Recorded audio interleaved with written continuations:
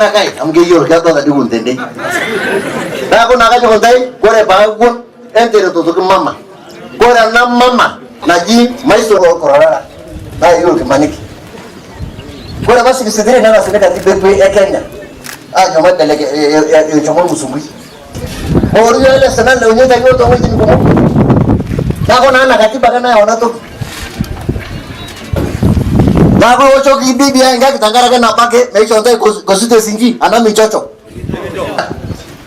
tabori ne pita kuno ke mecho mambaka kirimon na oro kini nyabata ne shore Samburu West ni bobo ina na mujimbe na Samburu West kwa ntai wana miti tabaka tonga na wo use ananye na ko na katiba BBI tata tini nime katiba BBI nation dai Samburu East mata metaini nation dai MCS liji bogro human eneto choki BBI kura Kenya Methodist University na dage kiwamba mara ya kwanza ngalo na isonya itende na yela bagai tongarna ajo posa munyaka. Kwa hivyo kama sisi kina mama wazee tunakaribisha nyumbani, tunasema kwamba karibu nyumbani ili tuone kwamba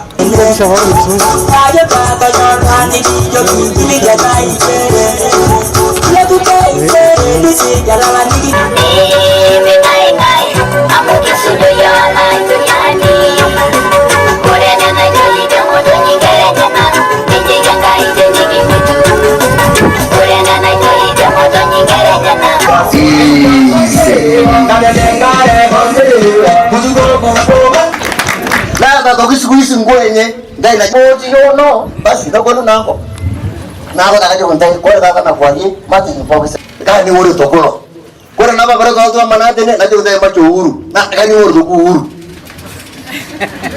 ama leo kwa jana kwa yeni oyo yake kani na kwa jana wase mambo mingi sana juzi nilipoenda huko Miro kati nilianza mambo ya kutairi vijana nilipatiwa endorsement nikapatiwa huko Miro na majani tengiro kwa sababu akati nilikuwa ninasema mambo ya BBI wengi wanasikiza, lakini ukitoka hivi ukora ingine na hasa katikati naambia hapana, hiyo BBI ni uongo.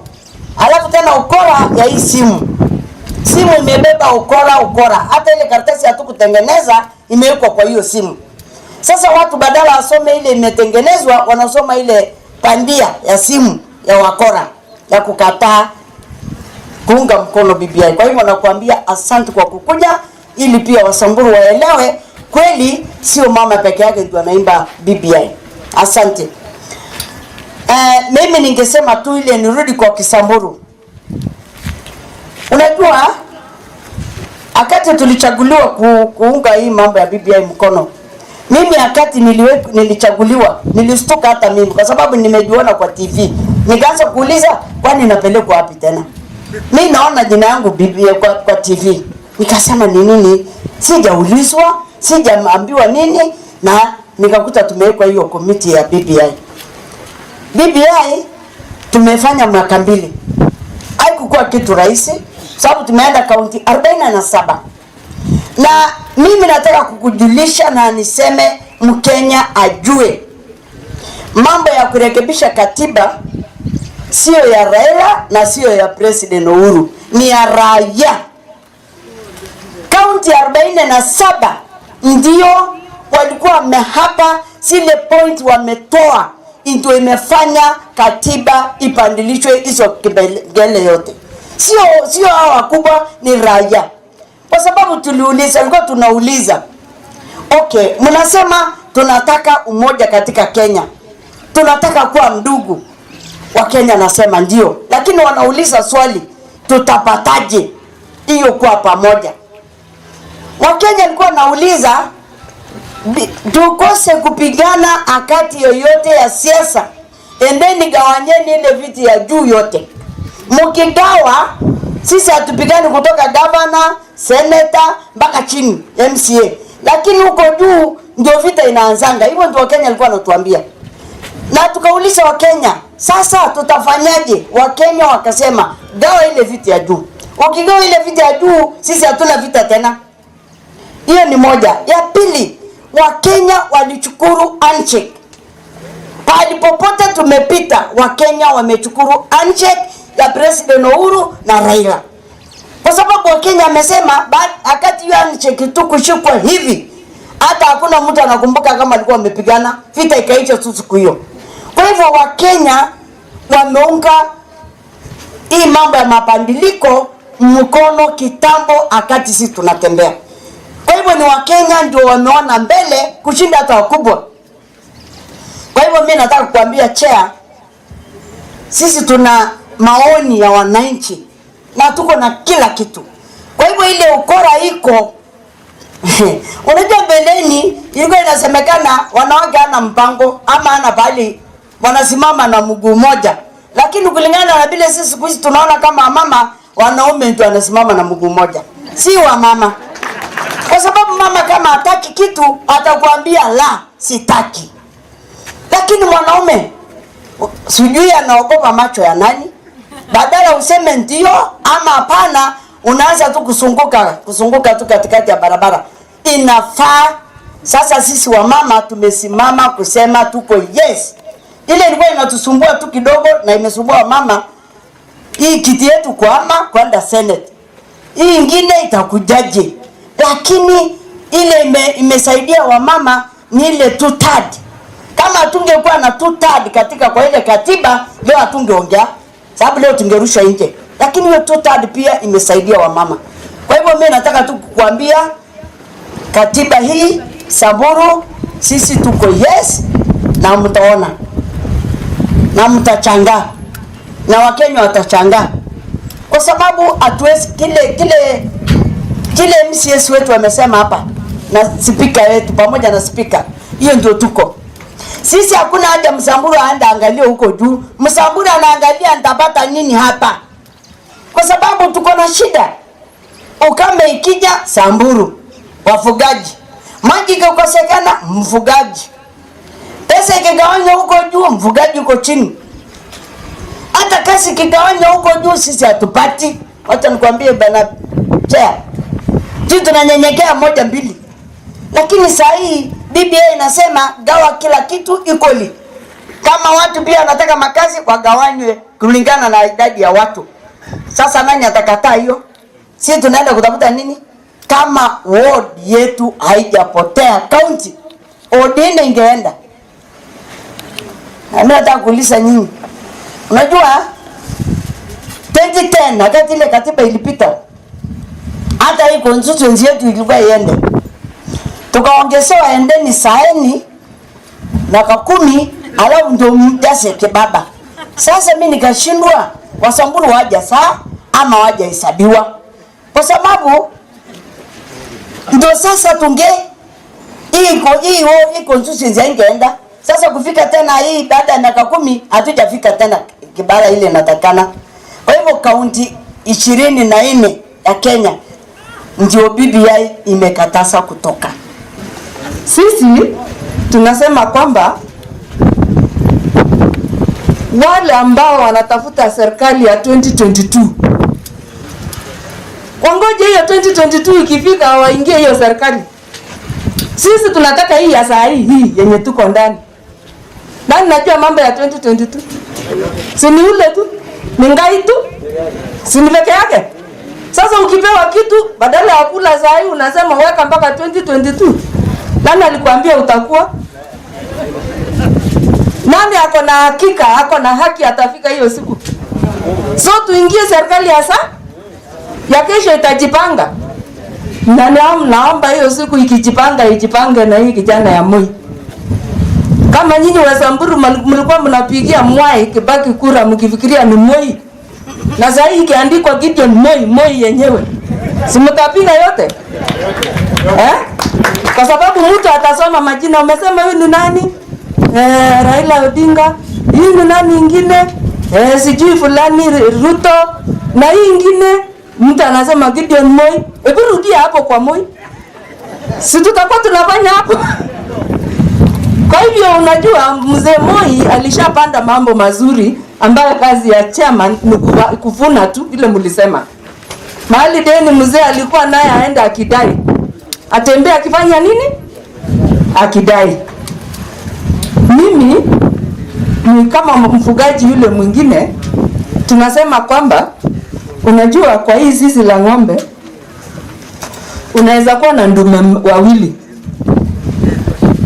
Kuna ndume huyu unamlisha, unamfuata, unasema hii ndio tapea mimi ndama mzuri, lakini iko mkorofi. Ukifungia ile kitu tunaita kengele na kata, ukiweka hapo unakuta imeingia shamba ya chakula ya mboga. Ukiwacha kidogo anapiga hata ndama. Hiyo ndume utafanyia nini? Nauza. Sinauza? Ama anafanya nini wa Samburu? Haya, na ukipata hii ndume ingine hana maneno, ikitoa ndama ni ya maziwa mingi. Akitaka polepole tu unakuta anachunga hii ng'ombe ingine hana maneno na anahakikisha imefika nyumbani, utafanyia nini? Hiyo sinalisha. Yes. So, nikisema hivyo mmeelewa chenye nasema. Yale ambayo iko ndani ya BBI na wengi wamesema ndio yale ambayo itasaidia sisi, hasa sisi wafugaji. Pale mimi natoka bonde la Ufa, pale mimi natoka, mimi watu wangu ni jamii wa wafugaji. Na yale ambayo iko ndani itasaidia sisi jamii ya wafugaji as pastoralists.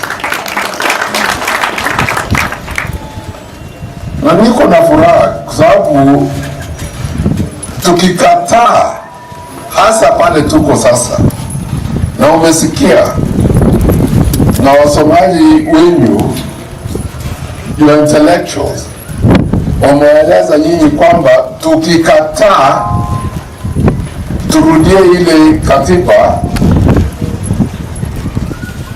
Samburu East itapotea. Samburu East itafanyaje? Sasa wewe kichwa chako iko nzuri ukubali ipotee? Huwezi ukubali maneno. You cannot agree. Kichwa imezunguka ukubali ati hii constituency iende. Na hii constituency ndio inasaidia wananchi paka chini, paka sub location. Huwezi kukubali ipotee. Na vile Maiso amesema, kitu muhimu ambayo iko ndani, ambayo tukikataa itarudisha ile maneno ile wanasemanga sasa ya numbers. Lazima na sisi kama wapastori, sisi wafugaji, tafadhali, bila numbers, bila watu, tutaumia huko mbele. Na wamesema kama Wasamburu, tafadhali fanyeni kazi yenu na fanyeni mapema haraka.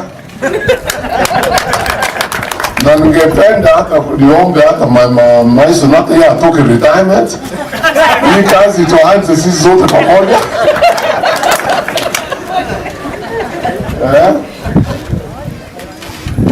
Sababu huko mbele is an issue of numbers.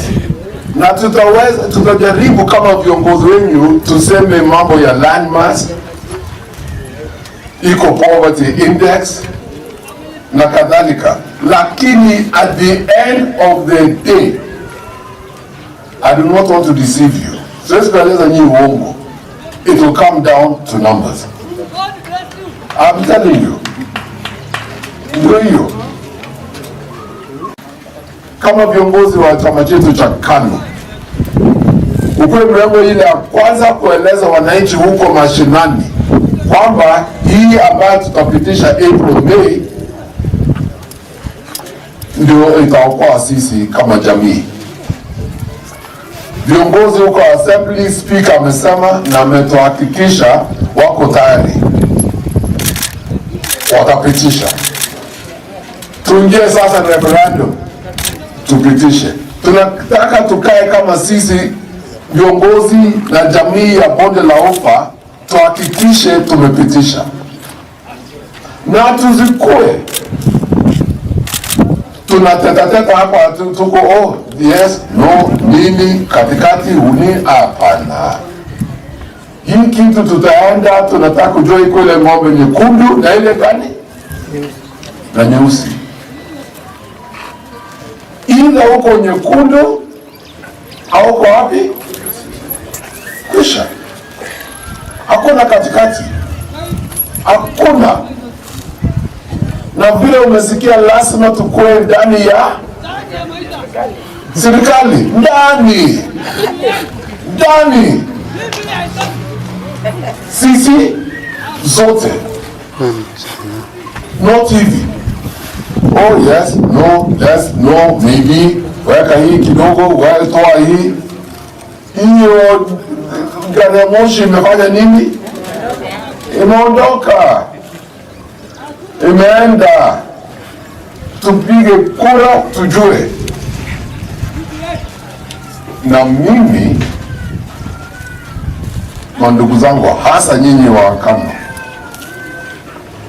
ujue tuko na safari yetu ya kwanza kuhakikisha BBI, tuhakikishe tunaunga nani? Uhuru Muigai Kenyatta. Na tuko na marafiki, tuko na rafiki na Right Honorable Raila Omolo Odinga, tuko na rafiki na Musalia Mudavadi, tuko na rafiki na Kalonzo Musyoka, tuko na Wetangula, tuko na wangapi? Oparanya, tuko na wangapi? Wengi. Na sisi zote tunaenda safari moja. Mafahamu? Huko mbele, usistuke, huko mbele risasi moja itatoka. Sawa? Unajua sisi wafugaji. Na sasa unatembea, lazima utembee na ile fimbo ya kuchunga ng'ombe. Na hiyo risasi moja itatoka, kisha twende kazi. Tunaogopa nini? Onyinyi niko mwoga hapa. Kama iko mwoga, angoje sisi chukuni. Twende kazi, tuletee chakula sasa hivi tuko pamoja. Tuko pamoja. Na hii kazi usiogope. Why? Kwa sababu unafanya hii kazi kuhusu wananchi. Tushikane, endeni mashinani na kusema kila mtu BBI yes. Speaker kwake huko kwa assembly and all the MCAs tujue tunasema yes. And Kenyans will be shocked. Bonde la ufa watasema yes. Hii yale unaona, ngoja iko ile siasa itakuja. Ngoja. Kila mtu ajuane. Kwa kikwetu guys, tunasema ngegatke, yani tutasalimiana ile ya wanaume. Hakuna kubahatisha. No. Kuna. We must be focused and focused in the interest of our people. We cannot be distracted by shenanigans. We are focused. Na hii itapita. Juu chini tutahakikisha itapita. Miaka ngine 10, the next generation watakuja wenyewe na wataamua what they want to do. They're in their wisdom. Na tunawachia hiyo haki yao. Lakini for now, kwa sasa twende mbele. Wakae pale wako. No. Alijua na ile mali ambayo iko kwa nchi yetu kama pastoralist, tunaweza kusukuma nchi yetu ya Kenya na community ya East Africa to Southern Africa tukue number 1.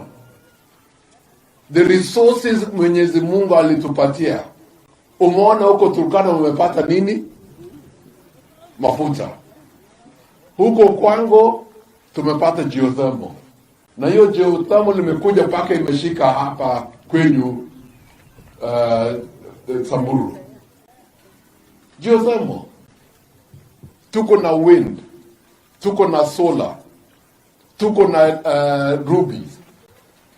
Tuko na minerals. Shida yetu ni viongozi. Our leaders are not harnessing those resources to help our people. You know clearly. Samburu should not be where it is today. Lakini Mungu halali anako na mpango yake. Na wale walikuwa mwisho watakuwa namba. Na mimi naomba Mwenyezi Mungu ikue wakati wangu nione wa Samburu wamekuwa namba 1. You have that right like any other Kenyan. Na hii safari ambayo tunaenda sisi zote sasa ndio mwanzo ya hiyo. Samburu ikue na sisi zote kama wa pastoralists tuende namba 1, number 1. Tafadhali. So hii lazima unaingia huko tu unasema yes. Unasema yes. Na nyinyi kama viongozi wa chama chetu cha KANU ukwe mrengo ile ya kwanza kueleza wananchi huko mashinani kwamba hii ambayo tutapitisha April May ndio itaokoa sisi kama jamii. Viongozi huko assembly, speaker amesema na ametuhakikisha wako tayari. Watapitisha. Tuingie sasa referendum. Tupitishe. Tunataka tukae kama sisi viongozi na jamii ya bonde la Ufa tuhakikishe tumepitisha. Na tuzikue. Tunateta hapa tuko yes, no, nini, katikati, uni, hapana. Hii kitu tutaenda, tunataka kujua iko ile ng'ombe nyekundu na ile gani? Na nyeusi. Either uko nyekundu au uko wapi? Kwisha. Hakuna katikati. Hakuna. Na vile umesikia lazima tukue ndani ya serikali. Ndani. Sisi zote. Not hivi. Oh yes, no, let's, no, maybe. Weka hii kidogo, toa hii. Hiyo gari ya moshi imefanya nini? Imeondoka. Imeenda. Tupige kura tujue. Na mimi mandugu zangu hasa nyinyi wa KANU ujue tuko na safari yetu ya kwanza kuhakikisha BBI, tuhakikishe tunaunga nani? Uhuru Muigai Kenyatta. Na tuko na marafiki. Tuko na rafiki na Right Honorable Raila Omolo Odinga. Tuko na rafiki na Musalia Mudavadi. Tuko na rafiki na Kalonzo Musyoka. Tuko na Wetangula. Tuko na wangapi? Oparanya. Tuko na wangapi? Wengi. Na sisi zote tunaenda safari moja. Mfahamu? Huko mbele, usistuke huko mbele risasi moja itatoka. Sawa? Unajua sisi wafukaji. Na sasa unatembea lazima utembee na ile fimbo ya kuchunga ng'ombe, na hiyo risasi moja itatoka, kwisha, twende kazi. Tunaogopa nini? Onyinyi iko muoga hapa. Kama iko muoga, angoje sisi jikoni. Twende kazi, atuletee chakula saa ile tuko pamoja. Tuko pamoja.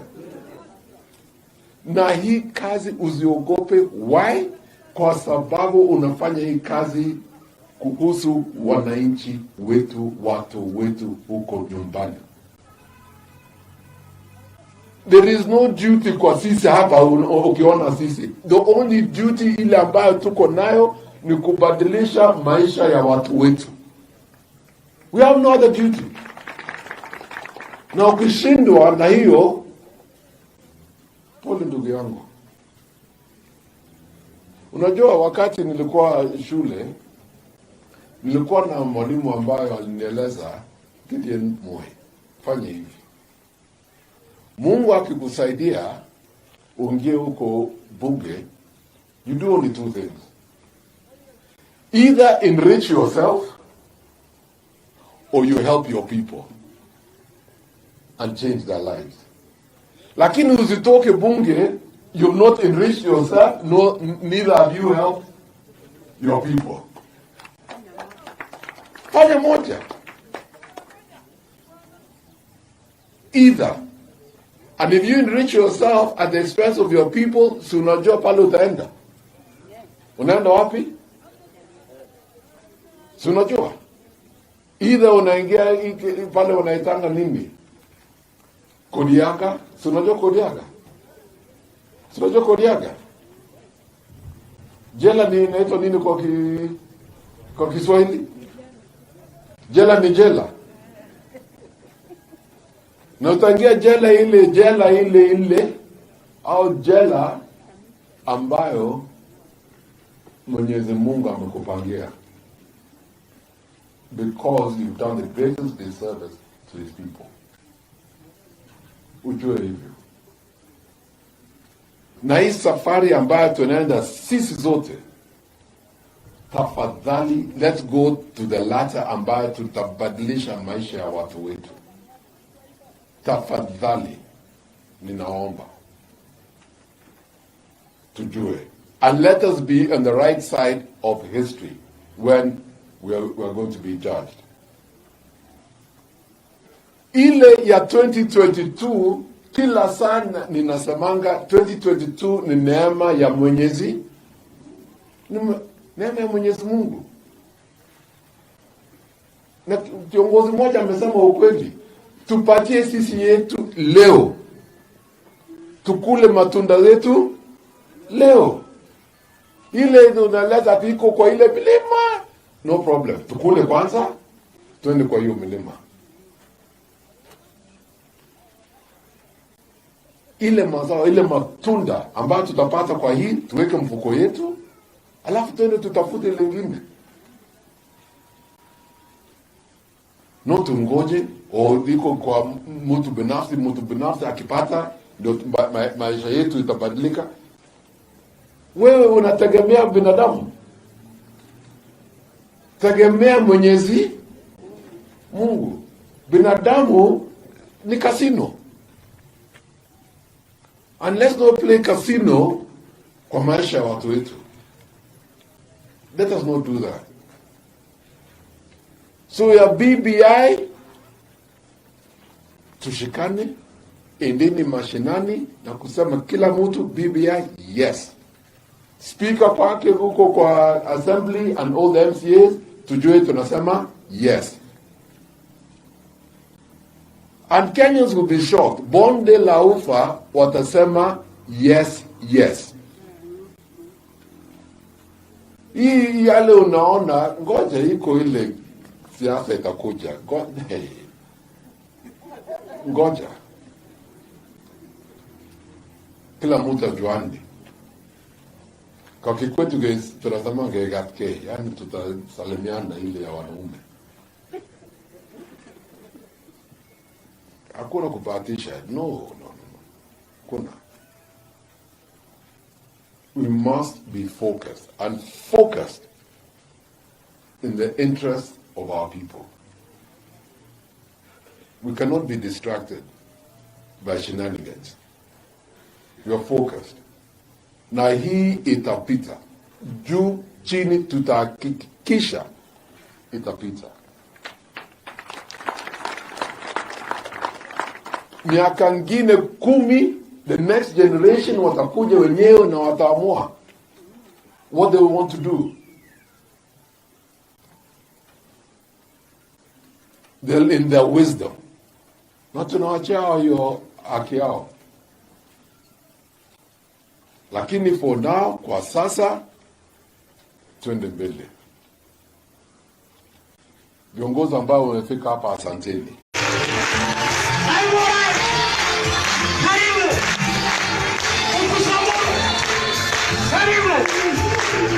Tunashukuru kwa kuja kwako kujumuika nasi katika sherehe hii ya kijana wetu. Asante kwa kuwa sasa umekuwa familia, umekuwa moja ya ule Sopiroi, kwa kuwa umeshika kijana mgongo. Huyo kijana sasa ni mtoto wako na wewe ni baba yake. Kwa hiyo you are now family. Karibu. Karibu naibu wa rais. Karibu magavana wote. Karibu. Karibu wajumbe wote. Karibu sana.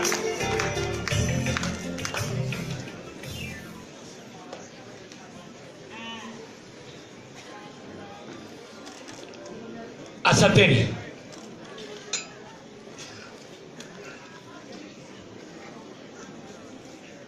Mheshimiwa Naibu wa Rais, Mheshimiwa William Ruto, Mheshimiwa Gavana ambaye kwa leo ni mwenyeji wetu, Gavana wa Samburu, MK ile Sopiroi, Mheshimiwa Mandago, Gavana wa Uasin Gishu, waheshimiwa wabunge wote ambao wameandamana na naibu wa rais, viongozi wote, napenda kuwashukuru sana. Tuna furaha kubwa sana na naomba tuanze na maombi. Ordol mayan lelesit anakuja haraka.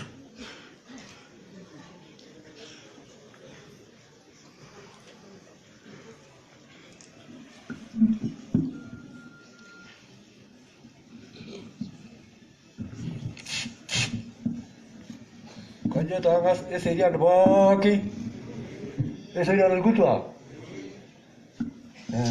Asante sana makamu yetu mekuja kwa nchi yetu ya Samburu kusimamia wakijana yetu. Nikisema asante sana. Kaja kuona wewe siku nyingine umeona leo. Kaja magari mtongaya leo hivi. Tengile jongo. Kaja osenya. Baba na abnya. Konna okule. Angara. Na ino ona ngon. Yeini. Kaja jongo. Parata makamu langu. Wewe adwagio. Kaja ngaya.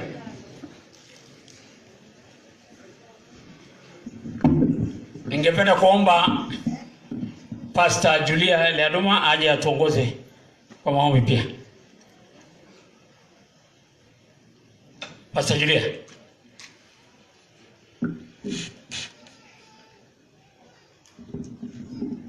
Bwana Yesu asifiwe. Haleluya. Basi tuombe ili tuendelee na wakati ya ibada kama hii. Baba wetu, katika jina la Yesu Kristo, twaja mbele zako mchana wa leo, tunakuinua, tunalimidi jina lako. Tunasema wewe ni Mungu. Asante kwa umbali huu, asante kwa baraka zako. Asante kwa kutuleta pamoja tukiwa wazima, umetuhifadhi, umetuzingira na damu ya Yesu Kristo.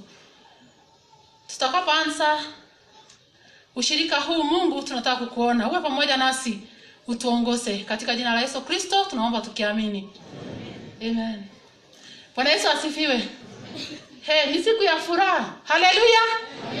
Kwa majina naitwa Reverend Julia Leaduma na nimeokoka. Yesu ni mwokozi katika maisha yangu. Tunachukua kipindi kifupi sana ya kusifu Mungu kwa dakika mbili tu. Dakika mbili tu kwa sababu ya mambo mazuri Mungu ametutendea. Halafu baada ya sifa tunafuatia Reverend Canon Lebarlaya tuhubirie kwa neno kwa dakika 5 tu ili tupate kuendelea. Karibu waimbaji kwa wimbo moja tu ya sifa na sisi wote tusifu Mungu. Kaje tuzade inji mbali kwa na bari na mbali ngida. Na kiyo ni kisi kai dangara mpa na ita sayo. Eti badonga ya tamayana yo kende pa tumara yeni. Na kiyo na ni kionge sasa na hapo tumaisankai kwa ufupi sana. Karibu.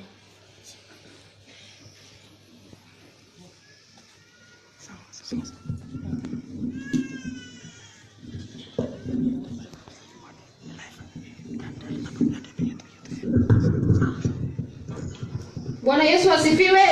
Bwana Yesu asifiwe. Ni siku ya furaha. Asante Yesu kwa kuwa wewe yu mwema. Oh, asante Yesu kwa kuwa wewe yu mwema. Tupige tu makofi. Oh, tunakuinua Baba kwa kuwa wewe yu mwema. Kwa kuwa wewe, oh, tunakubariki Baba kwa kuwa wewe yu mwema. Kwa kuwa wewe, oh, we Baba, Baba, Baba, pokea sifa. Baba, oh, we Baba, Baba, Baba, pokea sifa. Baba, oh, Baba, twakubariki, twasema sifa ni zako. Baba, pokea sifa. Ngaye Musa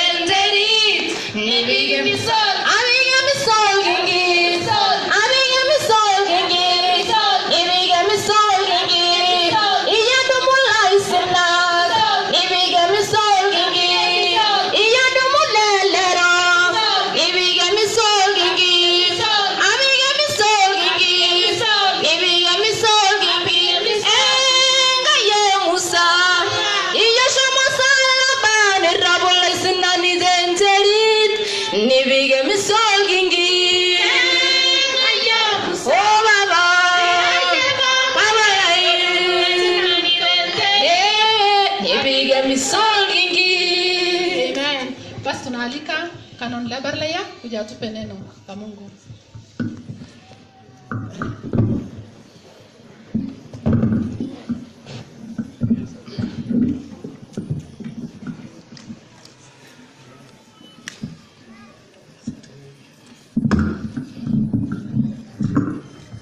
Asante sana Mheshimiwa Makamu wa Rais, Governor wetu Moses, governors wengine ambao wako members of parliament. Ningependa kuchukua nafasi hii kwa ufupi sana kwa sababu tu kidogo ya kuwakumbusha mambo ya Mungu tu kwa dakika moja, kwa sababu najua mnaenda mbali. Ninaitwa Reverend Canon David Lebarlaya na ningependa kwanza kabisa kabla sijasema neno la Mungu kukumbuka Makamu wa Rais matendo yako mema wakati wa Biblia ya Kisamburu.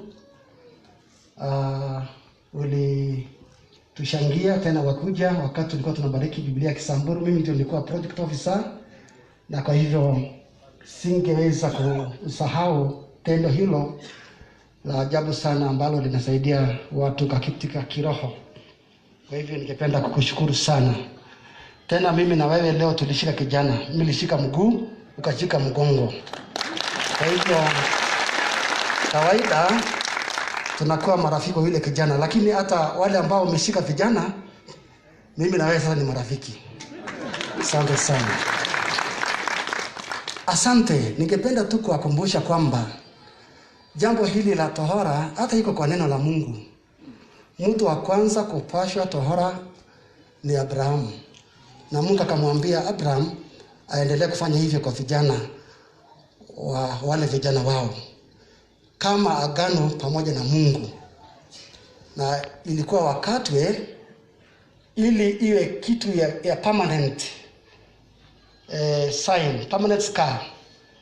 Na hiyo ilikuwa inamaanisha katika taifa la Israeli permanent presence of God among those people. Yaani kwamba Mungu atakuwa pamoja na wao kila wakati. Na kwa hivyo hata Waisraeli nafikiri hata leo wanafanya hivyo. Na nafikiri sisi tuko na damu ya Waisraeli kwa sababu hata sisi tunafanya. Lakini wakati wa kuja kwa Yesu Kristo alichukua nafasi hiyo, kwamba kupitia Yesu Kristo tunapata baraka sisi wote, mataifa wote, kila taifa katika dunia mzima tunapata baraka kupitia Yesu Kristo. Na kwa hivyo huyu kijana ametahiriwa wakati mzuri. Today is Sunday, the Lord's Day. Tuko katika mwezi wa Krismasi, mwezi takatifu wa Mungu. Kwa hivyo jambo hili limefanyika kwa wakati wa Mungu. Na kwa hivyo ni vizuri tukumbuke hivyo. Katika Luka 2:11 huwa tunakumbuka wakati ya Krismasi.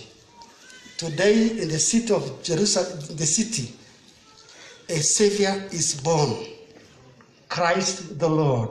Semeni amen. Kwa hivyo mwezi huu na Christmas hii tuanze hivyo, tushukuru Mungu kwa sababu ya kijana huyu wetu ambaye ametuleta kutoka mbali, na tukumbuke ya kwamba tohara ilikuwa agano lake Mungu na watu, na tujue kwamba imefanyika katika siku takatifu ya Mungu Sunday, na tena mwezi huu wa 12 tunakumbuka kusaliwa kwa Yesu Kristo, na yeye ni mwokozi wetu ambaye ametupa tuwe na tumaini la uzima wa milele. Kwa hivyo Mungu awabariki mnapoendelea kusherehekea, na tunapoendelea kusherehekea Krismasi tujue kwamba mwokozi amezaliwa kwa ajili yetu. Katika jina la Baba na la Mwana na Roho Mtakatifu. Amen.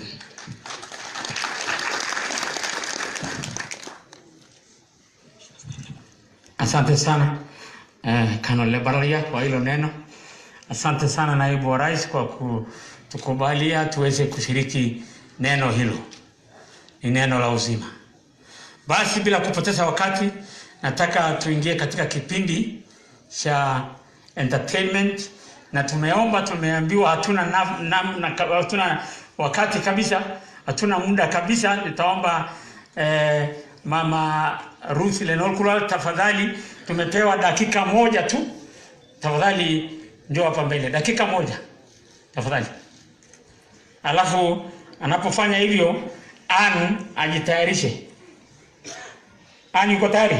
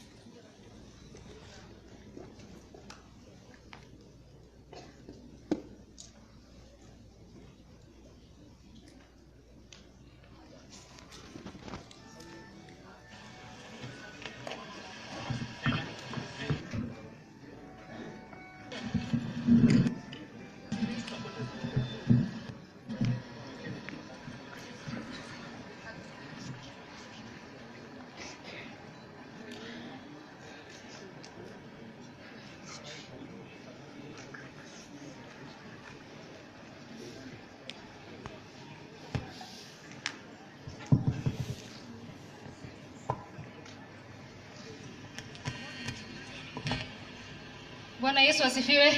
Bwana Yesu asifiwe. Kwa sababu ya protocol tutaimba tu mahali tuko. Si ni sawa? Na tunaweza simama tu tuimbe pamoja.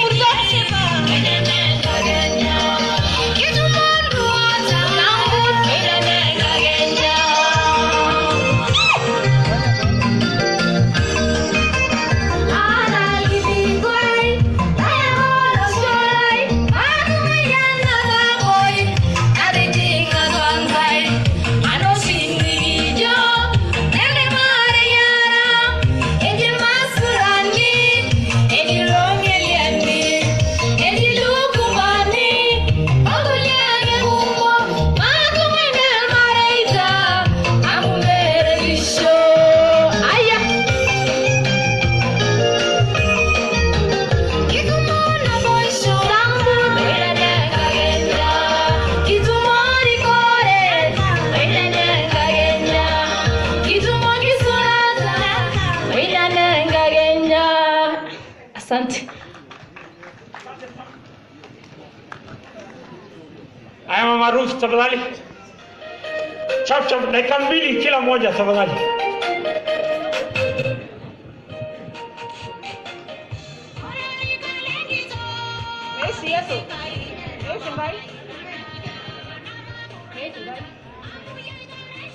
Hii wimbo inasema make me grow tall like a cedar tree in Lebanon.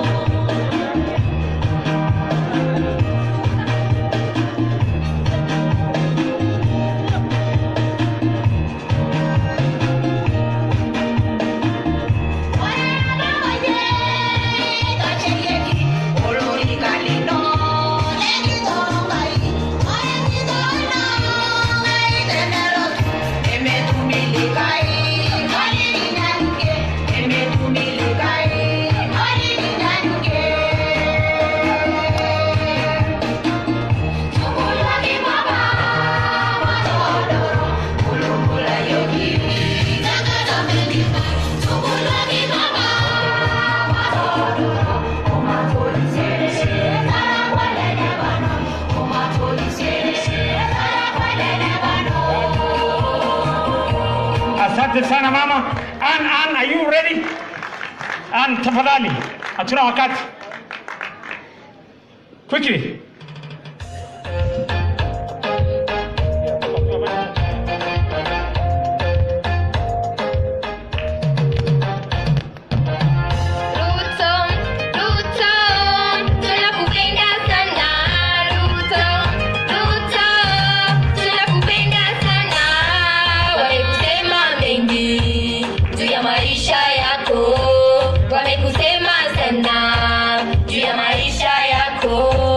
Usijali baba, Mungu yuko nawe. Usijali Ruto, Mungu yuko pamoja nawe. Ruto, tunakupenda sana. Ruto, Ruto, tunakupenda sana.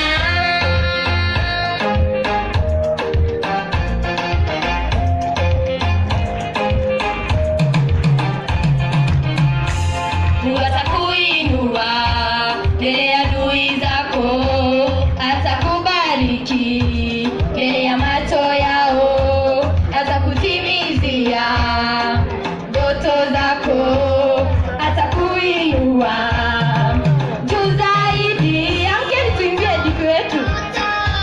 Tunakupenda sana Ruto, Ruto, tunakupenda sana.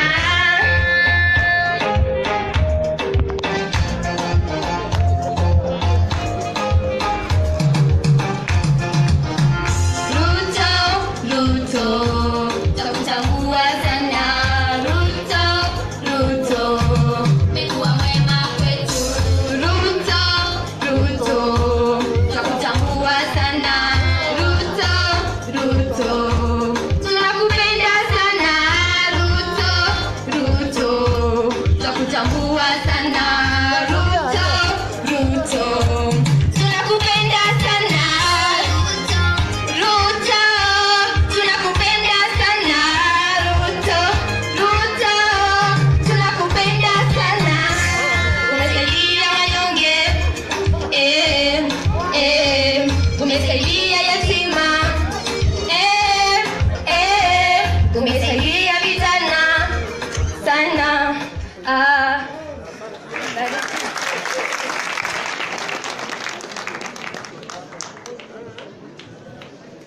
Basi hebu tufungie na Life Boy. Life Boy.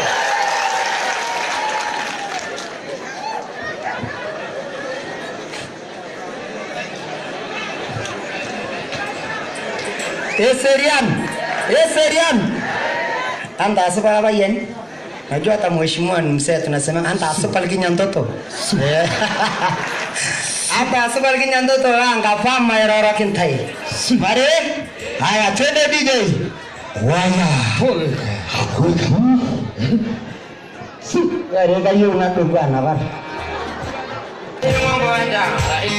DJ. Anta asipala kinyandoto.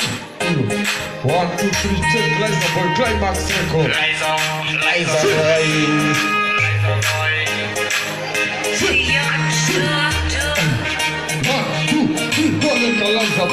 Tanda sisila kademuran. Nah, subaje jungo wanja. Tasungin madara bantu ye. Subadina jungo wanja. Anda subal kinyando do. Langa ba marara kintai. Nunggu sama isi kerewan. Kerewan. Nah, subadima.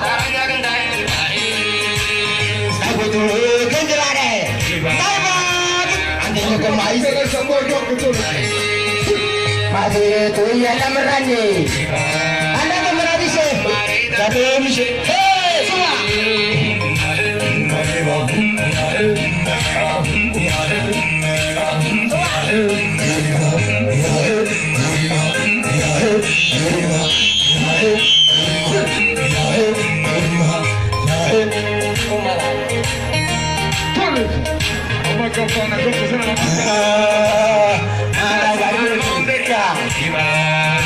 Kalau sambut menang itu, sudah kiri juga nintai.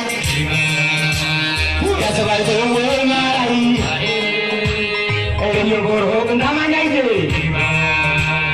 kama kodi mama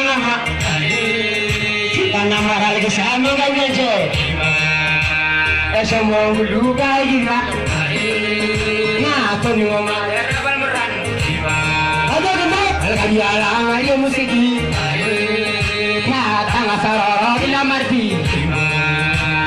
hamanya ndonyane bargajo hararo kagiru lisano na hamanya muru ayya galayai muru ayya mashini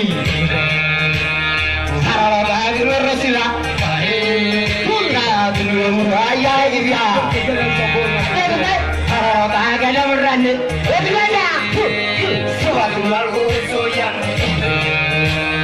hamanya muru ayya rojo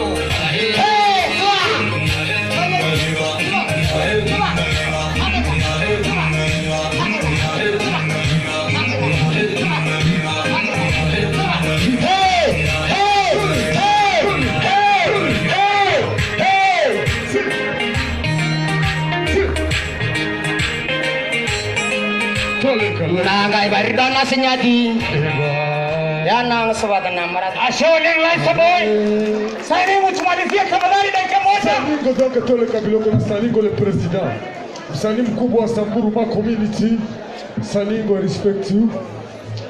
Big up Saningo. Yo Toleka Saningo. Aya, DJ, pull up kidogo, DJ, pull up. Aya, Etienne Bogi. Si. Haya, asante sana. Mimi naitwa Saningo Wilson. Mimi ni msanii kutoka Samburu County. Watu wengi wanasikiza ngoma yangu lakini nikiingia kwa stage wanasema mbona Saningo anakuwa mdogo sana. Namwambia kenye iko ndani ndio kubwa. Kwa hivyo hata mheshimiwa CP, mheshimiwa Samuel Ruto kenye iko ndani ni kubwa. Hata hatoshi kuwa president wa Kenya, anakuwa president wa Afrika. Kwa hivyo wapi ni Ruto? DJ, Katolika zote. Aya, tusimame tukiwa kushinde. Kodkai Max Record, twende. Aya, shingo peke yake. Shingo, twende. DJ, sauti. Mama, leta ina tungaye, oh yeah. Leta tumundaye, oh yeah. Laita nyanyukendaye, mama.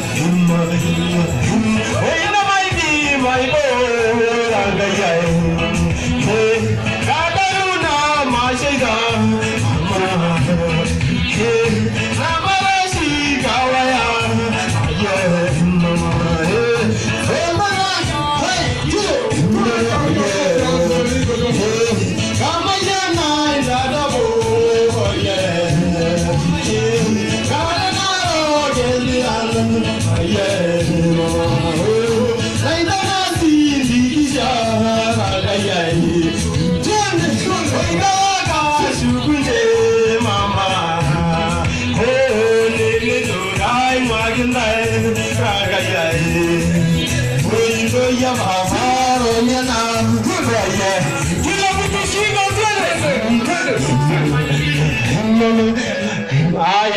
bless you. Thank you so much. Haya, wapi makofi ya Salimu?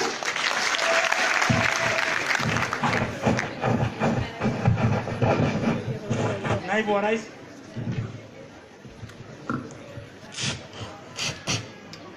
Asante sana, kipindi hicho tumetamatisha ya kutumbuiza. Sasa tunaingia katika kipindi kingine, na bila kupoteza wakati tuliagana tunaenda mchaka, sio? Bila kupoteza wakati nachukua fursa hii kuomba mwenyeji wetu Mheshimiwa Gavana wa Samburu County MK Lesopiroi aje akaribishe wageni wake. Haya, wapi makofi ya gavana? Karibu. Karibu.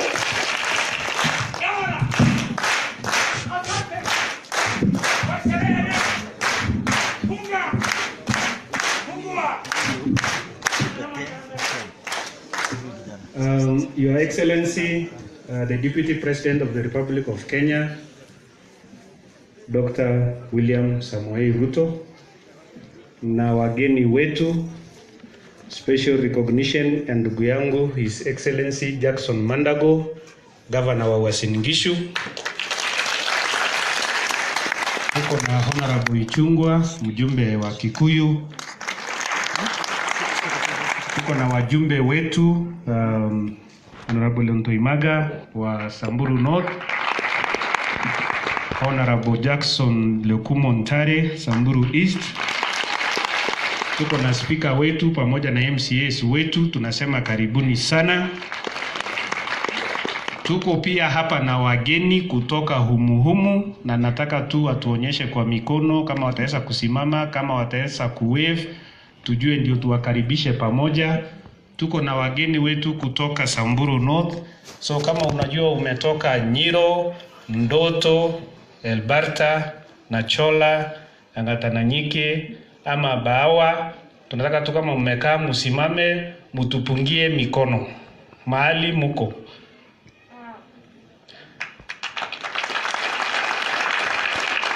Hawa ni wageni wetu wote kutoka Samburu North all the way from Ngronit, na tunashukuru sana. Karibuni sana. Tuko na wageni wetu kutoka Samburu East. Kama unajua umetoka Waso, Wamba West, Wamba East, Wamba North, tafadhali simama mahali huko utupungie mikono. Najua mmetoka mbali. Asanteni sana, Mungu awabariki. Sasa najua kila mtu mwingine, kama wewe ni mgeni kutoka Maralal, Suguta, Losuk, sasa bila porona loiting, nataka tusimame tu tupunge mikono. Maralal, Losuk, Suguta, Lodoke Jek, tupunge mikono. Tunashukuru sana wageni wetu, hawa wamekaribia wenyeji. Sasa kama umetoka Sekete, Poro, Loiting, Siambu, Sawan, Lodungoro, Poro, Porokwai, Ntashata, nataka tu tusimame tupinge mikono. Hata kama tuko huko nje tupunge mikono. Najua hawa ni wenyeji, walipatia wageni wetu viti, wengi wako nje kwa sababu ya corona. So Your Excellency, tunataka kusema asanteni sana wageni wetu. Lakini zaidi ya hayo, ningetaka kushukuru in a special way my brother, my friend, Daktari William Ruto. Kwa sababu wakati tulimwambia tuko na sherehe hapa nyumbani, hakusita. Aliniambia tengeneza na kuja. Na hiyo ndio urafiki. Hiyo ndio urafiki wa kweli. Na hakika itaenda miaka zingine kadhaa, miaka, bila kupata deputy president tena kwa mchanga kama hapa Poro. Kawaida hata kupata wengine hapa Maralal ni kizungumkuti. Sasa umekuja mashinani mpaka Manyata kwa shamba ya mahindi. Tunasema asanti sana. Na ningetaka kusema urafiki wetu na Ruto sio tu wa kisiasa. Saa ingine kuna ile ambayo tunasema mtu yangu, ile personal person, ambayo friendship yetu sio tu siasa peke yake. Sometimes kuna friend for real. We are just not affiliated through politics only. Ni friendship ambayo inaenda beyond politics, and that is why we are here today in a special way again I want to say thank you on behalf of our family, on behalf of our people, kwa sababu ukuwa na sisi leo. Of course unajua tumepitia mengi kwa sababu ya kusimama na wewe, lakini panapo majaliwa tunaweka Mungu mbele. Mungu ndio mwenye kila jambo katika ulimwengu huu. Mandago, ndugu yangu, nashukuru sana. Tulikuwa tunatarajia gavana 11, wewe ndio umetoboa. Saa nyingine hapa ni mbali, lakini zaidi ni kwa sababu pia ya kifo ya ndugu yetu Nyangarama. Sasa ilibidi wengine unajua saa nyingine pia watu wanapigwa na shock. Wanapigwa na shock wakipoteza colleague. So kwa niaba pia ya COG tunakushukuru kwa kusimama na sisi. Sitaka kuchukua muda sana kwa sababu tunajua tunaenda mbali. Nataka tu wajumbe wetu wawili wawasalimie tu. Speaker atawasalimia kwa niaba ya assembly. Tunaomba kwa sababu wageni pia watakula na masaa ndio hiyo. Hata tumejaribu kuharakisha. So nafikiri speaker tu aseme jambo moja kwa niaba ya assembly yetu. Wajumbe wetu waseme neno moja ili tupate kwenda na wakati. Na nitaomba tu kusimama hapa ndio ni control kwa sababu ya muda. Mgeni wetu wa heshima bado anaenda Eldoret na hatutaki aende kabla hajashika laras. Laras ni ile mbafu kubwa ya ng'ombe. So speaker, naomba. Your Excellency the Deputy President, Your Excellency the Governor Mandago, wajumbe, wananchi wa Samburu. Aserian Bogen, ningependa kuomba MCS wale wako hapa wasimame. Asante. Yangu ni kusema karibu sana. Tumekuwa na mkutano huko Maralal na wewe ni mmoja wetu. Tunasema karibu sana. Asanteni sana.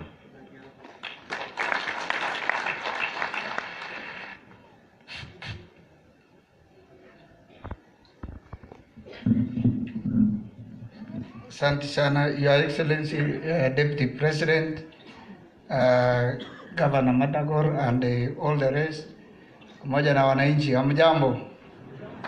Basi Mheshimiwa Naibu wa Rais, sisi tumeheshimika leo kwa na wewe hapa, na mimi nimekuja hapa kwa mwaliko wa governor wetu, na ndio nikakuja ili tuweze kusherehekea pamoja, tuweze kuwa pamoja. Kwa hivyo sisi sitaki kusema mambo mengi hapa kwa sababu tulijuana na wewe kitambo sana, na nilisema kama vile governor amesema sisi ni marafiki, hata kama kuna hiyo mambo ingine, but we are friends. Otherwise nasema karibu. Hao wananchi wako hapa, hata wananchi wa Samburu East wako hapa, nilikuja kuwashangia huko ile mpango ya kina mama, na hata wakati tulikuwa na shida ya kanisa. Mungu akubariki. Asanteni.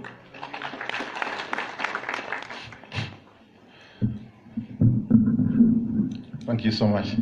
Your Excellency, Deputy President of the Republic of Kenya, Mheshimiwa Madago, Mheshimiwa Governor wetu, Mheshimiwa Ishungwa na MP wa Samburu East na wenzangu wengine na MCA na Speaker. Eserian izogi maro rozoja. Amoji mabili da banga nabar. Na rasma bayeki kishama woleng.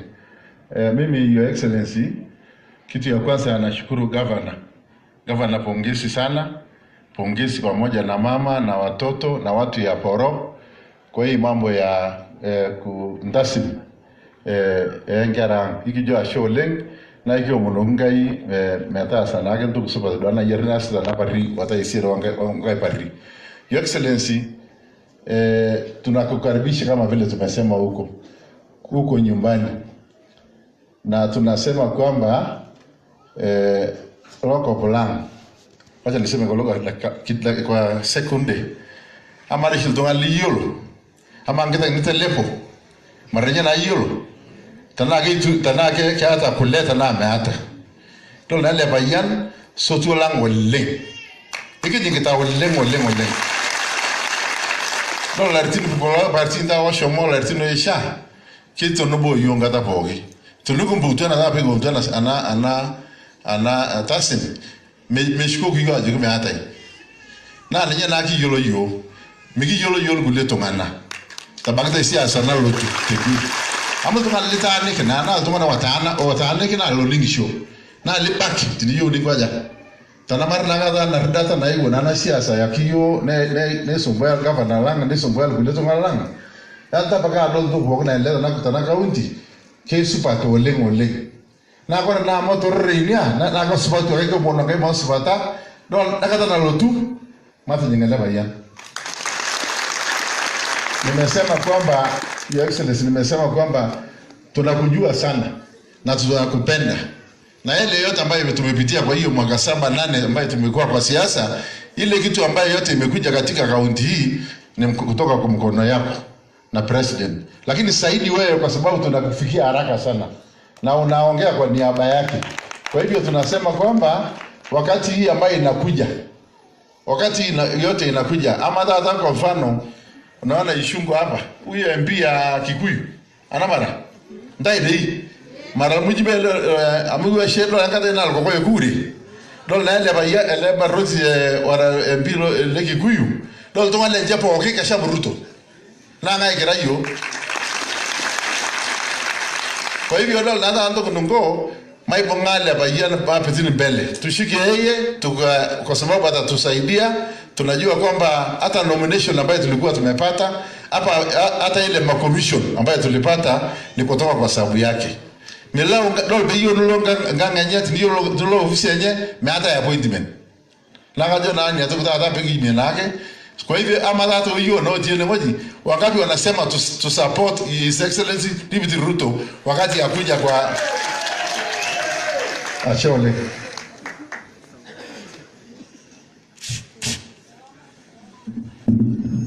Asanti sana Lentoimaga. Nafikiri kwa muda huu nitakaribisha mjumbe wetu mgeni kutoka Kikuyu. Ni mbali kutoka hapa, unaenda masaa 7 hours, so tutayarishe mikono moja. Karibu ndugu yangu Ichungwa. Asante Mheshimiwa Governor, Mheshimiwa Naibu wa Rais na viongozi wengine na wananchi watukufu wa Samburu, hamjambo? Pungieni ya hewa hivi. Bwana Yesu asifiwe. Amen. Mimi nafurahi kuja hapa kwa sherehe ya leo na nipongeze Governor na familia yake. Na nimesoma pia mila na desturi yenu, sababu hiyo ndio Kenya mpya tunataka kuunda. Kenya ya mahasla ambao hawajali kabila, wanajua desturi na mila zao. Ama hapa hakuna mahasla? Wako? Nimesikia Lentoimaga mheshimiwa akisema huko kwetu mahasla wote wamekubali. Na hapa je? Mko sawa? Mmejipanga? Mmejipanga na kitendo Mmejipanga na hasla mwenyewe? Hebu nione wangapi wamejipanga hapo mbele. Asanteni. Hata sisi na sio kwetu. Nimetoka Msambweni. Mimi ni mtu wa Tangatanga, nimetangatanga Kenya mzima na mahasla Kenya mzima wamekubali. Mheshimiwa Naibu wa Rais, ukiona mahasla wengi wamejifunika uso, wengi hata sio kuogopa corona sana, ni huzuni. Sababu wako na njaa. Corona ilikuja imewaletea njaa na shida mingi sana. Uchumi, uwe ni uchumi wa mfugaji, umeathirika, sababu mfugaji analeta ng'ombe Dagoreti, tunachinja, tunapeleka kwa hoteli. Hoteli imefungwa, mchungaji naye hana mahali ya kupeleka ng'ombe, au sio? Kwa hivyo ukiona saa ingine watu wamekaa kidogo kidogo wamenyeshewa, ni njaa na shida na fikra zimewaandama, sababu wanajiuliza kweli Christmas imefika, hatuna chakula. Tunaambiwa tarehe 4 machief watakuja na kiboko kuhakikisha watoto wameenda shule, lakini hatuna fees ya kurudisha watoto shule. That's why, Your Excellency, we have been pleading and asking, please let us refocus our priorities on the people of Kenya and their needs, not the needs of leaders as we seek for positions. Because we have time, we have the rest of our future to make laws, to change constitutions, but our children's time in school is limited. The livelihoods of our people cannot also wait for years to come because life must continue. Au sio? Tunasema tusiharakishwe mambo ya kutengeneza sheria na katiba, hayo yanaweza ngoja, lakini maisha ya watoto wetu, mtoto wenye wanapasha tohara mwaka huu ni lazima ingefanyika mwaka huu, sababu hawezi wenye wako shule hawawezi ngoja ati mpaka tubadilishe katiba, Kimani Ichung'wah akuwe prime minister, Mandago akuwe deputy prime minister, ama akuwe deputy prime minister nikuwe deputy, Lento Imaga akuwe waziri wa mifugo. Hayo tunaweza ngojea, au sio? Ndio tunaomba kwa heshima, tafadhali tuangazie matakwa na maslahi ya wananchi wa kawaida. Na yale mambo yanasumbua mwananchi sahihi, atatoa chakula wapi? Madaktari wakienda kwa mgomo kesho, aende hospitali, atatibiwa na nani? Januari shule ikifunguliwa, karo itatoka wapi? Hawa wabunge wote wako hapa watakuambia tunaenda mwezi wa 7 wa mwaka wa fedha wa serikali. Pesa ya CDF hatujapata hata peni ama ndururu ya kuwapea basari. Gavana wenyu hapa, Gavana Mandago, atakuambia wako na miezi 3, miezi 4 hawajapewa pesa ya county. Lakini tunawaambia Mandago na Gavana, sababu mko hapa, nyinyi mnataka 35%. Mimi ndiye nilikuwa chairman wa budget mwaka huu. Tukiwapea budget ya mwaka huu, tuliwapea 17% na haipatikani 35%. Ndio mtatolewa wapi? Ama mulisikia wapi? Asante, Mungu awabariki. Nikirudi Kikuyu niwaambie Samburu iko sawa? Muko chonjo kusonga hapo mbele? Tuunde serikali ya mahasla yenye itazingatia school fees ya mahasla, na madaktari hawatagoma sababu watakuwa na mshahara, sababu tutaangazia mambo ya wananchi na mahasla wa kawaida, au sio? Mwadhani ya muradhime, Mungu awabariki.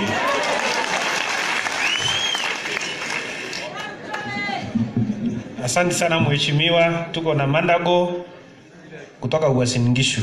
Uasin Gishu kwetu ni ile ng'ombe ambayo iko na alama katikati ya mwili. Uasin Gishu, that is the real name here. Karibu bwana Mandago, ndugu yangu, tumpigie makofi. Your Excellency, Deputy President of the Republic of Kenya, Mheshimiwa Governor wa Samburu, waheshimiwa wabunge, County First Lady, wazazi wa governor, viongozi wa hapa Samburu na watu wa Samburu, Eserian Bogin, Jamge Big Up Samburu. Basi Your Excellency, yangu yatakuwa machache. Kwanza kabisa, Mheshimiwa Governor, mimi niko hapa kuwakilisha wenzangu magavana ambao walikuwa mawalika, lakini kwa sababu ya ile maneno yalitupata leo, walikuwa natembelea familia wa gavana wetu Mwendasake Nyagarama, ndio na hawakufika. Lakini mimi nimefika kuwakilisha, na pia mimi nimefika kwa sababu pia mimi ni rafiki wa watu wa Samburu. Na hata mkiona vile nikisimama namna hii, hata kura ya 2017 Your Excellency, karibu nikose kura, niliambiwa wewe ni Msamburu wa huko Laikipia. Lakini tumefurahi kufika hapa kwa sherehe hii. Nasikia mnaita Ndasim. Nikikaa wiki moja basi hata kura ya gavana hapa ndauliza. Na tumefurahi kwa mwaliko yako na pia kwa furaha na mwaliko wenu wa watu wa Samburu. Mimi nataka tu kuambia machache kama kiongozi mmoja katika bonde la ufa hii, ya kuwa nyinyi watu ya Samburu tutembee pamoja, na mimi nawasihi na kuwaomba tuunge mkono Mheshimiwa Naibu ya Rais, kwa sababu kule nyumbani sisi karibu tutamlaumu kwa maneno mawili. Ile bunge ya kwanza alikuwa mbunge, yeye alifanya tukakosa constituency, ndio mkapata constituency ya Samburu North. Juzi tena karibu nipate bilioni 1, Nandi bilioni 1, tena akasema win-win, tukakuwa hapo mgawini. Sasa nilikuwa nauliza na usipopigiwa kura Samburu na nimepoteza bilioni 1, utatulipa ama itakuwa namna gani? Sijui kama nyinyi watu ya Samburu mko na rafiki mwingine kuliko Mheshimiwa Naibu ya Rais. Na kwa hivyo tunawasihi, kwa sababu tunajua wale wengi wanakuja hapa kwenu kutembea na kuambia twende barabara ile ingine ni watu kutoka tu hapa kwetu nyumbani. Si ni kweli? Ni majirani yetu hapa. Mheshimiwa Gideon rafiki yangu. Huyo Gideon mimi ndio rafiki yake mkubwa. Mwezi mkaribia kama vile mimi nakaribia. Mimi najunga mali ya baba yake huko, mimi ndio Nyabara naangalia mambo yako sawa. Hapa Samburu ndio mlipiga kura mkawapatia wabunge. Gavana mmoja akano ako Pokot. Lakini ni ndugu yetu. Sisi kama wafugaji tunasema wakati uko na ng'ombe unaangalia ile ndume imetosha kupanda ng'ombe. Ile ingine bado ijase mafuta kwa shingo ama namna gani? Kwa sasa kama bonde la ufa, sisi tunaona Mheshimiwa Naibu ya Rais ametosha. Na yeye akisema amejiondoa, hata huyo rafiki yangu kitu anatosha, kwa sababu hawezi nishinda. Baringo mahali alichaguliwa ameenda mara 4 tangu achaguliwe 2017. Wazingishwa atakanyaka. Nandi hajaenda. Trans Nzoia hajafika. Sasa atakuja kuomba kura lini? Mimi nikiomba hii ya Rift Valley ndakuwa namba 2 ya William.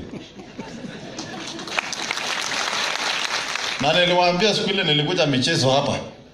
Si niliwaambia hatutaki kupoteza network. Hatutaki kupoteza network. Hata maneno ya BBI sisi hatujakataa. Lakini kupitia kwa uongozi wa Mheshimiwa Naibu ya Rais, yeye ametuelekeza akasema ni ya nini tufanye furugu na fujo. Si tuongee tukubaliane. Ndio kila county ipate pesa ya kutosha ya kufanya maendeleo. Lakini mkitaka kufuata mimi sina shida. Mimi nitapata 900 million. Na alafu hii BBI kidogo Mheshimiwa Naibu ya Rais kama watapitisha, ongeza kilau sababu ya kualao mimi 5 fresh. Kwa sababu pesa itakuwa imekuwa mingi.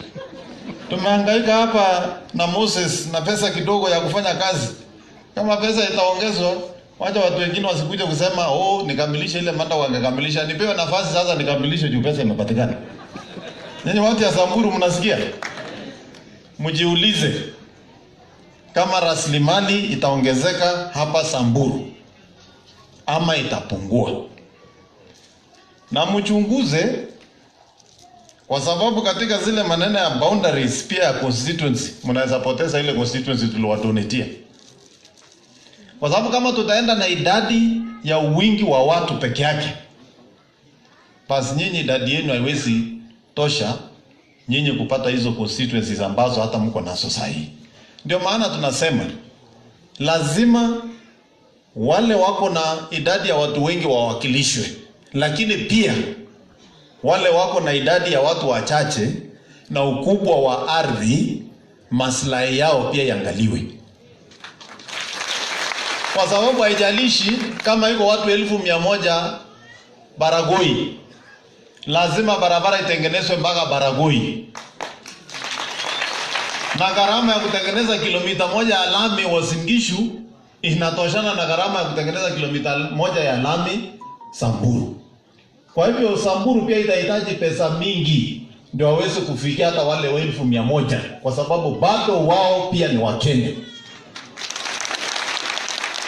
Na hii ndio Kenya tunataka kujenga. Kenya ukiwa Samburu unajisikia Mkenya.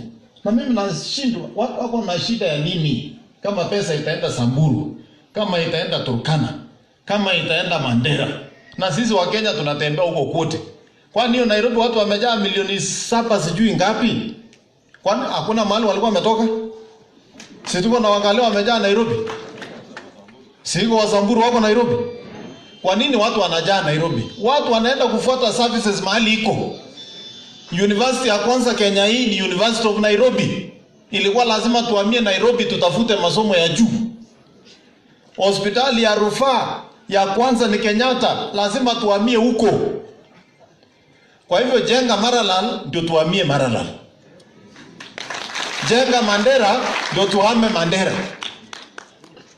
Jenga West Pokot tuhamie huko. Weka kiwanda ya kusafirisha nyama Samburu hii, tuanze kwenda huko Uarabuni tukitoka Samburu. Weka kiwanja cha kimataifa ya ndege hapa. Tuone kama ndege itakataa kutoondoka. Kwa hivyo tusilaumiwe ni kana kwamba ni mapenzi yetu. Kubaki nyuma iko kupenda kwenu watu wa Samburu. Ni sera ambazo zilikuwa za serikali hapo zamani. Tuko na nafasi sasa ya kurekebisha. Nyinyi wa Samburu ambao mmesoma, wajeni kukaa pia kama watu wajasoma. Wajeni kujipenda. Watu wengi wakisoma wanaondoka hii Samburu wanaenda Nairobi kukula vinono na warudi Samburu hii. Sasa wale ndio wanapiga debe, punguza ile pesa inakuja Samburu. Wanakula vinono Nairobi.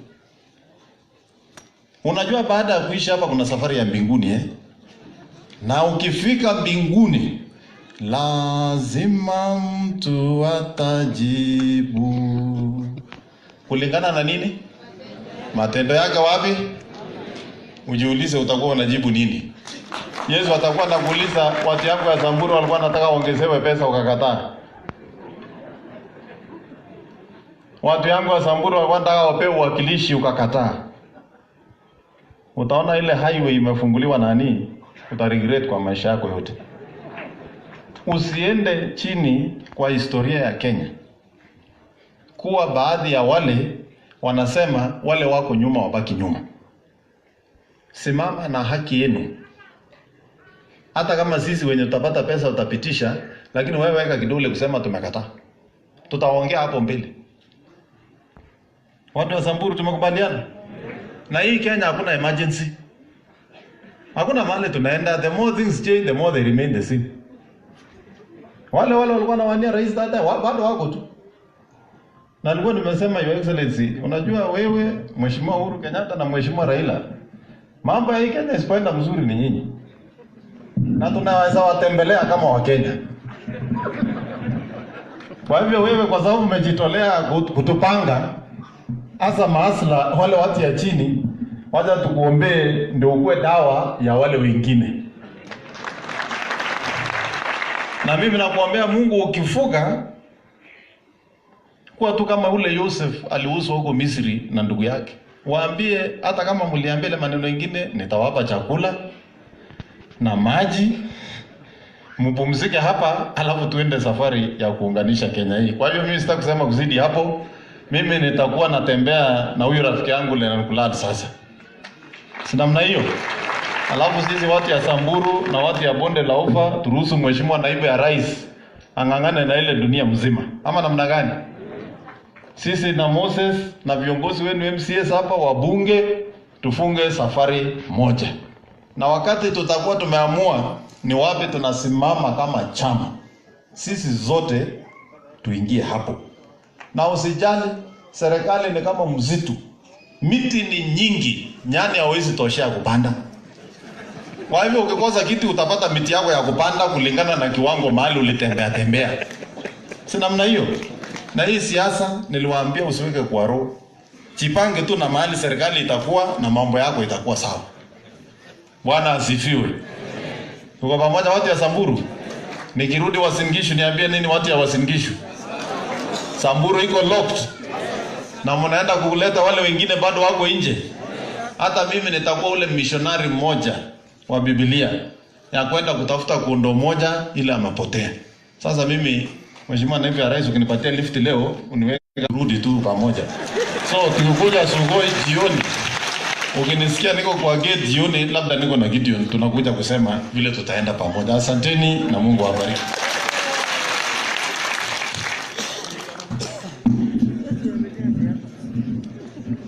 Asante sana ndugu yangu Mandago, kama kungekuwa na transfers ya governors tungetransfer we Samburu kidogo kupatia extension.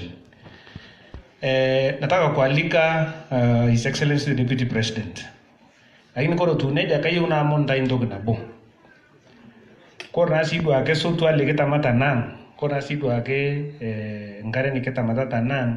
Tangara kencha manele bayan pigi atadona macho. Medede? Na kora bagi pigi tiene kungwa Samburu North, nikungwa Samburu East, nikungwa Samburu West. Kiyo totana likileko disciples. Kiti nebo? Likepareta. Na kora bagera likepareta. Iyo ngasno ko dol likepareta ajo kiti nebo le payan. Paide ne to ninja kwa isap, ne to ka kwa libo lerere, ne bonga kisiyo kuletungana amuso twele olojik. Kiti nebo? Na kayo janong totol dol tang kay kajo kiti ele payan na igara tiare bugo bagay mga tultungana. Ento doa ka tang kay. Ashe ole. Your Excellency, tunasema kwa ile urafiki. Sasa hawa wako hapa tu kama disciples, extension iko, wewe ni rafiki wetu. Wewe sasa ni baba ya vijana wetu wengine hapa na hiyo ni baraka na tutatembea pamoja. Haya, maiti baraka gai potulbayan. Moja. Karibu naibu wetu wa rais.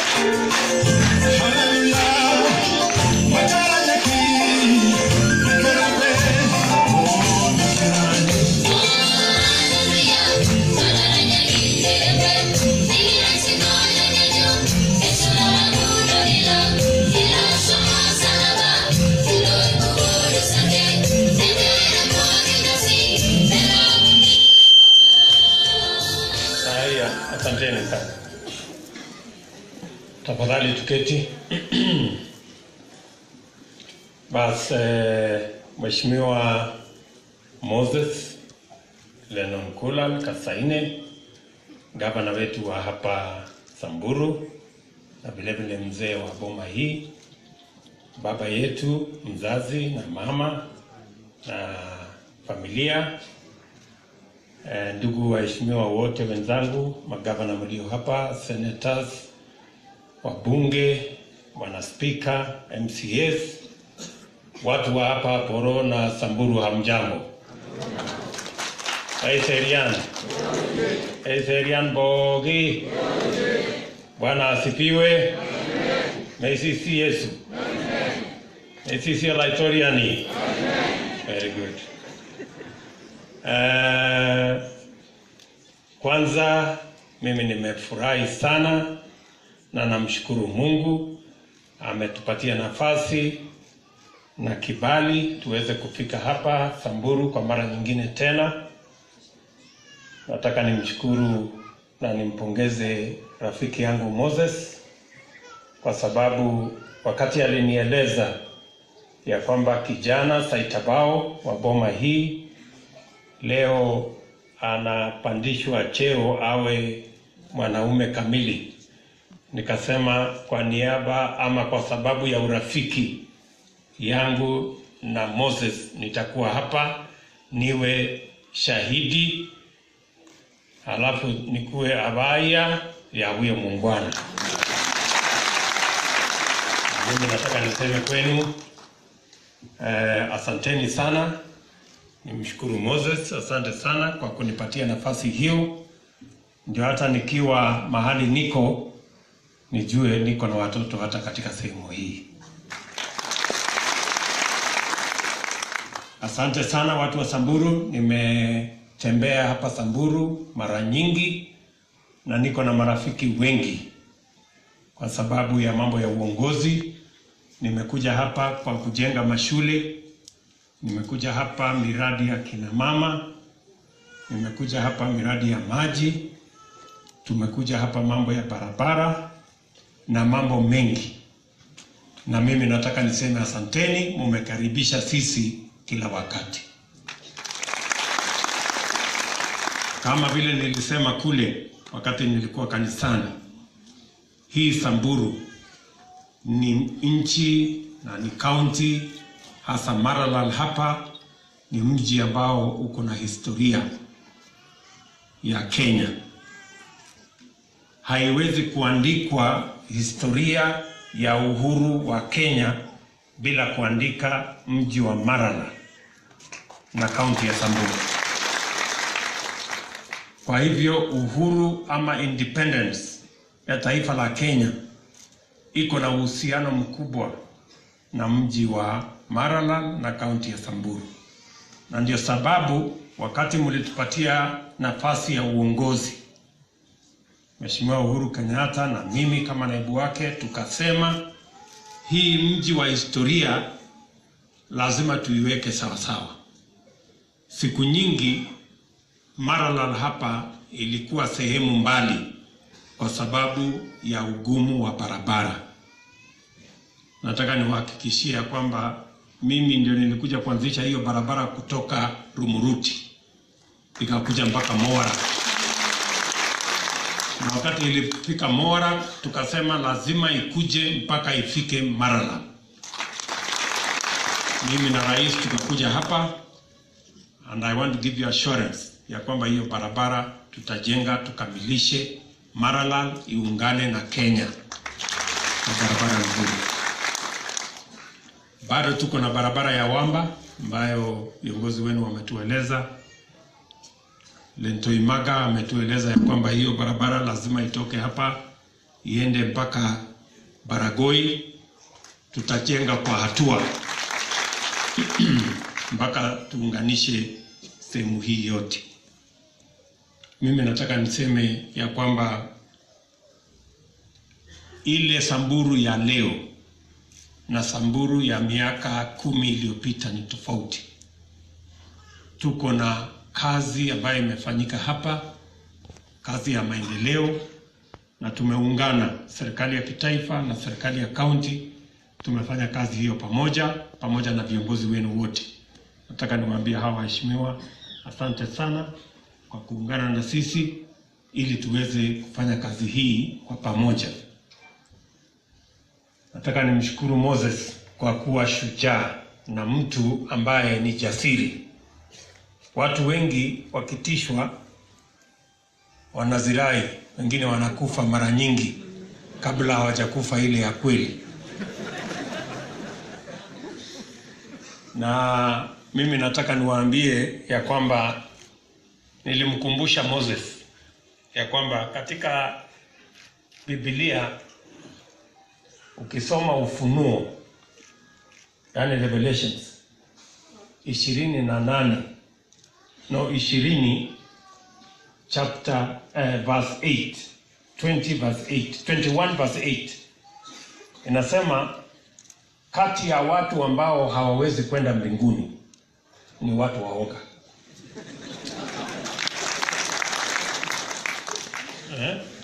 Ni watu waoga. Lakini kwa mila ya Wakalenjin ilikuwa tofauti. Walikuwa wanasema kwa mila ya Kalenjin ya kwamba yule ambaye ni jasiri anaweza kwenda kutafuta ng'ombe mpaka alete nyumbani. Hakuna tofauti kubwa na yule muoga anakaa nyumbani. Hati yule mtu muoga anakaa nyumbani hapa, wakati warani wameenda kutafuta ng'ombe huko, hata yeye anafanya kazi hapa, kazi. Sasa wale warani wakirudi na ng'ombe, huyu naye amezaa msichana ambaye hakuenda, kumbe alikuwa anafanya kazi nyingine hapo.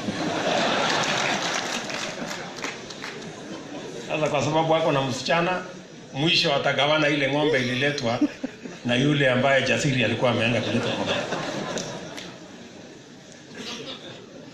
Lakini sasa shida yake ni kwamba atakosa mbinguni, hata ingawaja atapata ng'ombe. So mimi namwambia Moses, you have stood firm as a friend hii mambo mawimbi hii unasikia katika hii Kenya.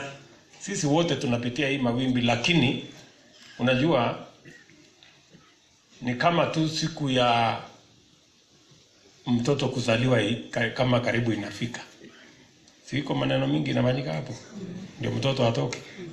So hii mtoto tutazaa, hakuna shida. Hii maneno mnaona maneno ni hiyo maneno iko kabla ya mtoto kufanya nini? Kuzaliwa. Kwa hivyo mimi nimefika hapa kama vile Moses amesema, kama rafiki wa familia ya Moses na pia rafiki wa watu wa Samburu hapa, tuweze kufanya sherehe hii kwa pamoja. Mimi nataka niwaambie hivi, mila na desturi na utamaduni na jamii zetu nyingi tofauti Mungu ametupatia ni ili tuweze kusherekea na kuunganishwa katika mila hizo tulizo nazo. Na ndio sababu tumekuja hapa kusherekea hii sherehe ya leo. Na kama Wakenya tusikubali watu wenye siasa duni watumie mila na desturi na jamii zetu kugawanya sisi kisiasa. Siasa inapangwa kwa sera na mipango ya maendeleo. Kabila zetu na desturi zetu na mila zetu ni ile Mungu ametupatia tuweze kuzifurahia kama jamii tofauti. Kwa hivyo hatuwezi kushindana kwa misingi ya jamii hii, mila ile, desturi hiyo. Tunashindana kwa sera hii, program ile, mpango hiyo. That's how hivyo ndivyo tunashindana. Na ndio mnaona mimi nimetembea hapa mara nyingi kwa mpango ya maji, kwa mambo ya kusomesha watoto wenu, kwa mambo hiyo ya barabara, kwa sababu mimi najua mashindano hapo ndio iko. Na 2022 nyinyi ndio walimu wa kusahihisha. Ni nani anajua kujenga barabara? Ni nani yako na mpango ya maji? Ni nani anajua kusaidia wanafunzi? Ni nani anajua kufanya kazi fulani? Si nyinyi ndio mtasahihisha? Ndio mnaona mimi sichelewi, mimi niko area kila wakati. Ndio siku hiyo ya mtihani ikifika, wale ambao wamezubaa wengine hawajawahi kuonekana pande hii watapata 0. Ama namna gani? Si Waswahili wanasema asiyekuweko na lake halipo. Ama inasemekana namna gani pande hii? Si namna hiyo? So nataka tushirikiane, tufanye kazi hiyo pamoja. Na mimi nataka niwahakikishie ya kwamba wakati tunapanga mambo ya maendeleo ya Kenya, tunapanga mambo ya maendeleo ya Samburu, na itaendelea hivyo. Na sana mimi sio mtu wa kuambiwa Samburu iko kona hii namna hii, inahitajika maji pale, inahitajika barabara pale. Tayari nimeongea na hao viongozi wengi na mimi najua sehemu kubwa ya Samburu hii, and I know nini inahitajika kwa sehemu gani. Hiyo kazi tutasukuma mbele na hawa viongozi wenu. Mimi nawashukuru sana kwa kuwa ni watu wakarimu, kwa kuwa ni watu ambao mnapenda amani. Najua Samburu hii ni Kenya ndogo. Kuna jamii nyingi ambazo zinaishi hapa na mnaishi kwa amani na kwa ushirikiano na kwa kufanya kazi pamoja. Hiyo ndio mapenzi ya Mungu. Watu waishi pamoja, waishi kwa amani, washirikiane, wafanye kazi pamoja. Hiyo ndio mapenzi ya Mungu. Na muendelee kufanya hivyo, kuishi kama ndugu moja. Ile ya muhimu kwetu sisi wote ni vile tutapeleka Samburu na Kenya mbele kupitia mipango ya maendeleo na ushirikiano wa viongozi. That's what is important. Na ndio mimi nataka niwahakikishie kwamba tutatembea hiyo barabara pamoja. Mambo haya ambayo yanaendelea katika Kenya hii, mimi nawauliza, kama wananchi wa hapa na hasa viongozi na wasomi. Tunataka hizo nakala ya kubadilisha katiba, wananchi hawa wasomeshwe. Hata wale ambao hawajui kusoma wasomewe, kwa sababu wakishaelewa wataamua vizuri. Mtu tu asikuje hapa akawaambia semeni yes ama semeni no. Lazima muulize hii no tunasema ama yes tunasema ni ya kitu gani, kwa sababu gani, na itafaidi nani, ama namna gani? Sisi tumekubaliana sisi wote wajinga wameisha Kenya ama wamebakia huku Samburu? Si wameisha kila mahali? So ndio mimi nauliza hawa watu ambao secretariat ya BBI walete nakala copies, hawa wananchi wapatiwe. Ama mmepatiwa? Mmepata report ya BBI? Sasa mtapiga no ama yes? Kwani mpaka sasa kabla mjapiga no ama yes iletwe msome. Sina hiyo. Na mimi nawauliza viongozi, sisi kama viongozi wote wa Kenya tuache ubinafsi. Lazima tujue ya kwamba ile ya muhimu sio ile inanifaidi mimi kama kiongozi, ile ya muhimu ni ile inatufaidi sisi wote wananchi wakiwemo ndani yake. That's what is important. Tunaelewana jameni? Yes. Na ndio mimi nimesema ya kwamba tukienda mbele, mara nyingi katika Kenya hii mjadala, mazungumzo, priority ni ile inahusu sisi viongozi na maslahi yetu na matakwa yetu. Na nimesema safari hii lazima tubadilishe siasa. Isiwe ni siasa ya kuongea tu maslahi na mambo ya viongozi. Lazima tuongee mambo ya mwananchi mdogo, mfugaji, yule mtu wa pale chini. Pia maslahi yake yale yanayomfaidi yawe katika mjadala wa taifa la Kenya. Tunaelewana jameni? Tuko pamoja? Na msiwe na aibu kama kuna mambo ambayo yanatukera, kama kuna mambo ambayo ni mzigo kwa mwananchi mdogo, kama ni mambo inahusu umaskini wa mwananchi mdogo, tusiwe na aibu. Lazima serikali ya Kenya ishughulikie watu wote na ihakikisha kwamba wale wako chini tunawainua, ndio Kenya iwe ni Kenya yetu sisi wote. Ninyi mnanielewa? So hapo ndipo tunataka tushirikiane, tufanye kazi hiyo pamoja. Watu wengi wananipigia makelele, oh deputy president ameonekana na watu wa huko chini, watu wa bodaboda na watu wa mkokoteni na wheelbarrow na nini na nini. Hata hawa ni wa Kenya. Yes.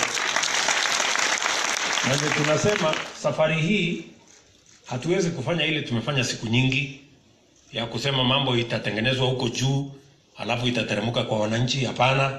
Safari hii tutatengeneza mambo hapa chini kwa mwananchi.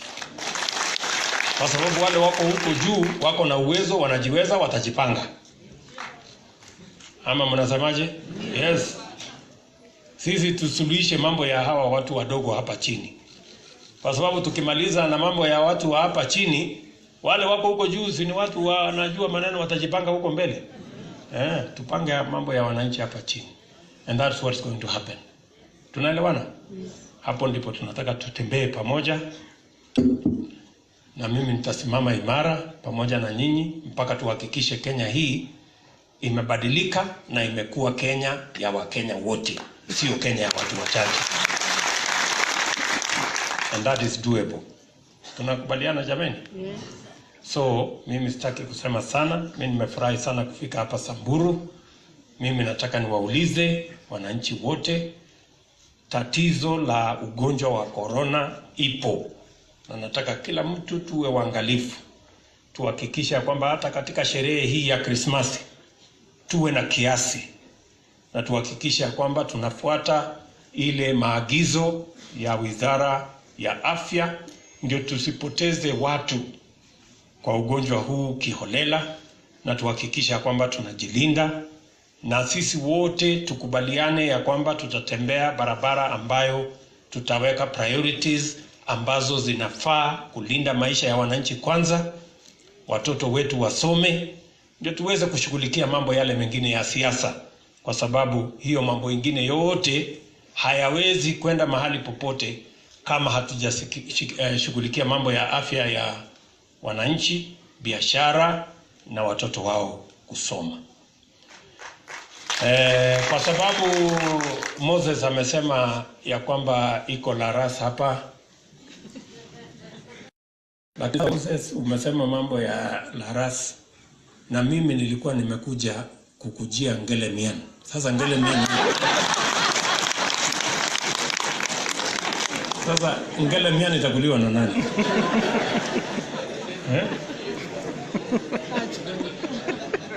Na hapo ndio iko nyama mzuri. Ama ni namna gani? Sasa wewe Moses bwana, usinipitishe kando. Nimekujia Ngelemian, mnipatie Ngelemian jameni. So otherwise mimi nimeshukuru sana. Asanteni sana kwa kunikaribisha hapa kwenu, na nitarudi tena na tena, tushirikiane pamoja. Asanteni sana. Mungu awabariki. Na kwa sababu hatutakutana, mimi nawatakia nyinyi nyote Christmas njema na baraka ya mwaka mpya. Asanteni sana.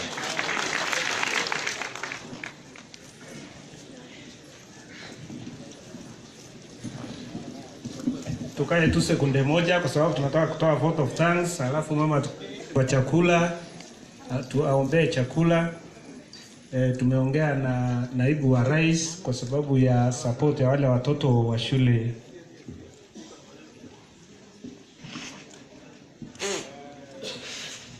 Gavana ameniuliza, pole nilisahau. Gavana ameniuliza ya kwamba kuna compassion ambaye inasaidia wanafunzi wa hapa, na nitatafuta shilingi 1,500 nipatie hiyo watu wa compassion kusaidia watoto wa hapa, na nitapatia mheshimiwa Lenon Kula. Shukrani sana. Kwani kina mama peke yao wenye wako na watoto compassion ndio wanachangilia. Hebu tuwapigie makofi, tupigie naibu wetu wa rais. Nitakaribisha mama kwa dakika moja atuambie shukrani. Tumekubaliana tunakuja hapa Matungu tuchukue mheshimiwa Peter na Bulindo tuende na yeye katika party headquarters apewe certificate on Monday, ana present certificate yake ya ANC katika IEBC. So it must be known that he is our candidate and this is a commitment from our party leader and from all the members of parliament kwamba yeye ndio atapeperusha bendera ya ANC. Na jambo la pili ni kwamba tumesikia kuna watu ambao wamekuwa kimtafuta ati kwamba aende alale nao. Tungependa kumwambia na Bulindo ni mtu wa heshima. Na Bulindo sio mtu wa kutapatapa na kutangatanga. Yeye ni mtu wa heshima na mtu wa msimamo. Tumekubaliana na yeye kwamba tutatoka na yeye hapa kwa sababu ya mambo mengi. Tunaenda na yeye Nairobi apewe certificate, na tutakuwa na mkutano mkubwa sana wa chama cha ANC tarehe 24 hapa Matungu tukimregesha akiwa na certificate, na yeye ndio the next member of parliament wa Matungu constituency. On Monday anapata party certificate on Monday kwa party headquarters. Honorable Musalia Mudavadi will present the certificate direct to him. Honorable Musalia will also organize the very day ataandikia IEBC to show that he is the automatic candidate wa ANC. After that, we are arranging a rally, a meeting in Matungu, so that now we can officially launch campaign. ANC party is fully financing the campaign of Peter Nabulindo. Tutakuja hapa Matungu, na ANC sio chama maskini vile watu wanasema. ANC sio chama ya nyumbani ama chama ndogo vile watu wanasema. Nguvu ya ANC itaonekana mahali hapa. Ndugu yangu, we assure you, sisi ni elected members of parliament kama wale wako elected kwa iwe ODM, iwe Jubilee. We are equally elected members. We are not less members of parliament. Tuna furaha ndugu yetu Peter na Bulinda amekubali kufanya kazi na chama cha ANC. Sisi watu wa wanachama wa ANC tuko tayari kuchukua uongozi wa nchi hii kupitia Musalia Mudavadi mwaka wa 2022, na kwa wakati huu tunaomba watu wa Matungu, mlikuwa mnipea heshima kubwa kutupea ANC kupitia kwa marehemu Murunga, na tunaomba wakati huu msimame na sisi mturudishie kiti yetu kwa chama cha ANC kupitia kwa Mheshimiwa Peter, na tunaomba hiyo ni pendo la jamii wa Luhya, kwa sababu watu wanaangalia wanasema tunagawana vitu, tunapeleka nje na tunajisahau tulipeleka ODM gawana nje tukakosa vitu vingi. Kwa wakati huu tumejipanga na tumeanzia hapa Matungu. Tunataka watu wa Matungu wasimame na sisi watupatie hii kiti kwa ANC kupitia kwa ndugu Peter. Asante sana. Mimi ni Peter Oscar Nabulindo. Mimi ndio aspirant wa Matungu kwa tiketi ya ANC.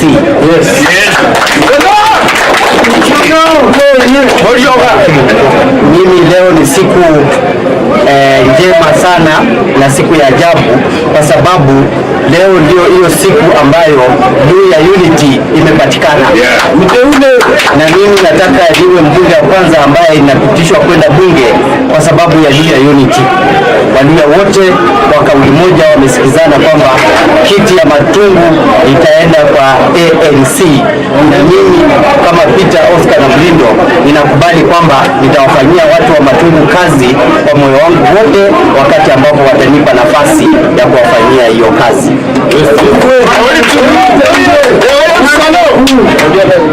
Kwa hivyo kwa hayo machache ningependa kusema kwamba tutafanya kampeni ya amani.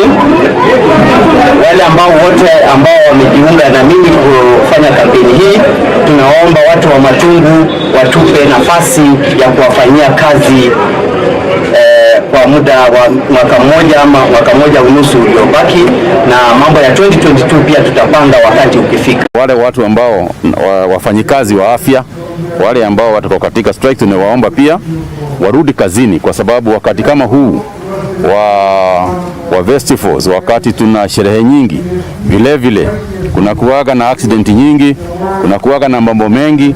Kwa hivyo tungewasihi ati wale ambao wanaona, wale ambao wana kiroho, wale ambao wana utu, wasikie hiyo neno la Mungu la wakati huu wa Krismasi na wakati huu wa mwaka mpya. Tungewasihi warudi kazini, lakini vile vile ni lazima tuseme ukweli. Koti imefutilia habari hiyo mgomo, na kwa hivyo serikali za counties ziko huru sasa. Kama wale watu hawataki kurudi kazini, hatuwezi kuweka hiyo pahali ikiwa namna hiyo na watu waendelee kufa. We cannot let people die. So serikali za ugatuzi zimeanza mara moja ku-advertise na kuwaliza wale ambao wanataka kazi. There are about 8,000 nurses who don't have jobs. Kwa hivyo tumesema wale ambao wako nje, ambao wanataka kazi, wanataka kuendelea na kazi wakati huu, ndio sasa walete barua zao waajiriwe kazi, na hiyo maneno iishie hapo. Lakini sana sana tungependa kuendelea na wale tuko nao, tusikizane vizuri, tuendelee na kazi. Hiyo ndio ile Christmas ingekuwa mzuri. Hatutaki mtu kusema mwaka ujao alikuwa in a job this year and then next year you are statistic of jobless people. So that is not what we want. We would prefer to agree and we move on in the spirit of Christmas and in the spirit of unity and together. You can start.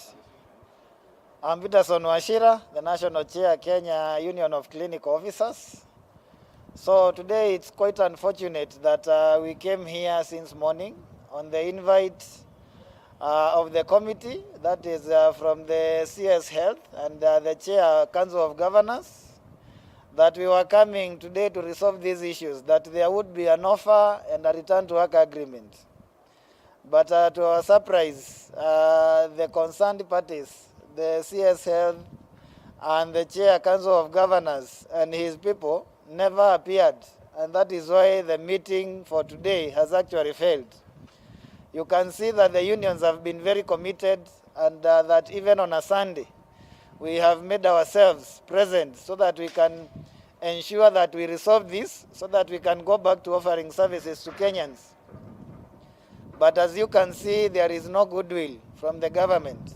And we are saying that the biggest justification of lack of goodwill is the fact that even the non-monetary, simple issues, like a policy directive that is supposed to exempt the vulnerable health workers from duty, who we know 99% of the healthcare workers who have died belong to that category, has not happened 2 weeks down the line. And so it's clear that there is no intention for them to be able to resolve any of the grievance that we have put forth.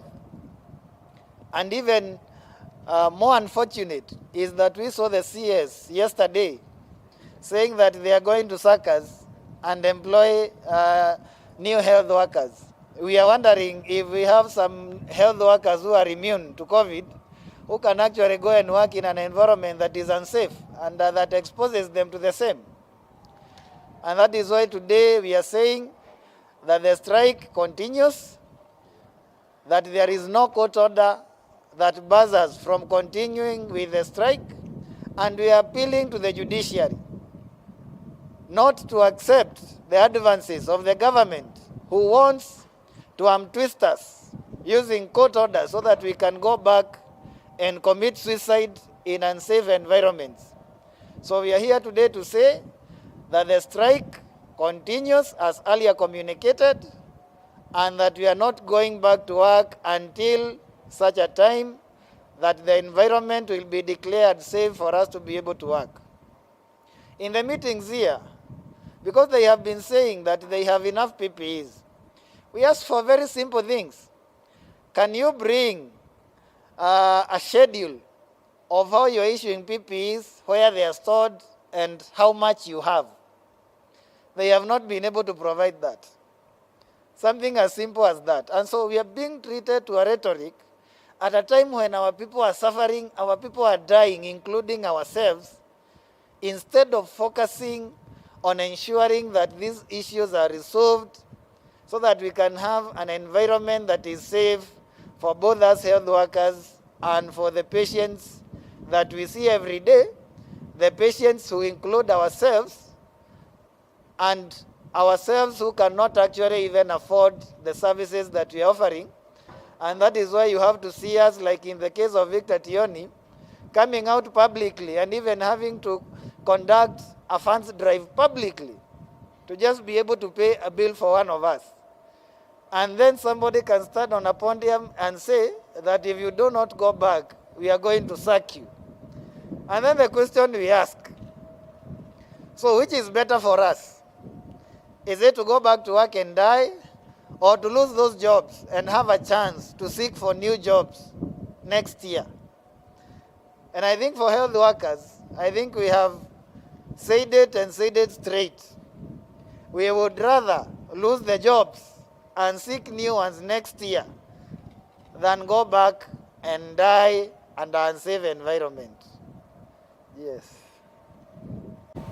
Thank you. I'm Maurice Opetu, the Deputy General Secretary, Kenya National Union of Nurses.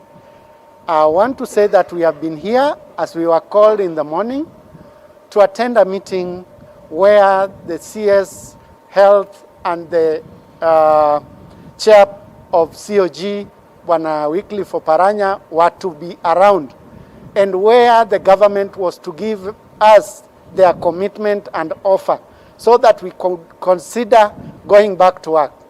We came and waited from 10 o'clock to now, and none of them appeared in any meeting. So the meeting did not take off. The meeting aborted because that CS and the chair of COG did not attend.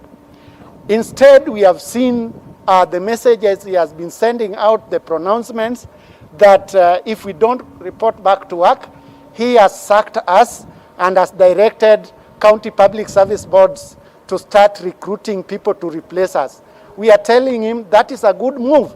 He should continue with that move, But we want to tell our members, the nurses and clinical officers who are out on strike because their places of work were not safe, not to be intimidated to report back to work, not to be cowed to report back to work, to stay home and safe, to stay alive out of those areas of work where we have been dying until that time that we shall be convinced that the places of work are safe for us, until that time that we shall have been convinced that the PPEs of the right quality and quantity are there in our hospitals to make us work safely, are there. So we want to say that since we started the engagement under the Ministry of Labor, the government, the employer, the Ministry of Health, and the COG have not been committed. They have never appeared in our meetings. They have never brought any proper offer to engage us so that we can reconsider going back to work. We want to say that as health workers, as nurses and clinical officers, our main objective is to serve Kenyans. Our main mandate is to offer health services to Kenyans. And we want to say that we are not happy when Kenyans are suffering and dying. At the same time, we cannot continue working when the health workers, the nurses, the clinical officers are dying. So we are saying the strike continues and there is no court order in place which will stop it, which can stop it now, until the government engages us and gives us our bare minimum demands that we had put on the table for them. We plead still with the judiciary not to be used to force us to go back and commit suicide, to force us to go back and die.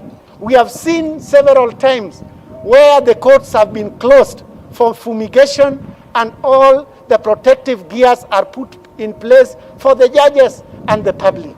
We want to tell them it is us to confirm to them that our areas of work are safe is when we can go back to work, but they should not be used by the employers to postpone the problems of health workers, to postpone the suffering of Kenyans. We should be left to solve the issues with the employer and be sure that all our demands are addressed. That is when we shall go back to work. Thank you. Lakini serikali hajaweza kuweka mikakati na kuchukua hatua zifaazo ili tuweze kusitisha mgomo ule uliopo. Na tunasema kwamba sisi kama wahudumu wa afya tulitoka kazini baada ya kuona kwamba afya zetu na maisha yetu yako hatarini. Tukaitisha tukalete matako karibu 10. Haya matako yote hayajaweza kutekelezwa.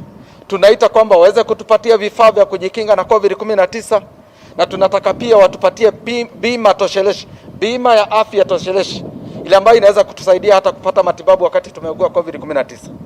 Na pia waweze kuweka mikakati ya kuridhia wale ambao watakuwa wamekufa ama wameweza kuadhiriwa na huu ugonjwa wa COVID-19. Haya yote hawezi kufanya. Na lingine la ambalo linauma sana ni kwamba waweze kulipa wale wako kwenye kandarasi zaidi ya miezi 6 sasa. Hawajaweza kuwalipa. Na sijui kama ni hela hazipo. Lakini tukisema hela hazipo labda sisi tunajikanganya. Kwa sababu tumeona hata jana wametoa karibu milioni 94 kwa ajili ya kuproof zile signatures za BBI. Na sisi tunasema tumefanya kazi zaidi ya miezi 6 bila malipo. Kuna tatizo nchini kwetu. Ni kwamba hawajatilia mkazo na maanani masuala ya wahudumu wa afya na maisha yao. Na ndio maana tunasema kwa kauli moja, tunataka tuendelee kuishi na tuendelee kufanya kazi. Hatutaki kujitolea kafara kwa ajili ya kufa na tusiwepo kuishi kesho.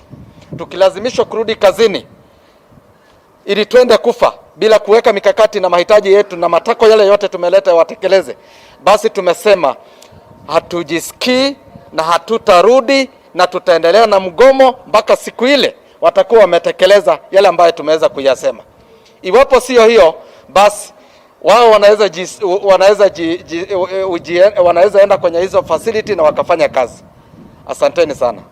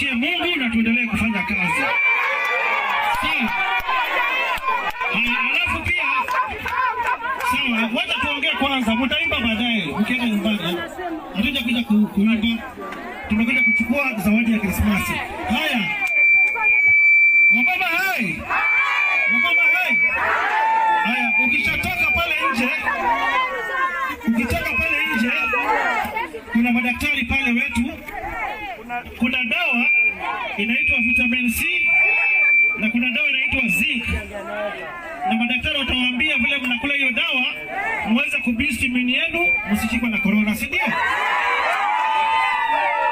Kwa hivyo hiyo wengine madaktari watawaambia, sawa sawa.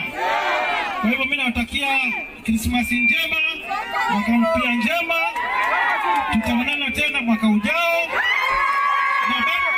na bado tuko strong. Sawa sawa. Tunaongoza by election. Asanteni sana, Mungu awabariki.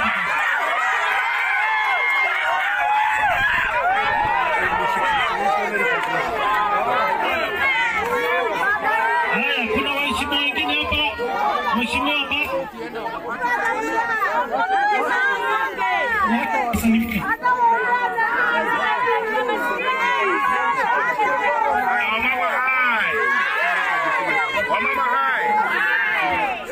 Wamama hai, sisi kama wabunge wa County Assembly ya Nairobi tunataka kuambia Wakenya, sisi hatuku impeach Governor Sonko.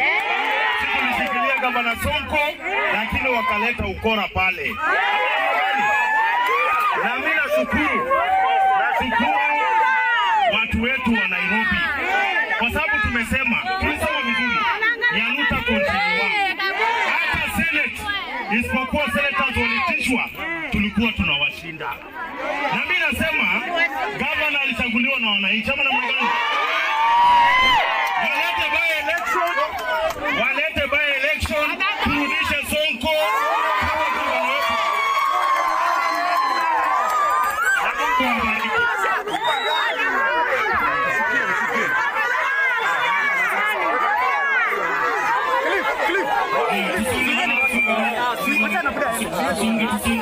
Kwanza tupeleke buda.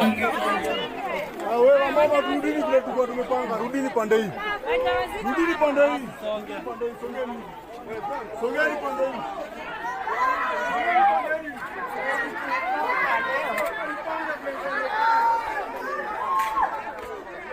Wewe mama, mbona ndoto akuja? Mbona ndoto? Kile mama na mtoto akuja hapa. Wale wana watoto pekee yao wako ndani hapa. Mama wenye watoto wako. Wewe ni sawa, wewe ni sawa hapo.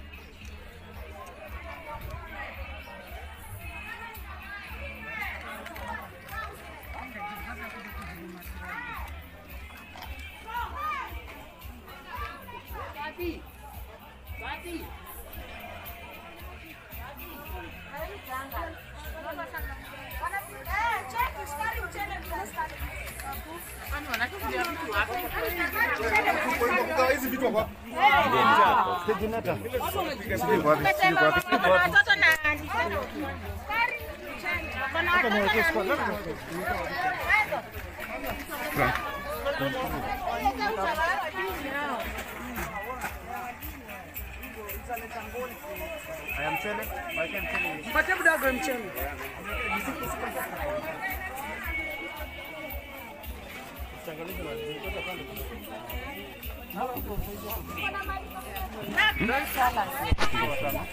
Mchele ongeza wewe mbili mbili. Mchele hapo.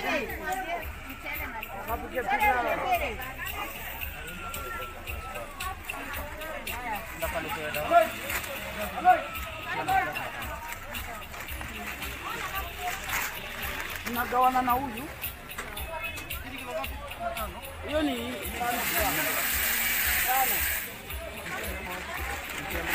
kuna wengine kando.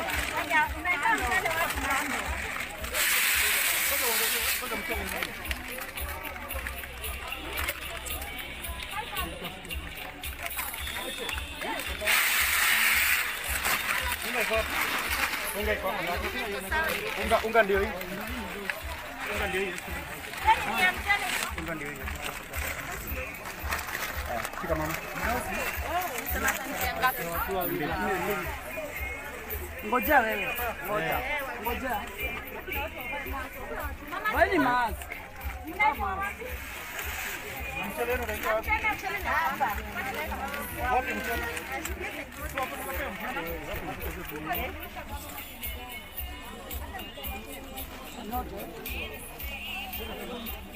Hawa ni moja. Hawa ni wote miaka. Uhuru ashaipeana nini? Jina lako? Nancy. Unaweza ambia gavana nini? Uhuru raundile na tutapata tatumada. Naweza mwambia barikiwe ndio kusaidia wenye hawajiwezi na tunamwombea Mungu. Nasema aje, ongea. Uko na wasiwasi? Jina lako na unaweza ambia gavana? Naitwa Esther kutoka South B Starehe. Nashukuru sana Sonko ametusaidia ili tutafurahia, tushirikia vizuri. Abarikiwe na Mungu amuongeze maisha marefu. Kujeni hapa kwa dawa.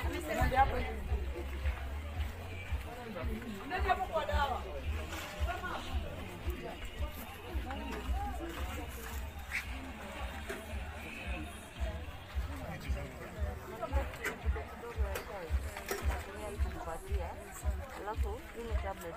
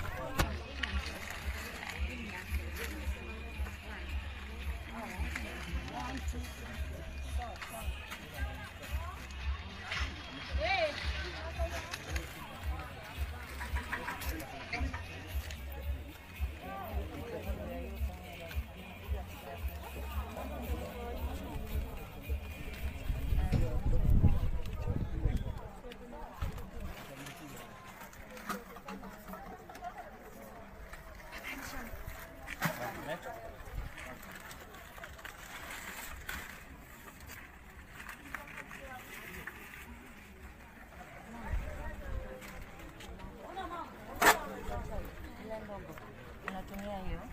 Alafu hii vitamin C yako hivi tablet unaweka asubuhi moja na hesa. Alafu hii ni antibiotic. Hii ni antibiotic. Ndio unasikia maumivu kwa mwili ndio utatumia, lakini usimeze. Sawa. Hii ni kiasi kama ama ukisikia ile tonsil. Unaweza tonsil unaweza pamoja. But hii usimeze. Hii ni kiasi umesikia maumivu kwa mwili. Unaelewa? Sawa.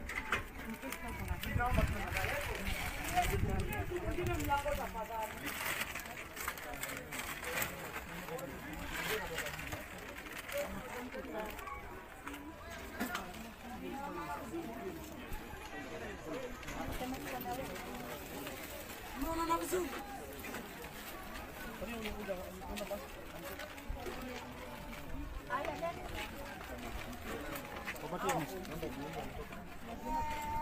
Yes.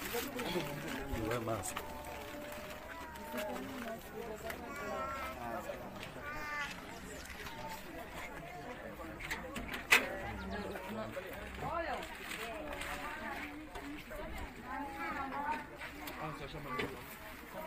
Simukuje mchukue dawa.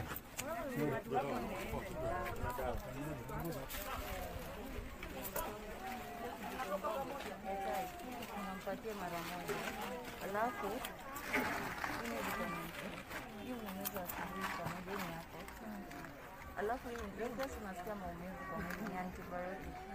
Kama ile tonsils ukisikia unameza pamoja. Usimeze hii na hizi. Hii unaweka in case usikie maumivu kwa mwili, sawa?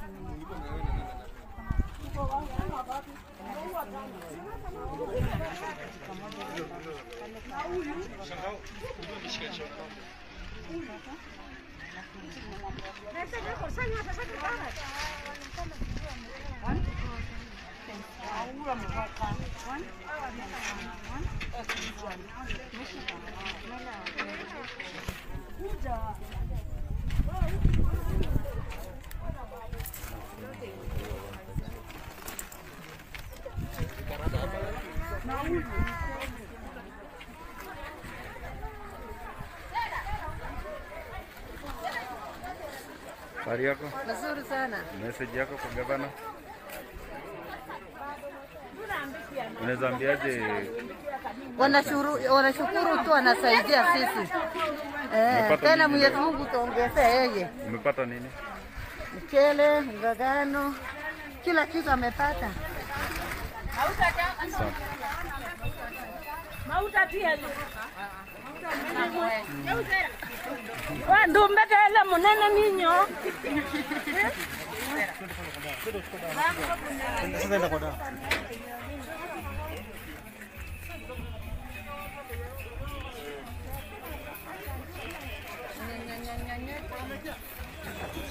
Unaenda, jina lako ni gani na unaweza ambia Sonko aje? Jina yangu mimi naitwa Sahara. Mimi naambia Sonko tu Mungu amsaidie, sababu yeye ametusaidia, si unaona? Na sisi kweli tulikuwa na njaa na hatukuwa tukijua kama tutapata mtu wa kutupea sikukuu, na sisi tunarudishia yeye shukurani, hata ingawaji alitolewa ni watu hao wabaya, lakini Mungu atamfungulia njia kulingana na sisi. Tunaomba Mungu na tunamuombea pia ili arudi hata kwa kiti. Nyayo tusiwezi kuongea, nitalia.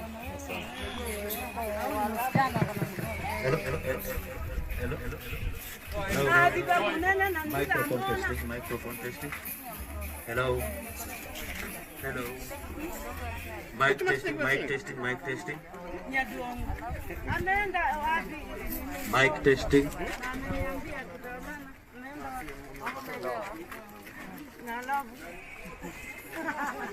Nikanye. Tukupatia kitafununua nyama.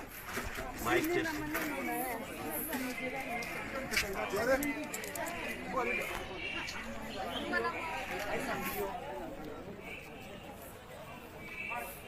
Yes.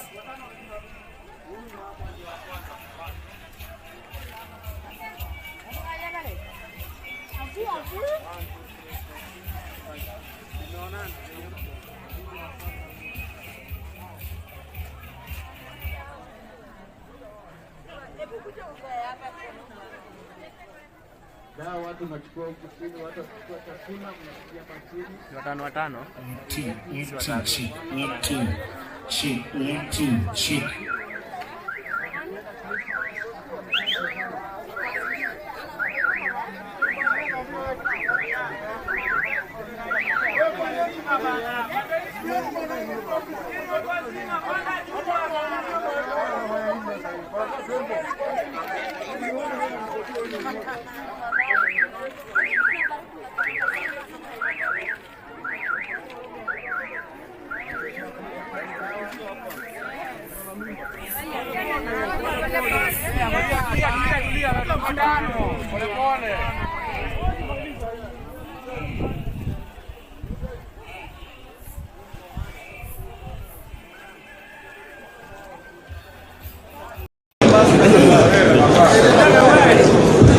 Somebody, 1 minute.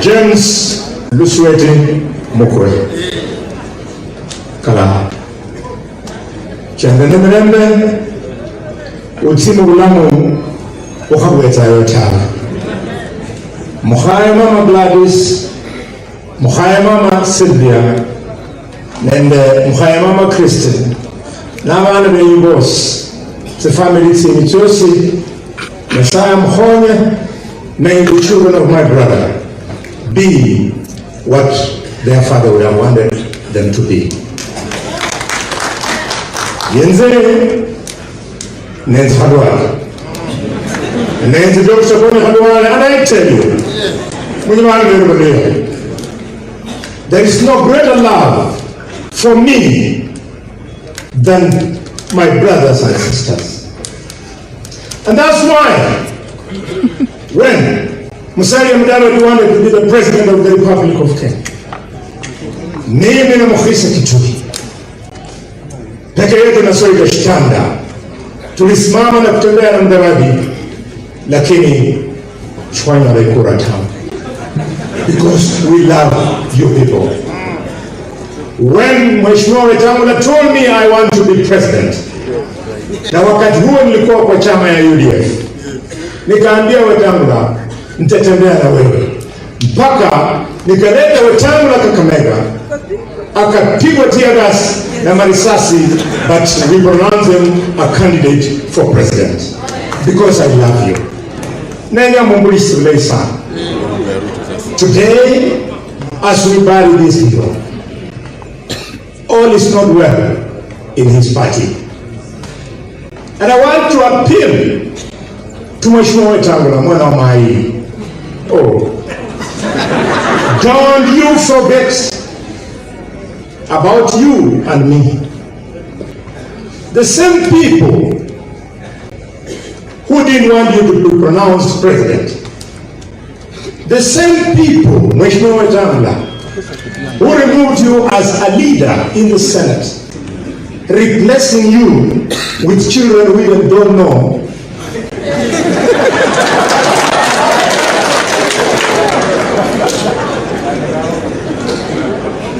The 6 constituencies of the Aviation in Kenya.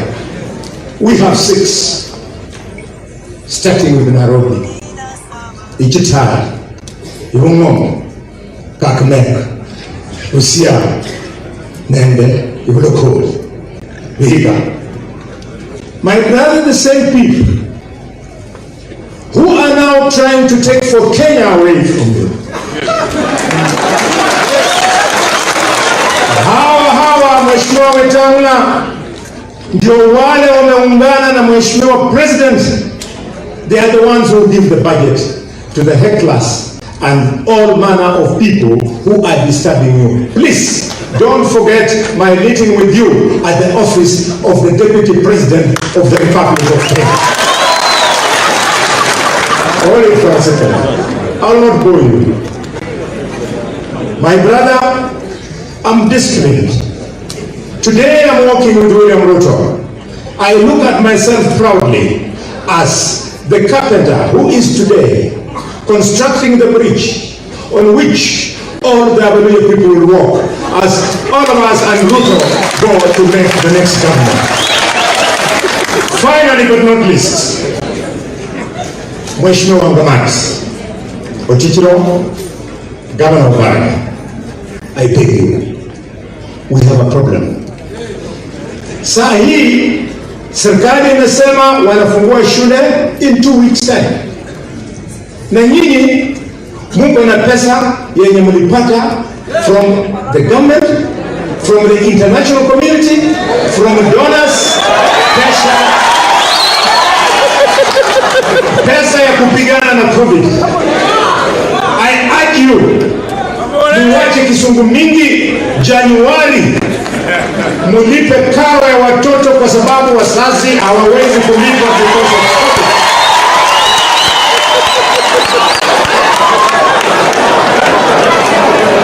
Members of Parliament,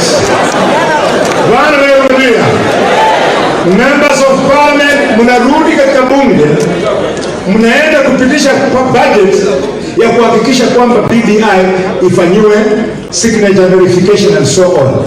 Listen to me. Wakati mtakuwa mkipitisha hiyo ya BBI, muhakikishe pia mmepitisha pesa ya basari watoto wetu walipiwe karo. Na Mheshimiwa Paranya, Mheshimiwa Wetangula, na Mheshimiwa Mdavadi, I have been seeing you in BBI rallies. We are waiting for you. We must defeat BBI for some people to respect the poor people of the Republic of Kenya.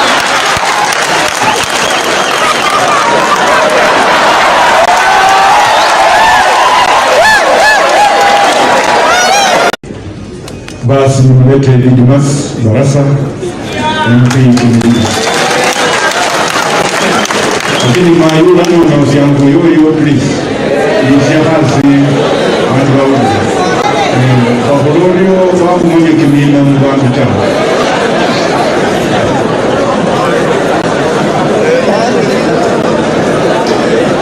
Asante sana Mheshimiwa Dan, familia wa rafiki yangu James Msweti Mukwe, viongozi wote, gavana, spika wa Senate, Mheshimiwa Wetangula, na wasalimia wote. Bwana asifiwe. Shetani ashindwe. Sisi ni chano kukule family ya Mukwe pole. Lifwa na liholele lili mayana. Lakini mbaye ni kariki sisi papose na afone maile wana miaka 9. Lakini weleke hera kubandu bahusia sayo neso mujumbe.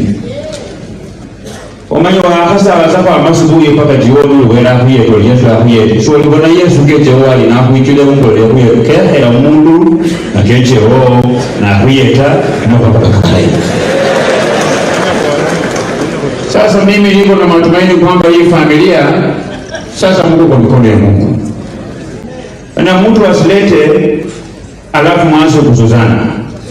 Tifana na kile kitarumu sima na usaka sika maana kabusima na ta bala ana bakura bakhabaye yugo bakubwa sio ale banja kulo kana balo banja kulo ke family yo balo ile family yo kubarusi. Jambo la pili,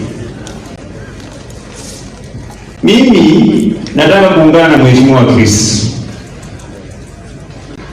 Na mimi huyu Chris tulikuwa tunamwambia huyu Raila Odinga si rafiki yetu, ili mkapingana mkasema watu nasa huyu.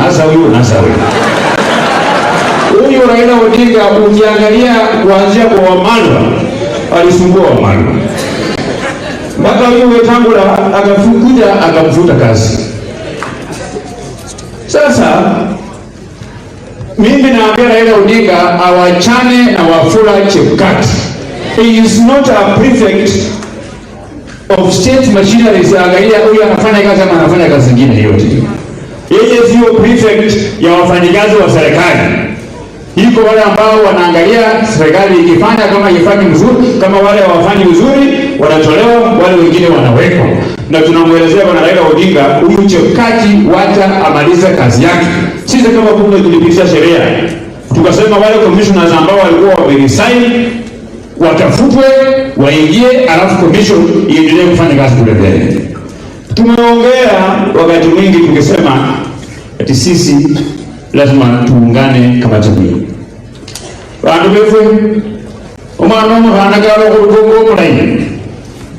niye nolina kumusala olorasi onomusala amanyalitunda Maliyo kama mani jawe banga banga lesina irobe ko sobole hangano wo mana mo kala ito umundu wa kurubuza kachanaye obulda kambele mfano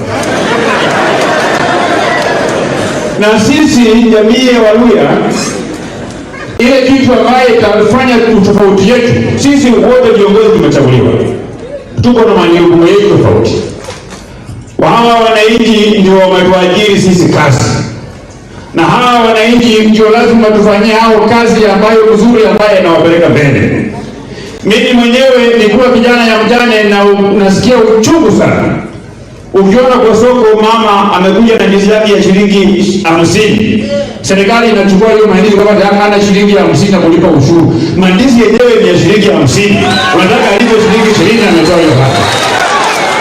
Na ndio maana nikasema serikali kama inasema haina pesa ya kuendesha shughuli zake mpaka yeye itoshe uzuru zaidi mpaka hata wale wananchi wa chini, ndio mimi nimejichagua, mimi ndio chairman wa kupinga hii BBI hapa Bungoma.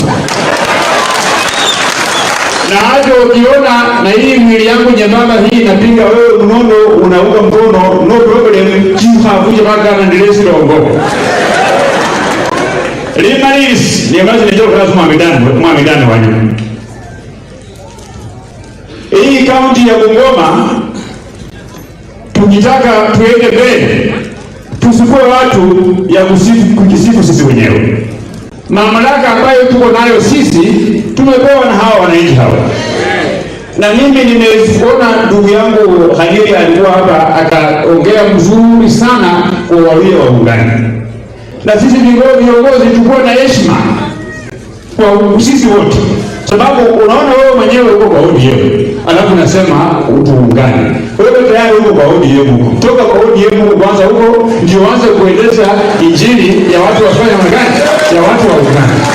Hiyo ndio kitu ambayo itapeleka hii jamii yetu mbele. Na tukijua huyu mwananchi tukitembea bila huyu mwananchi hakuna pale popote tutaenda. Na kama uko kwa nafasi ya serikali umepatiwa, kama wewe ni waziri, tumia hiyo nafasi kuleta mabadiliko kwa maisha ya wananchi wa kawaida. Sababu sisi watu ya Bungoma hatuwezi kula cheo yako. Maisha yetu yetu kwa mzuri hadi kwa sababu ya ile cheo yako. Umane mkwe chakula iwe wawele, lakini wala wawele, wawele ni Raila wasumbo marwa, ndi asisumbo, wala wala.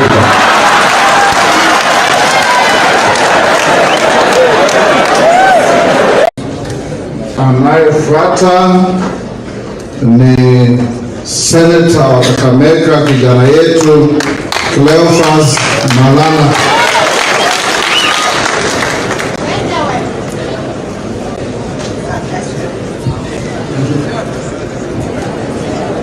Haya, watu wa Bungoma mlembe, hebu nione salamu kwa Bwana Yesu asifiwe.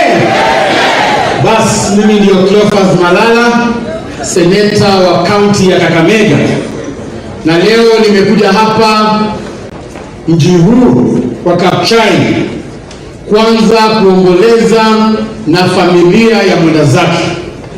Mimi kibinafsi nilijuana na mheshimiwa ndio waliingia kwa bunge kabla sisi, na sisi tukiingia kwa bunge wale ambao waliingia mbele ndio wanatuonyesha choo iko hapa ndio nakunywa chai. So mimi nashukuru sana mheshimiwa ambaye amelala hapa leo kwa kuwa mwongozo mzuri kwa sisi vijana ambao tumeingia bunge. Kuna mambo mengi sana yamesemwa juu ya mheshimiwa ambaye siwezi yarudia, lakini muhimu sana mimi kama kijana nimejifunza jambo moja kwa mheshimiwa ambaye amelala hapa leo. Mheshimiwa mkwe alikuwa mtu wa msimamo, na hiyo msimamo yake ndio leo baba ukienda kulala ujue umetuachia jambo moja. We are going to inherit that batch of having a stand from you. Ningependa kukuombea uende vizuri, ulale vizuri na usalamie wale waliokule. Mwisho, kwa sababu leo sitaongea, najua kwa nini. Mwisho, nataka kanisa mniombee mimi personally, kwa sababu niko na shida moja. Shida yangu nimezoea kusema ukweli, na wakati nasema ukweli watu wengine wanakasirika na mimi. Sasa ningependa kanisa mniombee tu leo nikiongea nisiseme ukweli mingi, niseme kidogo ndio kuwe na amani mingi vile Dan Wanyama amesema. So leo sitasema ukweli mingi kwa sababu last time when I was in Bungoma kwa kanisa kule nilisema ukweli mingi na mliona mambo ambayo ilifanyika kule. Hata karibu nisitoke kwa ndani ya kanisa, wakafungia mimi kwa kanisa na wakanipiga mawe mingi kabisa. So leo sitaki kupigwa mawe, sitasema mambo mengi lakini nitasema ukweli kidogo. Ukweli ni kwamba nimesikia watu wakisema kwamba sisi Waluhya tuwe pamoja. But umoja ya Waluhya haifai kuwe umoja kunufaisha viongozi peke yetu. Kwa sababu hawa viongozi unaona wote hapa wako na mshahara ya 1 million and above. Umoja ya Waluhya inafai kuwa umoja ya kuinua uchumi ya watu wetu maskini, pia hao wapate pesa vile sisi viongozi tunapata. Leo nimehuzunika sana, nimekuja hapa, nimeona wabunge karibu 30, lakini hakuna hata mmoja amesema kwamba kutuambia kwamba Nzoia Sugar Factory imefikia wapi kwa njia yake ya kufufuliwa. Kwa sababu hiyo ndio itasaidia watu maskini. Tunataka leo hapa tukikuja kuongea siasa ya hapa, tunataka tujue serikali zetu za county zinasaidia aje wanabiashara wakati huu wa COVID. Tungependa tujue serikali za county kwa sababu nasikia kuna sheria inasema ati ukitembea bila mask huko nje unashikwa unalipa shilingi 20,000. Mimi ningependa kusema that law is punitive. Ya kwamba wewe mtu maskini hawezi kuwa umekosa shilingi 20 ya kununua mask, alafu kishikwa unasema atitoa shilingi 20,000 ndio utoke. Polisi wametumia hiyo kama njia ya kupata hongo.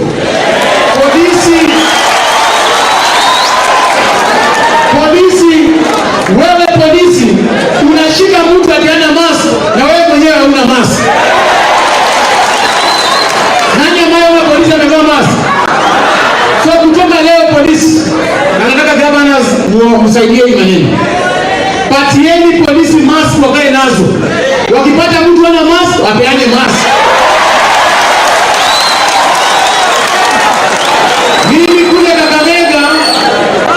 Kakamega mimi nimesema sitaruhusu mtu yoyote ashikwe. Gavana Oparanya tulimpatia shilingi milioni 500 ya COVID. Hiyo pesa inafaa aseme anafanyia nini, anunulie watu mask. Hapa ni kushika watu wetu. Gavana Wangamati uko na juhudi sasa. Pesa pia ulipewa karibu milioni 400. Sasa msikuje kushika watu wetu kwa gavana. Na kazi ya maseneta ni kutetea wananchi. Sasa kanisa mniombee, sisi tunapenda sana. Hiyo ndio weakness yangu. Mwisho mimi kama kijana mdogo, na leo nikikuja hapa niliona principal wangu Mwalimu Nabukwesi, Simon Nabukwesi, mimi nilisoma hapa Bungoma. I am a product of Friends School Kamsingi. Na hiyo ndio shule ambayo wenzake alisoma. Hiyo ndio shule ambayo Kristo Amalo alisoma. Hiyo ndio shule ambayo Speaker Lusaka alisoma. Sasa mkiona hiyo material mnajua hii ni material ya Bungoma Friends School Kamsingi. So I want to take this humble opportunity kushukuru watu wa Bungoma kwa kunipatia uongozi. Hii uongozi mnaona ndani yangu nilitoa hapa Bungoma. Lakini leo mimi ninahuzunika sababu sasa hivi kama kijana, kama kiongozi kijana, Kenya nzima ukitembea, ukienda kule kwa Wakikuyu, ukiwauliza kiongozi wenu ni nani, wanakuambia ni Uhuru Kenyatta. Ukienda kwa Wakalenjin, ukiwauliza kiongozi wenu ni nani, wanakuambia William Ruto. Ukienda kwa Wakamba, wanakuambia Kalonzo Musyoka. Ukienda kwa Wajaluo, wanakuambia Raila Odinga. Lakini ukikuja hapa, kila mtu ni kiongozi. Kila mtu ni kiongozi. Mimi nataka tufanye hivi. Na hii ndio mwelekeo tunataka. Tunataka wale viongozi ambao wanataka kuongoza Waluhya. First, you must tell us whether you are running for presidency or you are running for member of parliament, ama senator, ama governor. we want to start seeing them. Kama wezi simama kiti cha urais, usipotezee wakati kusema wewe kiongozi. Personally, mimi sita run kiti ya urais 2022. So mimi sio kiongozi wa Waluya. Mimi nimejitoa. So tuanze kujitoa moja kwa moja. Moja kwa moja. Tutabaki na kiongozi wa Waluya. Na sisi Waluya ni lazima hata yule kiongozi ambaye tunataka tupatie uongozi ni lazima kuwe kiongozi ambaye anaweza kubalika kule nje. Isiwe tu kiongozi ambaye anakubalika hapa Kabuchai, anakubalika hapa kidogo kidogo, hapana. Ni kiongozi wa kitaifa. Na unajua kwa Kiluya, Mheshimiwa Mwambo amenipigia story nyingine nzuri sana hapa. Kwa Waluya, mkiwa kwa boma na mko na wanyama wengi, mko na wanyama, iko ng'ombe hapo, iko mbuzi, na mpate shida ya school fees ama shida ya bili ya hospitali, baba anasemanga enda chukua ng'ombe moja uende uuze huko nje, ikuje ilipe school fees, ikuje ilipe mambo ya hospitali. Sisi Waluya sasa hivi tuko na shida mingi. Tuko na shida ya Mumias Sugar, tuko na shida ya Nzoia. Kwa cabinet sasa hivi, kwa ile government ingine tulikuwa na Waluya 8 kwa cabinet. Sasa hivi tuko na Mluya mmoja peke yake kwa cabinet. It is time tuchague ng'ombe twende tuuze kule, tupate pesa, tukuje tutatue shida zetu. Lakini hiyo ng'ombe mpaka ikuwe ng'ombe mzuri ambaye inaleta pesa mzuri kule nje. Kuna ng'ombe ingine hapa wa Bukusu mnaita Ingenda. Unajua Ingenda? Huko kwetu Kakamega tunaita ng'ombe opigi. Hiyo ng'ombe macho imetoboka, iko na mkia nusu, imekonda, inakaa kama fisi. Hiyo ng'ombe ukienda nayo kwa sokoni kuuza, hakuna mtu ananunua hiyo ng'ombe, utarudi nyumbani na watoto wataumia. Mimi ningependa kuambia wale Ingenda Waluya ambao mnatupotezea wakati, tafadhali tuunge mkono Waluya wawili. Huyo ni Moses Masika Wetangula na Msanya Mutamba. Those are our two leaders, and I want to make it very clear. Wetangula na Mudavadi ndio viongozi wetu. Na Weta, wewe tupange. Kule Kakamega sisi tumekubali wewe na Mudavadi ndio kiongozi wetu. Ningependa kuomba wale wengine wapange na hili nyuma yao viongozi. Ama mimi niongea vibaya? Sasa wale Ingenda, we are warning you. We are giving you a warning. Shame on you. Shame on you.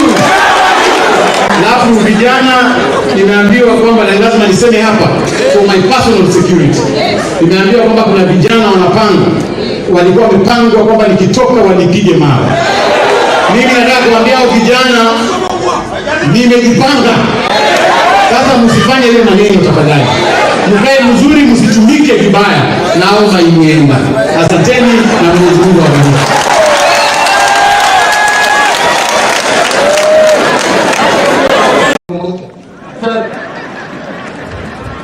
Asanteni sana.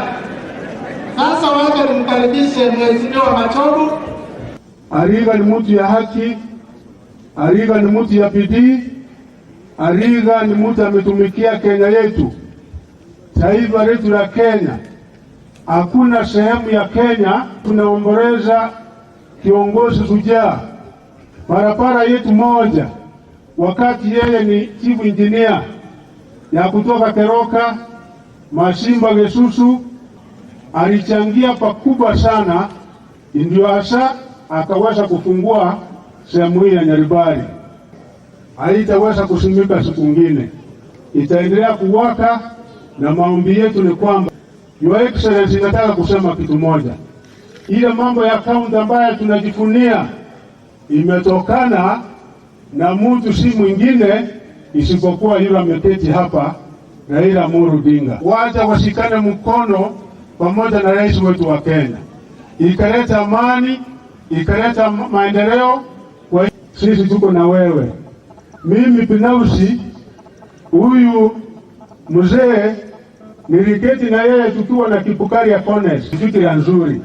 Na wakati tunaangalia hata ile ambaye tumeunda PPI, ile mambo ambaye iko ndani, tukiwacha korocho kando, ni mambo atuombe mingi, ila Your Excellency utaweza. Sisi tunaomba ile ambaye tunajua wewe pamoja na rais wetu mko na uwezo. Tafadhali Your Excellency, constituency unapata iko shule 5, 6 inapewa constituency. Asa sehemu yetu. Uliona petition yetu wajumbe watu wa Kisii pamoja na Nyamira. Ile mambo watu wanasukumi. Senate unajua hiyo petition, tafadhali utupatie ile constituency ambayo tumeomba. Ama ndio waito mwanja wao. Hiyo Your Excellency ikifika 2022 ikifika hata mambo ya BBI, wakati tunaenda watu wetu, kama wakati nienda Mombasa wiki ile nyingine kulikuwa na watu wengi kwa sababu ilikuwa ni Paris yote ya Uhuru Kenyatta, ukumbuke Kisii. Tunashukuru ile mengine ambaye serikali inaendelea kufanya, iwe ni maendeleo ya barabara, iwe ni maendeleo mengine. Kaka Tony alinipigia nikija hapa, akatoa rambirambi yake na tena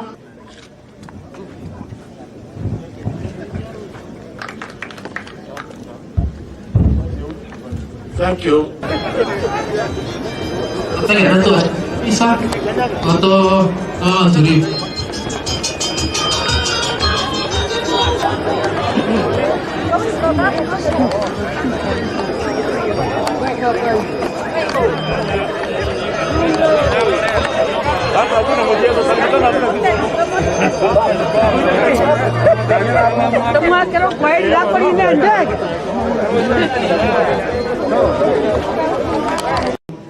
A great man, a very articulate professional, in the name of Engineer Barnabas Ariga. We also this morning lost our governor for Nyamira County, Honorable John Obiero Yagarama. I had the occasion this morning going through the mortuary. I met the wife and the children, and we had a prayer together. And I said I was coming here, so I think the whole of this crowd, although we're also mourning here, we should extend our condolences to the family of Nyagarama in Nyamira County. When I started supporting BBI, some of you are doubting Thomas's. But I'm glad today you have been baptized to accept that this is the way to go. For any nation to make a meaningful progress, this is the way to go. Why am I saying so? You have been at the forefront of fighting for development to every corner of the region of this country. Today, the BBI, where you are one of the chief architects, is literally placing the resources of the Republic of Kenya at the hands of people at the rural level. Yesterday, I had received a message the day before that Nyagarama was in a very bad shape. So yesterday from morning, I was calling his number, but nobody was answering. And you know somebody down is in critical condition with COVID and you cannot go to visit them. I was not able to go to visit Nyagarama. Now early this morning I wake up, breaking news, Nyagarama is no more. We had talked with Ongwai and we agreed with Ongwai that he was going to receive us here. And after that breaking news, Ongwai calls me, and then thereafter he now says that the governors require him in Nairobi. That's why he was not going to be here with us today. But that is a way of life, that death is a necessary evil that must come.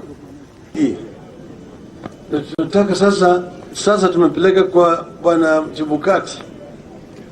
Chebukati nasema ati wanataka bilioni 200 sijui na ngapi.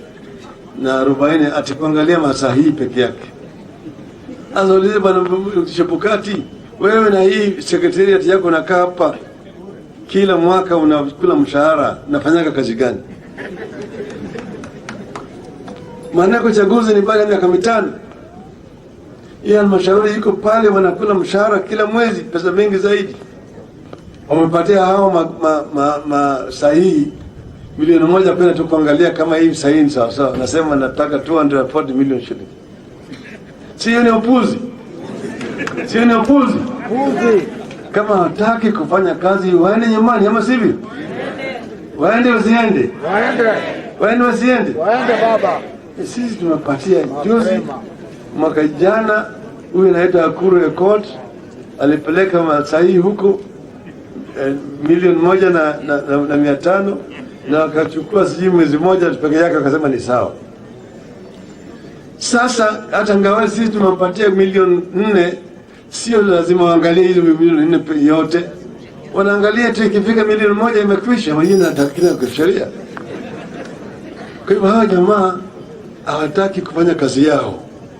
Lakini sisi tunasema kama hawataki tutaweka watu wengine wafanye kazi hiyo. Sisi hatuna shida na watu.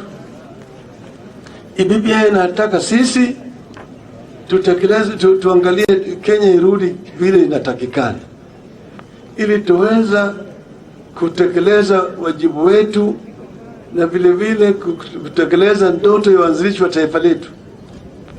Shida kubwa zaidi ya Kenya hii ni mambo ya ufisadi.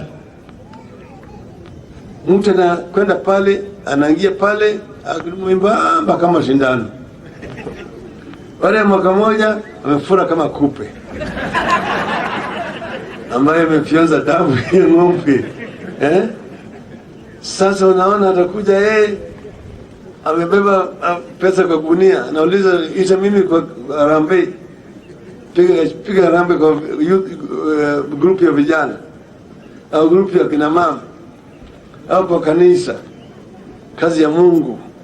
Mimi ni mtu wa Mungu sana. Namna hiyo na kueleza wewe hiyo magunia pesa amekuja mbeba ameitoa wapi? Ni ile pesa yako ameiba, anakuja naye hapo, inafanyikana yeye ni mtu anafanya kazi kwa bidii.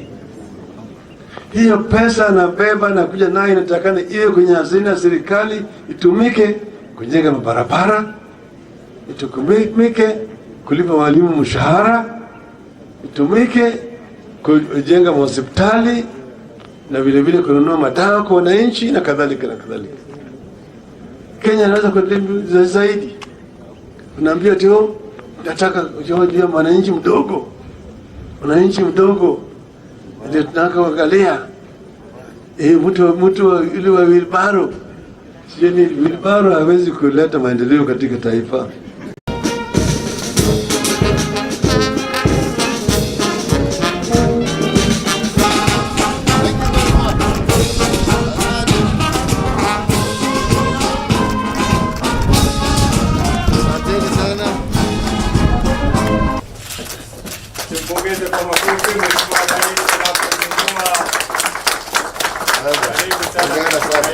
Tumpongeze kwa makofi Mheshimiwa Rais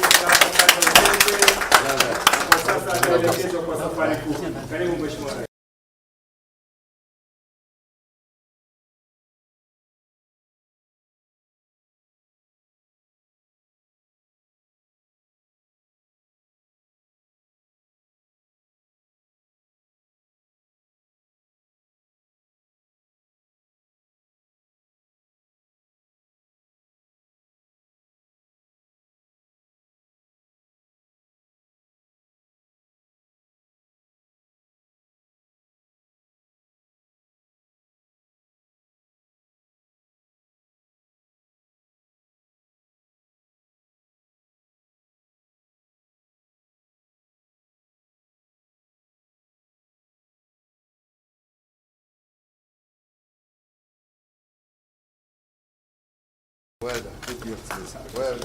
Allow me also to state there shall be pyrotechnics, there are vehicles, so just stay calm.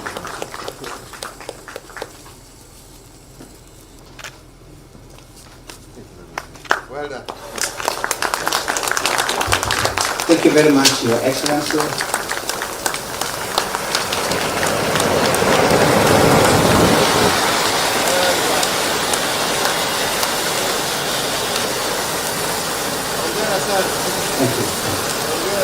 Your Excellency, since its inception in July 2020, the National Security Telecommunications Service has been able to roll out a multi-agency 4G mobile network.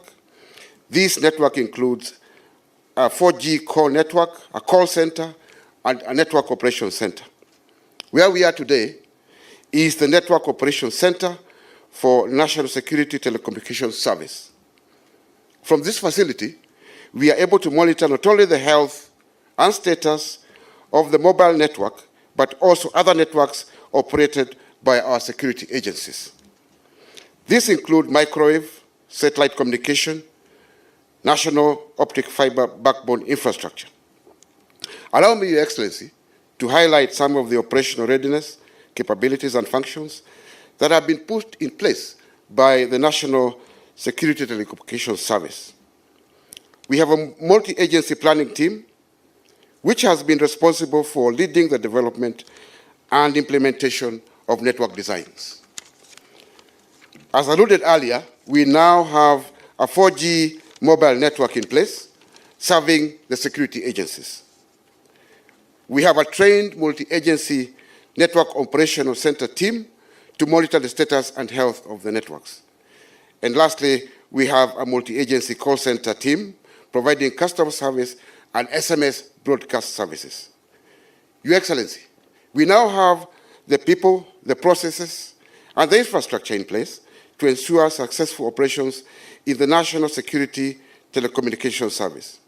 We will do our job to ensure that we meet the needs and objectives of our security agencies. The National Security Telecommunications Service stands ready to undertake this noble responsibility that has been placed on our shoulders. Your Excellency, it's an honor to be appointed the first Director General of the National Security Telecommunications Service, and I thank Your Excellency and the Board of Directors for the trust and confidence. I promise to do the best to deliver on the National Security Telecommunications Service mandate. Today marks a critical moment in the history of our security agency's communication architecture as we embark on a journey that has, from a strategic standpoint, delivered a public safety communication network which is not only a first in Kenya, but also in the region as a whole. Your Excellency, the mission directive that you gave 6 months ago to the leadership of security agencies, and that was to develop an integrated communication system to interconnect all security agencies in both peace and operational theaters towards the enhancement of response to multiplicity of threats to national security has been accomplished.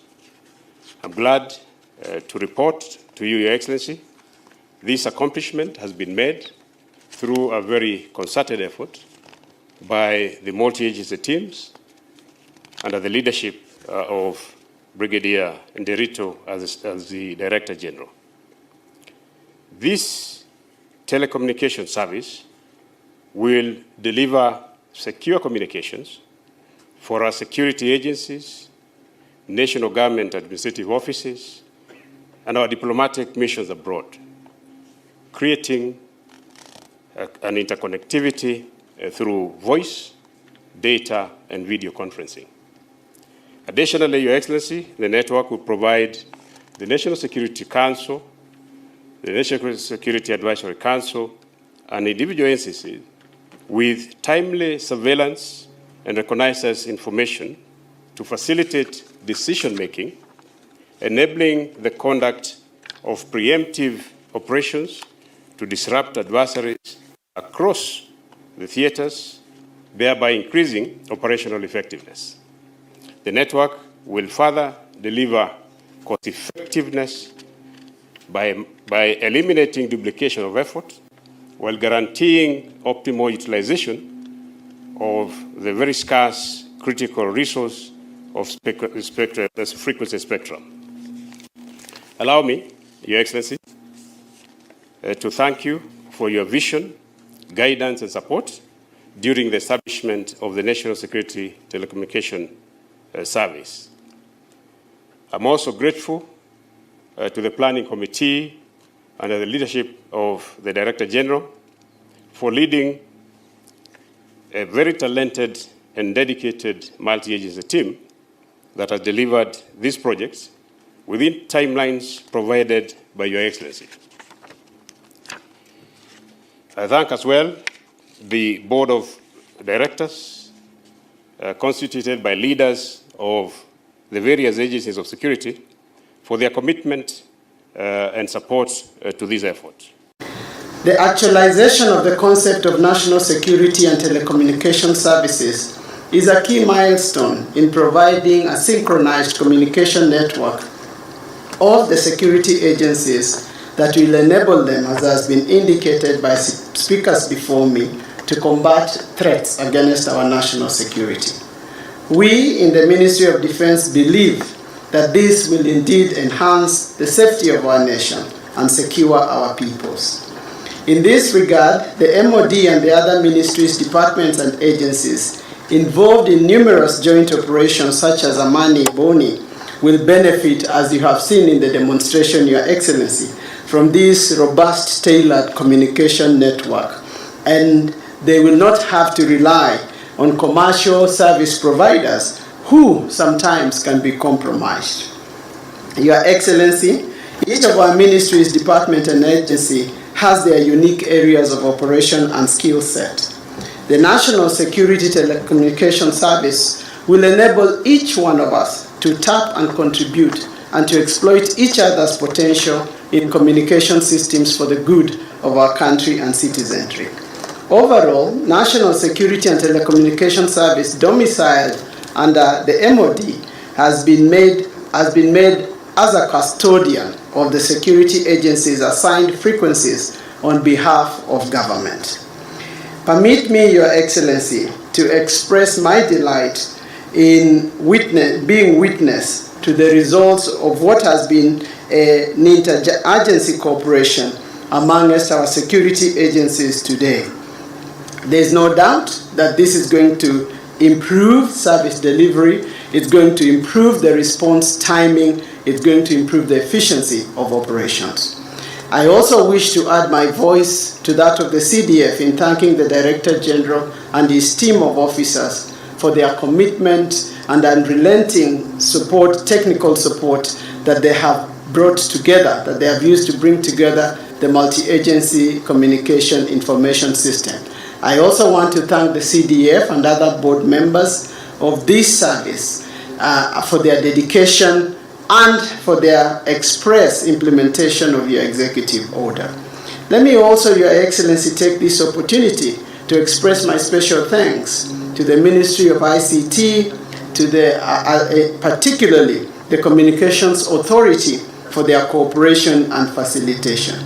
Finally, sir, I also wish to take note of your vision and to thank you for the wise counsel that has led to the fruition of this concept of multi-agency communication and information. There is no doubt that this will go a long way in leading the way as a vanguard in an area that we have leapfrogged beyond many other nations. Let me say I'm also delighted to note that the mandate of the National Security Telecommunication Service will also stretch beyond our boundaries and provide secure communication to our foreign missions and to our security agency teams deployed beyond our borders. Ladies and gentlemen, as has been said, the journey culminating in the launch today began on the 6th of July this year, when I set my hand and issued Executive Order number 4 of 2020, establishing the National Security Telecommunication Service. Today, I must admit that I am very pleased and excited by what the Board of Directors and the management team of the National Security Telecommunications Service has managed to achieve in 6 months. The comprehensive briefing on the communication system developed and its rollout, together with the elaborate tour of this facility, are a clear manifestation of the commendable work that has been achieved. I would also like to thank all our security agencies, the Kenya Defence Forces, the National Police Service, the National Intelligence Service, the Kenya Prison Service, Kenya Wildlife Service, the Kenya Forest Service, the Kenya Coast Guard Services, as well as the National Government Administrative Officers for their cooperation on this mission. I also take the opportunity to thank the Ministry of ICT, as well as the Communications Authority, for the support that they have given to ensure the success of this mission. I take personal pride in the work done by these agencies in carrying out their constitutional mandate of protecting us against both internal and external threats, and the security agencies have continuously protected Kenya's sovereignty and territorial integrity, our people, their rights, freedoms, property, peace, stability, and prosperity, and we continue to thank all of you for the great work that you continue to do. In conclusion, let me once again commend the Board of Directors and the management team under the Director General of the National Security Telecommunications Service for the good work that you have done so far in operationalizing this service, and I urge you to continue at the same pace so as to optimize on the benefits expected from this multi-agency communication information system. The second part, which we have just been told, is going to be rolled out soon. And just like you had told me that this you will do in a year, and we agreed you would do in 6 months, you have told me the other one you're doing in 18 months, so I am requesting you do it also in 9 months, so that we can move together. Sindio namna hiyo?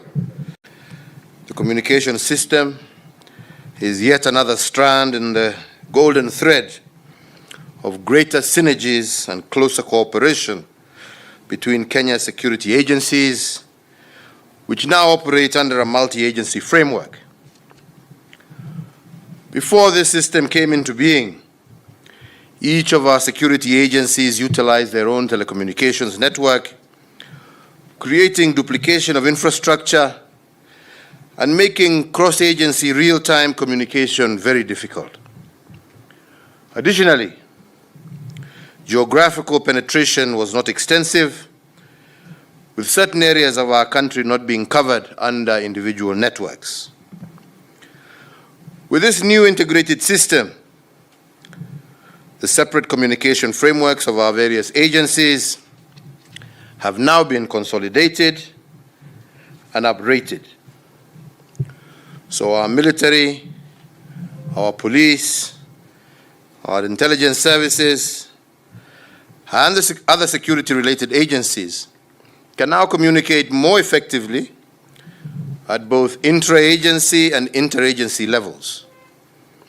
This will enhance coordination of security activities and operations, allow real-time information exchange, and allow our security agencies to better deal with emerging threats in the realm of cybercrime. By providing an integrated, reliable, resilient, and cost-effective secure telecommunications network to cater for operational and welfare needs, the National Security Telecommunications Service is a force multiplier across the security sector. In addition to supporting interoperability, This technological development will enable security agencies to accommodate an increasing number of users and enhance response times to public safety needs.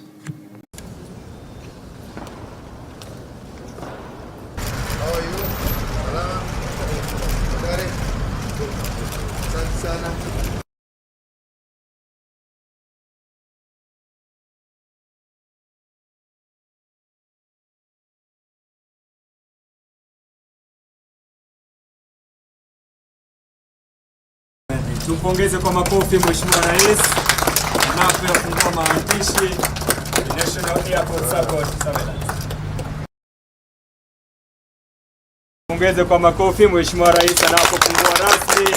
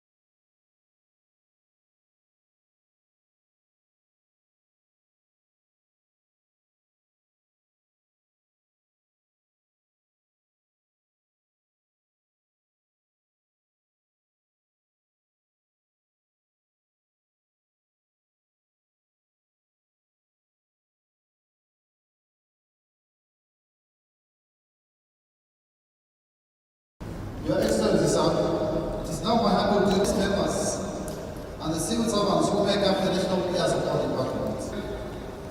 Chief of Safety through higher quality and infrequent servicing. Opening remarks before inviting the Chief. Commander-in-Chief of the Field Forces, the Board of Management of the National Air Support Department, whose objective is to synergize effective service delivery. From your vision of a whole of government approach to instruction to form the National Air Support functioning, and I want to guide the National Air Support and Aviation operations. As a next step, through repair action and streamlining the air assets, the national of this endeavor is dependent upon dedication that the team that is leading this effort. On behalf of the board, when the history of my service commanders, my task, Your Excellency, this morning provide services in an optimal, more efficient, and to make sure we can improve on efficiency as we have over the multi-agency team to thank you for making humble duty in their pleasurable duty. Kenya for the service. This is a privilege to join all of you today. The department is a multi-agency approach to us to work together. And even then, we make progress. In a very uncoordinated manner, this is claiming lives.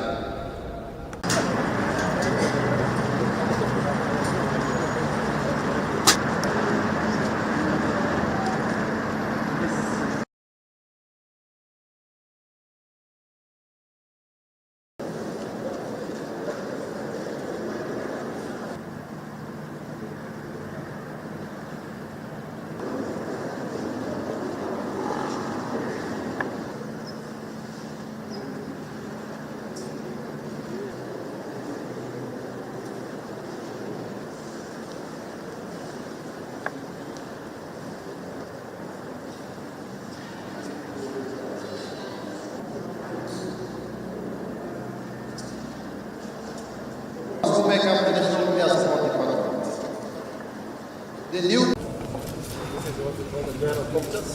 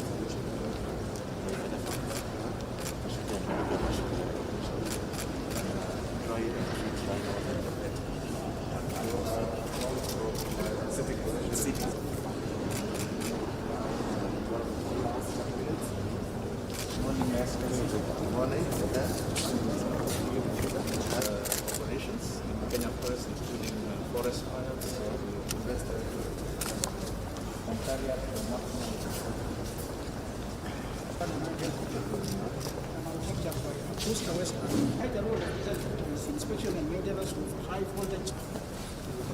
How many people will it carry? Because it is actually mainly for inspection, it can carry on three. And for Medivac, it will carry how many? Two. We have one striker here and on the other side. Over the last 4 months, the multi-agency team from the 6 agencies represented have worked together to implement your guidance and directives, whose objective is to synergize government aviation operations for efficient and effective service delivery. This marks a significant step in the actualization of your vision of a whole-of-government approach to problem solving.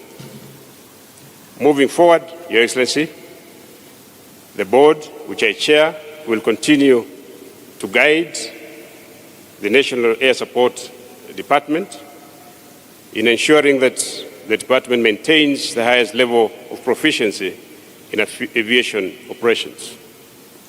As a next step, the National Air Support Department must, in a few months from now, increase levels of aircraft availability through repair action and streamlining of operating procedures.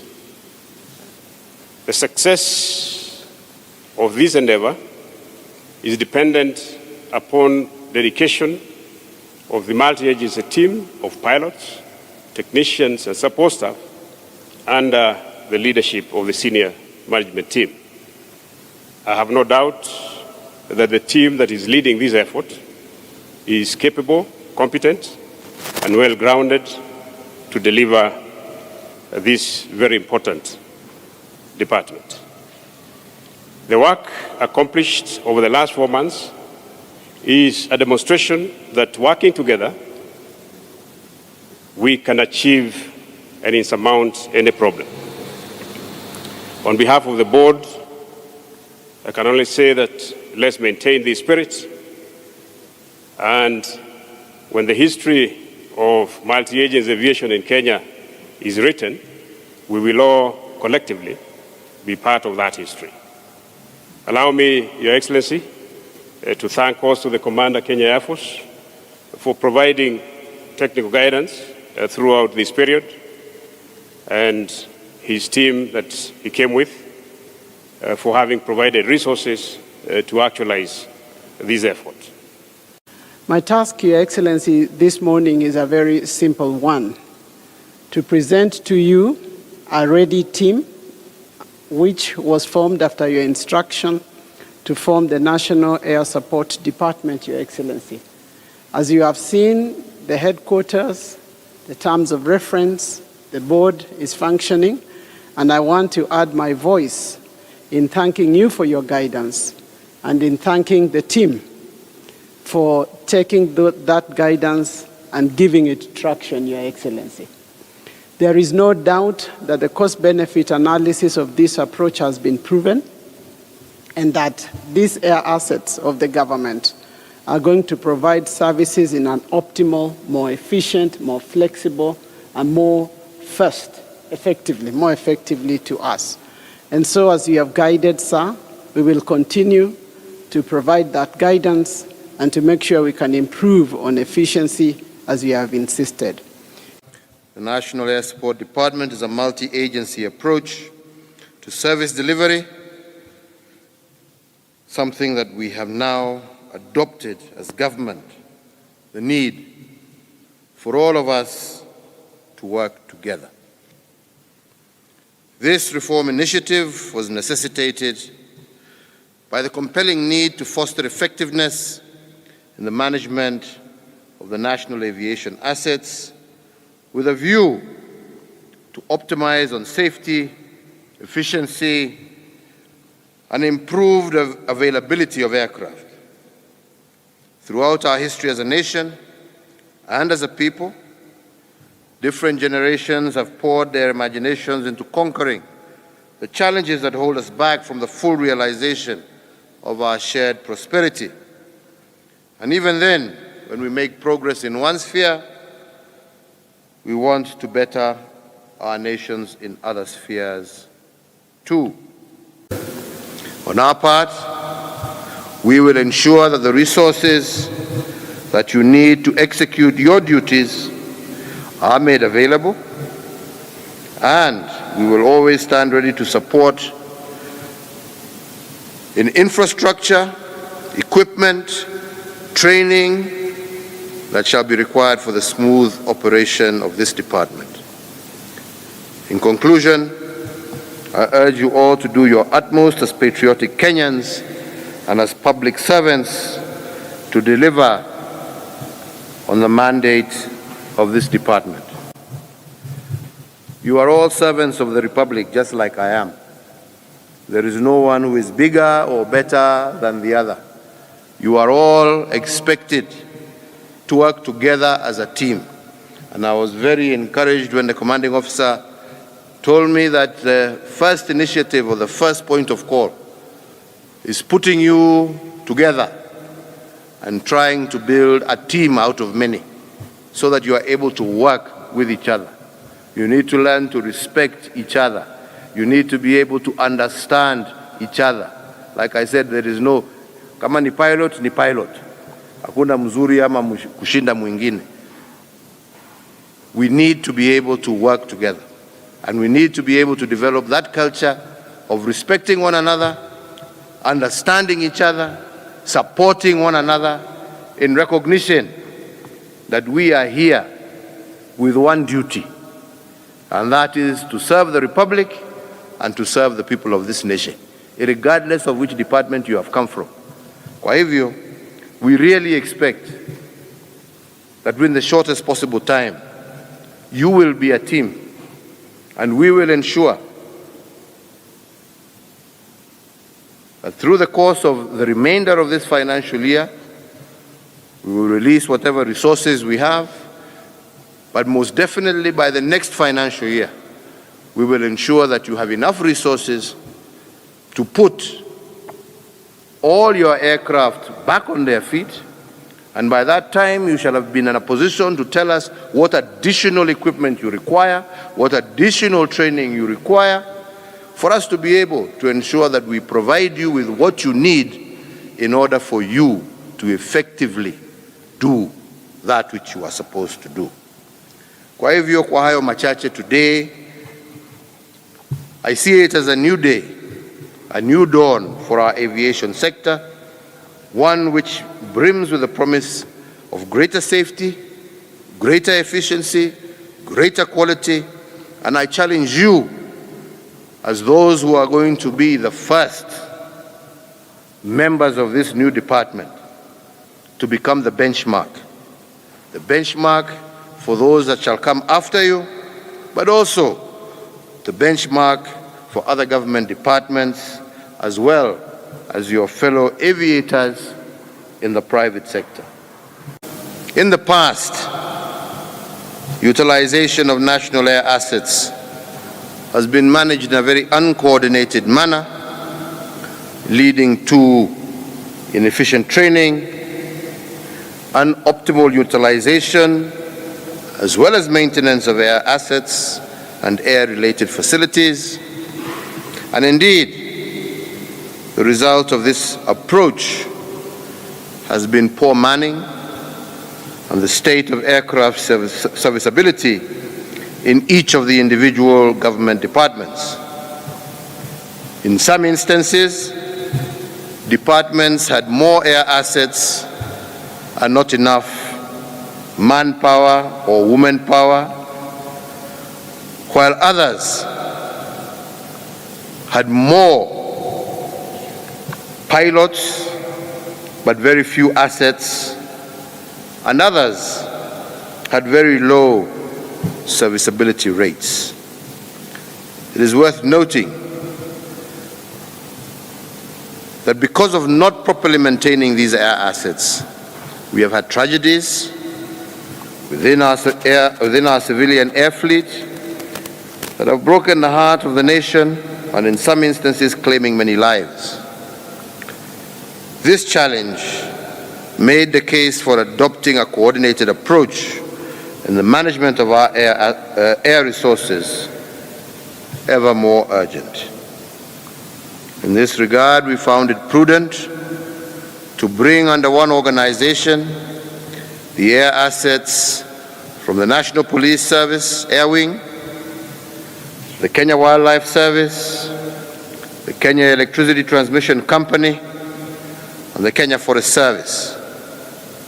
This brings together a pool of air assets totaling 36 aircraft, helicopters and gyrocopters, which we have just seen, manned by 273 well-trained and motivated personnel. Ladies and gentlemen, the enhanced consolidated capacity, no doubt, will provide us with adequate means of transportation for swifter response to situations across every corner of our country. It will also guarantee greater safety through higher quality and more frequent servicing and maintenance checks. Under a single pool, our aviation assets and facilities will benefit from economies of scale and easier upgrading. The combining of experience brought from both the military as well as our civilian aviators will definitely be a great asset to this department. The capabilities and wealth of experience within the National Airspace Department will not only benefit government, but by providing aircraft and equipment maintenance services to private sector air operators, the National Airspace Department will promote aviation safety and reliability across Kenya and the region, and with the added benefit of generating revenue to supplement public funding. I believe Kenyans expect a lot from this department, and we shall therefore hold you all accountable as to the quality of service you deliver. Sisi kama wamama tumekasirika sana kwa sababu ya spika kuamka asubuhi tunaona kwa maruninga zetu vile ambavyo anatusi gavana wetu, vile ambavyo anamuongea vibaya. Sisi kama wamama tumekasirika.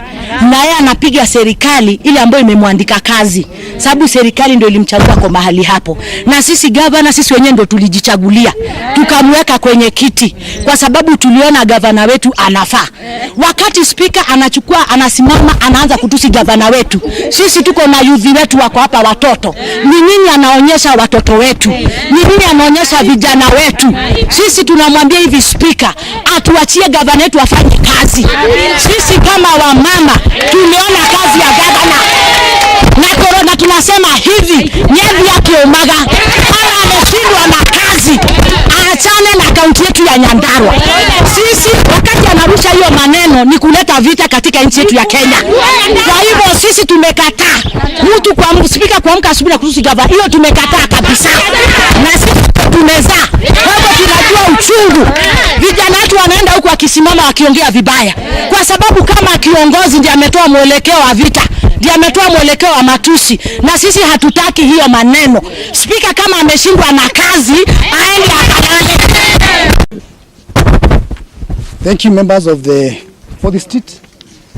With me here I have several members from the County Assembly of Nyandarua, and we came here with one agenda that we have a motion at hand, and that motion, procedurally, we need to give a notice of motion to the clerk.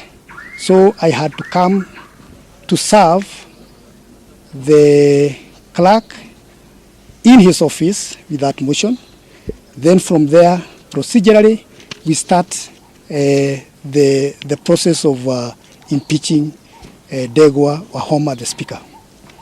And we came to establish, we have just established that the office is closed, which is illegally in law, because this is a public institution, and it is entitled to be open from Monday up to Friday, starting from 8 a.m.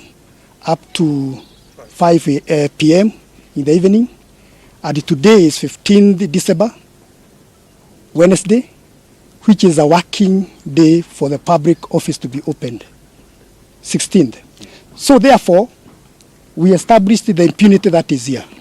You find that the office of the clerk administratively is the one bestowed power to administratively to ensure the learning of the assembly is done in a proper manner.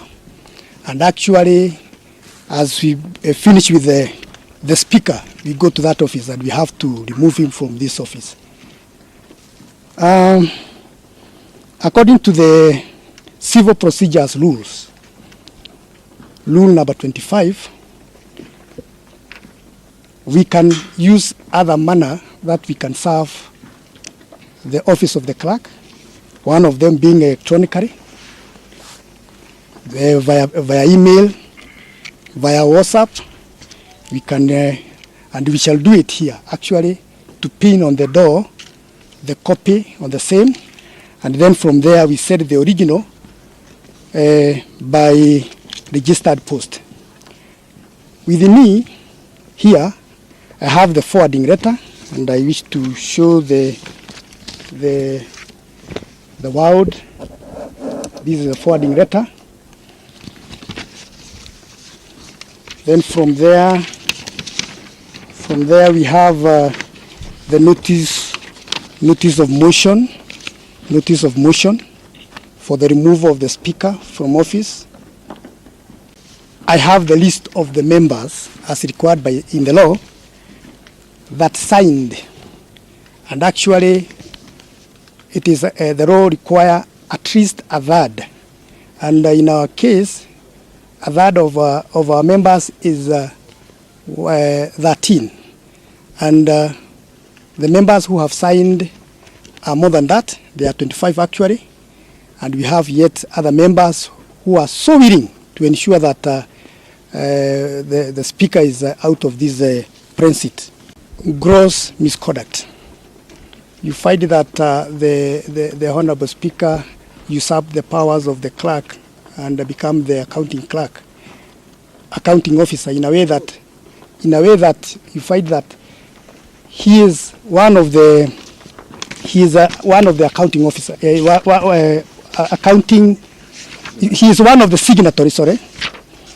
He is one of the signatories, and it is very important to note that in the Chase Bank and Equity Bank, there is some account that with this assembly that actually, being the board chair, he is not entitled to be. The other one is the nepotism. Have more than 5 members of the very same family in this assembly service staff. More than that, we have the speaker usurped, contravening the law by appointing the purported clerk as a senior deputy clerk, which is not allowed in the law. Actually, in the absence of the clerk, in the pecking order, we need to have the deputy clerk. Instead of giving the deputy clerk the powers to become the acting clerk. He contravened the law by appointing another junior of the deputy clerk to become the senior deputy clerk. Automatically, that is contravention of the law. And above that, he is not entitled whatsoever to be in an acting capacity because already 6 months have already lapsed. He is in an acting capacity for more than now 3 years. And there are many allegations, there are many accounts in this motion. Still Njuna, the former councillor kuma kule Gita. Na mundu gwitwo Wahome ni areka maundu matari mega tondu ni akoretwo agithumbura governor na governor ni muthuri muhoreri, muthuri mwega, muthuri tari negene, muthuri muruti wira tondu ni rutite wira ra kwagiriire. Na ithuĩ tu thutha wake na tuko tu thutha wake hindi ciothe. Na ni tuoria mundu gwitwo Wahome. Ogo ni giti arenda eterere 2022. No ti hinda riri ria gututhukiria gavana witu arute wira. Hindi wengi ni ari na gavana wetagwo wariho na noguo muthumburire. Uguo wira ndwarutikire. No riu gavana uyu wiku ni araruta wira. Uguo ri tutikuona kira kiratuma Wahome atinda wakimuthumbura na ni mahitia muno guthumbura muthuri ucio. Sawa. Asa, kama ikirao nitugekaita mimi. Twende kuombe Mungu atotake kira haha. Ukinegena ngamwe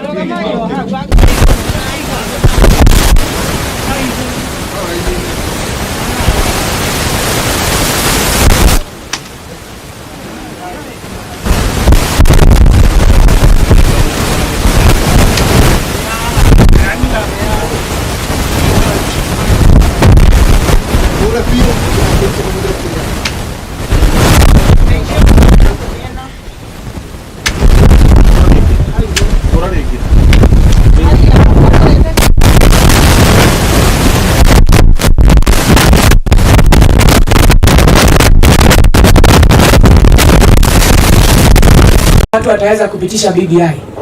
Na mimi wananchi wenzangu wa Laikipia na Nanyuki tushaanza kazi ya kurepeal the AFA Act 2014 ambayo iliweza kujumuisha ukulima wa kahawa, majani chai, pareto, cotton na zile zingine pamoja, ndio wakulima waweze kuangaliwa na boards independent ambazo zitaweza kuangalia pesa ile kidogo mkulima wa majani chai ama kahawa ataweza kupatiwa.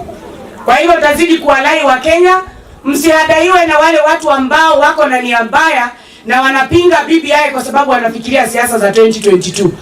Mambo ya BBI ni maneno ya uwiano, ni maneno ya kuleta Wakenya pamoja, ni maneno ya kutoa culture ya winner na loser, ni maneno ya kusema uchaguzi ikikwisha kila mtu aende nyumbani kwa bibi yake na kazi iendelee, tujenge taifa la Kenya pamoja.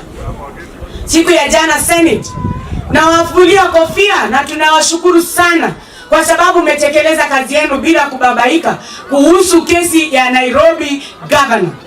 Na niseme ya kwamba misi tunauliza wale wajumbe ambao wako katika mrengo wa deputy president, wacheni kukua watu ambao wako na hypocrisy, kwa sababu nyinyi mnaruhusu feelings za siasa ziwabebe mpaka wakati maskini haki yake na pesa za raia zinaibiwa, nyinyi mnapigia makofi wezi ambao wako ndani ya county governments. Tunangojea kuona magavana zaidi wakiletwa Senate, and we are very happy that we have a Senate that is so independent. na senators ambao wako na kilio ya maskini na raia ambaye anafaa kufanyiwa kazi na governors na county government. Kama governor ni mwizi, apelekwe Senate, ni mwizi akuwe impeached. Kama governor anakula mali ya maskini na watoto yake na bibi yake, apelekwe nyumbani. Lakini hii siasa ya kusemanga ati sijui ni hasara versus deep state versus sijui nini, hiyo ni aibu. Na mimi nashangaa nakuta mpaka kuna maseneta umepatiwa kura na watu yako ukawakilisha kwa Senate, unakataa kutupa kura, unakataa kuvote, una abstain. Abstinence is a sign of cowardice. Watu ambao wamepatiwa kura wafanyie wananchi kazi, na unanyima watu ya Nairobi na watu ya Makueni unawanyima kura zao. Sisi tuliona Laikipia gavana wetu, senator wetu Kenywa, Senator John Kenywa, he voted against the impeachment of Governor Sonko. Tunataka Senator Kenywa uongoze na uongee ukweli, hapana ongea vile wewe unatetea raia, lakini ukifika kule Nairobi unapindua kala, unakuwa wewe unatetea mabenyenye na wezi ya pesa ya raia. Mwizi ni mwizi na hana rangi na hana mahali ambapo anapiga siasa zake. Lazima wezi waitwe wezi kwa majina. Kama governor anakula mali ya raia, hapana kuja kujivijijini unachekelea raia ukisema governor hafanyi kazi, lakini ile magavana wanaletwa kwenu, mnapoa pesa, mnaanza kurukaruka ukisema ya kwamba anaonewa.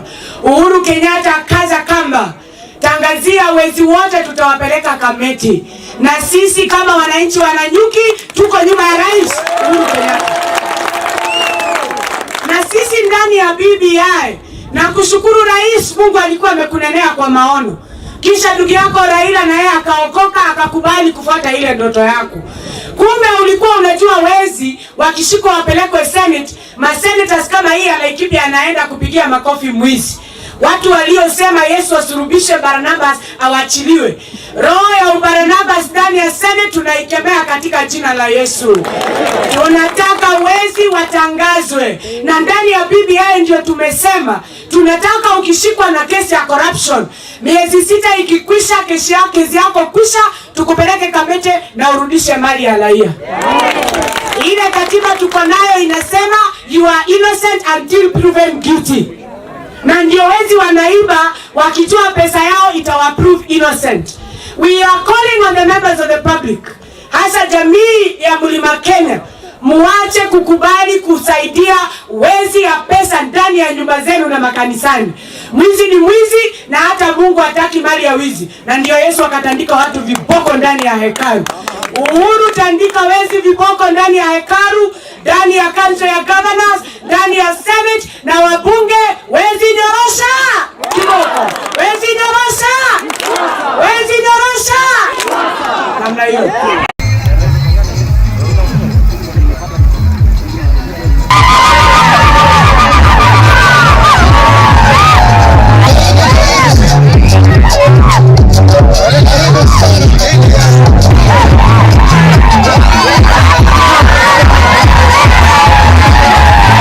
Ningeliomba kwa niaba ya kanisa, wakati tulikuwa na multi-party introduction katika hapa, si wana sarakasi ya kutosha?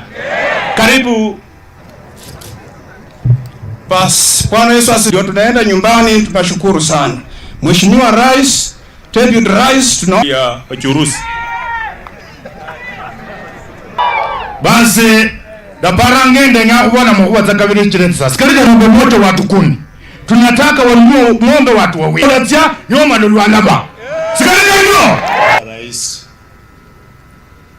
mbunge wa eneo hili, kwamba Malaba ni kubwa, tafadhali jaribu katika hali ya watu ni watu wako, mambo mengine utakionea mwenyewe. Mimi ni retired education ambao wameandamana naye Mheshimiwa Malulu Njende, mbunge wa Malaba. Asante. Nashukuru Harambee ambayo ilileta muungano wote wa makabila.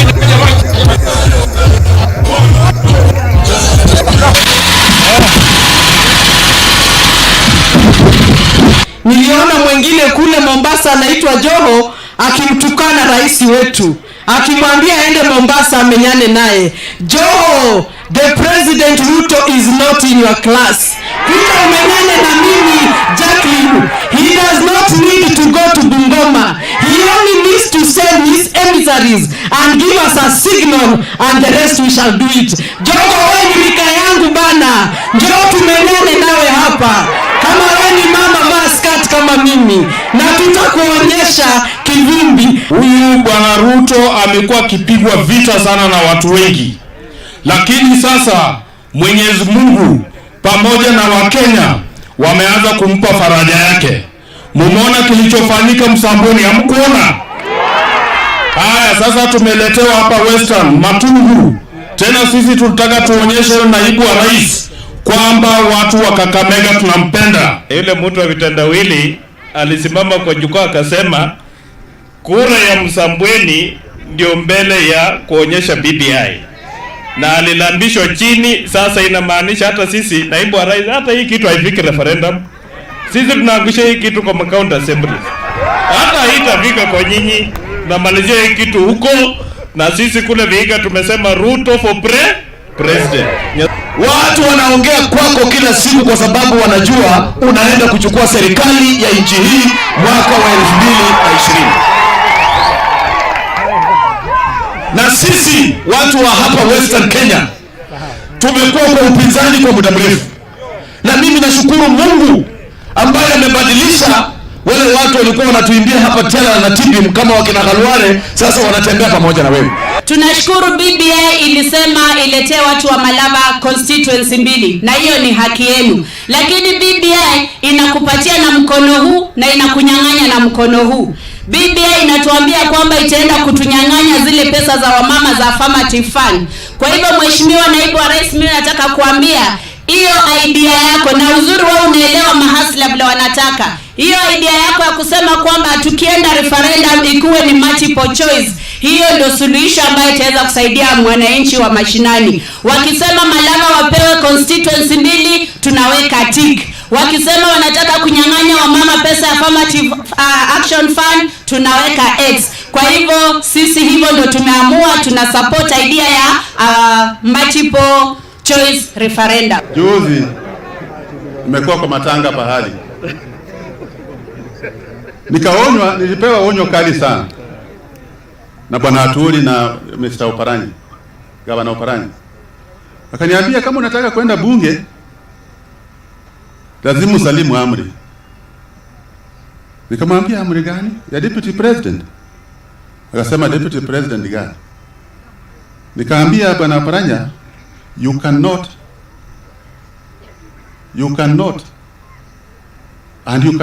dictate the people of Western Kenya. Nikakataa. Muda mfupi Atuli akakuja akaniambia atakuwa na majina ya wale ambao watasimama katika Western. Atasema atakuwa nasoma bwana Njendi. Biblia anasema namna gani? Hakuna huko. Gimose hakuna huko. Nikamwambia mimi nitaenda bunge. Nitafuata Mheshimiwa Naibu Rais. Semeni Oparanya tawe. Atuli tawe. But I want to appreciate you, Your Excellency, kwamba umekuwa kweli mtu wa kusoma Biblia. Kwa sababu Biblia inasema ukiwa unachunga kondoo 100 na moja ipotee, wacha 99 kando, fuata ile moja ambaye ilipotea, urudishe kwa sisi. And you have done exactly that. Kwa hivyo Malulu Njendi, sikia watu ulikuwa kwa njia ukienda Damascus, lakini hiyo mimi sitaki kusema, but I want to say wewe hapa ndio nyumbani. Mahali mimi wa class prefect niko ndio utafuata, na hata pia mimi sitakubali uweze kupotea mwelekeo tena. Na Malulu, unajua wewe ukikuwa kwa nyumba kama umefunga mlango kwa nyumba, vile huko kwa hii nyumba ya William Ruto na Jubilee, sisi wote hasla nani? Mtu akipapasa kwa dirisha, wewe unaendelea kufocus, kumobilize na kusonga mbele. Ukijua mlango mbele na gani umefunga, si ndio? ndio mambo yaende mbele kabisa. Hii Kenya kuna kabila moja ndio wa kuamini si rahisi, kabila ya Waswahili. Tuliambia watu wa Mombasa huyu Raila ni mganga, ni mkora, walikuwa wagumu kabisa. Lakini juzi leo tumekuwa kule Msambweni, kama Mswahili ameamini kwamba Raila ni conman, mtu kumbavu, amekataa mpaka ameshindwa huko. Sisi Waluhya ni jirani ya Raila Odinga, tabia yake yote tunajua. Akiamka asubuhi mahali anaketi tunajua. Kwa hivyo akanashua huyu mheshimiwa naibu rais, sisi hatukuunga wewe mkono, hatutukuzi wewe. Tunakuunga wewe mkono kwa sababu wewe unaelewa matatizo ya Wakenya wale wa chini zaidi. Kwa mambo ya kuelewa matatizo ya Kenya, wakitoa hii kichwa yako waekee Raila Odinga anakuwa mwenda wazimu sababu ya akili nyingi ya kuelewa matatizo ambayo Mkenya wa kawaida anapitia kila wakati. Yaani ningependa kumwambia gavana wa Paranya na kumwambia Raila, wewe Raila, mimi sikutarajia kukutana na wewe Raila. Na wewe gavana, wewe tuliongea na wewe huko, umeniambia tunaenda kuona Raila, si ningekataa? Ukanipeleka huko kwa Raila, tukaongea ile maneno tunaongea, hata mimi sikuwa naelewa, hata mimi nikaanza kushangaa. Mimi nataka mambo ya constituency na wewe unaniongelesha mambo ingine. Sasa hiyo maneno ya Waparanya, maneno ya Raila, mimi nasema riswa.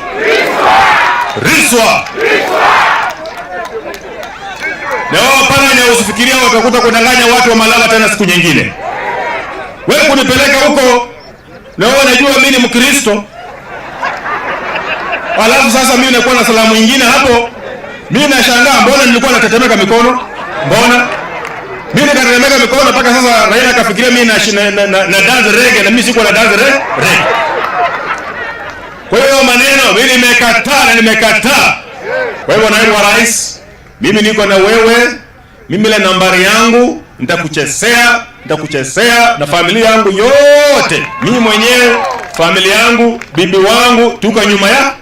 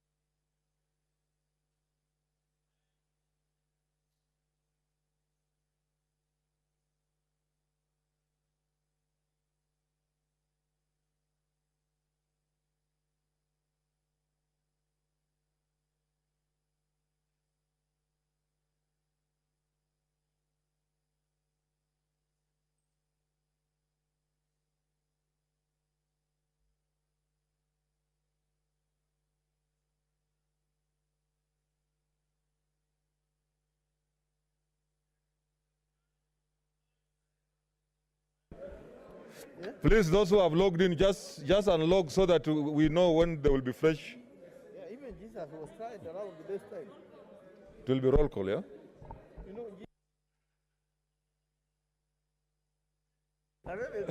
Okay, let's take our seats. Order, members, order.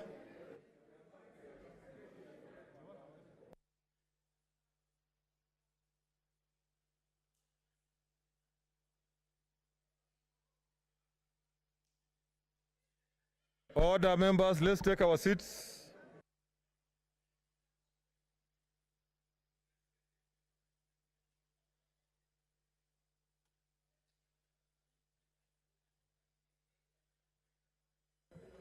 Order, take your seats.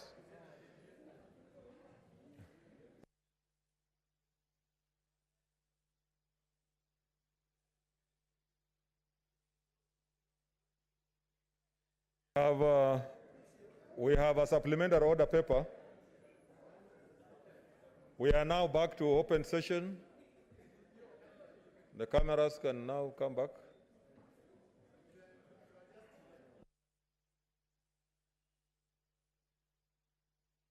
Order, members. Let me call the clerk to read the next order. Order number 3, notice of motion. Leader of majority.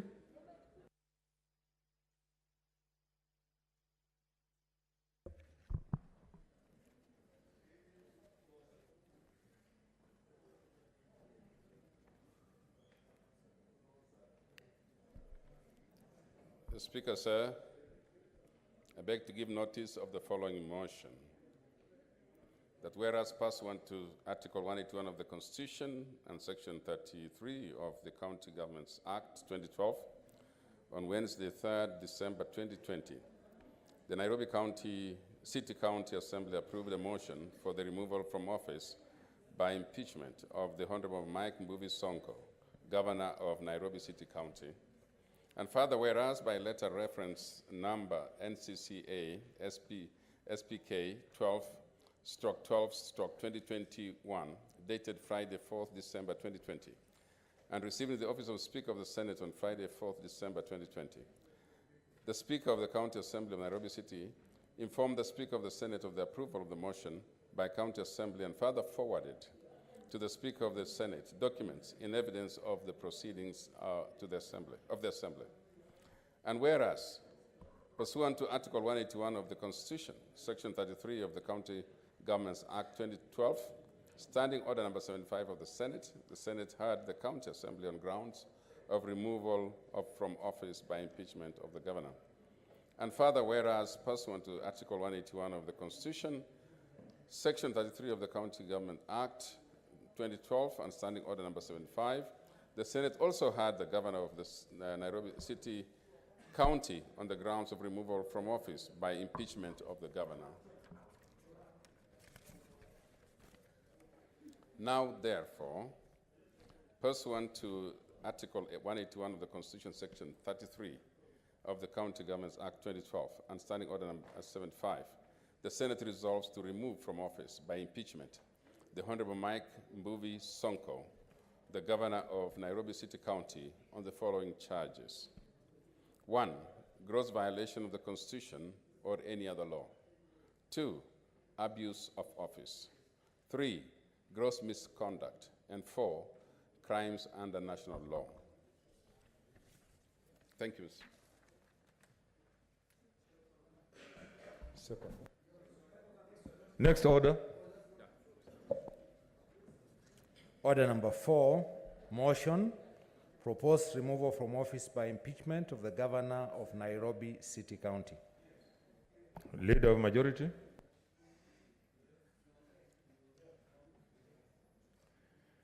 Mr. Speaker, sir, I beg to move the following motion. That whereas pursuant to Article 181 of the Constitution and Section 33 of the County Governments Act 2012, on Wednesday, 3rd December 2020, the Nairobi City County Assembly approved a motion for the removal from office by impeachment of the Honorable Mike Mbuvi Sonko, Governor of Nairobi City County. And further whereas by letter, reference number NCCA/SPK/12/2021, dated Friday, 4th December 2020, and received in the office of the Speaker of the Senate on Friday, 4th December 2020. The Speaker of the County Assembly of Nairobi City informed the Speaker of the Senate of the approval of the motion by a County Assembly and further forwarded to the Speaker of the Senate documents in evidence of the proceedings of the Assembly. And whereas, pursuant to Article 181 of the Constitution, Section 33 of the County Governments Act 2012, and Standing Order 75 of the Senate heard the County Assembly on the grounds of removal from office of the by impeachment of the Governor. And further, whereas pursuant to Article 181 of the Constitution, Section 33 of the County Governments Act 2012, and Standing Order number 75, the Senate also heard the Governor for Nairobi City County on grounds of removal from office by impeachment of the Governor. Now, therefore, pursuant to Article 181 of the Constitution, Section 33 of the County Governments Act 2012, and Standing Order number 75, the Senate resolves to remove from office by impeachment the Honorable Mike Mbuvi Sonko, the governor of Nairobi City County on the following charges. 1, gross violation of the Constitution or any other law. 2, abuse of office. 3, gross misconduct. And 4, crimes under national law. Mr. Speaker, the matters here are straightforward. It is a constitutional duty of this Senate to take up this matter. We shall neither shy from it nor be intimidated. We must move in this direction and make decisions. Mr. Speaker, we have heard evidences the last 2 days. We have listened. In your own words, Mr. Speaker, you called it some boring session. It will be boring, but we heard. And I want to thank, Mr. Speaker, members, all the senators. The numbers proved to you, Mr. Speaker, that senators paid keen attention to the presentations on both sides. And everybody has been given a chance to be heard. And so, Mr. Speaker, this is a time of reckoning.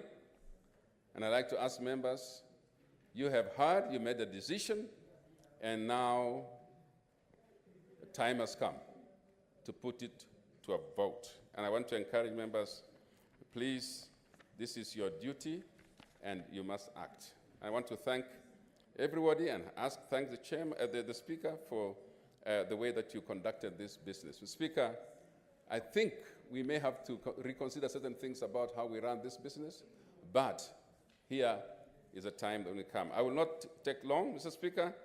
I'm going to move and ask the leader of the minority to second. I beg to move. Thank you, Mr. Speaker.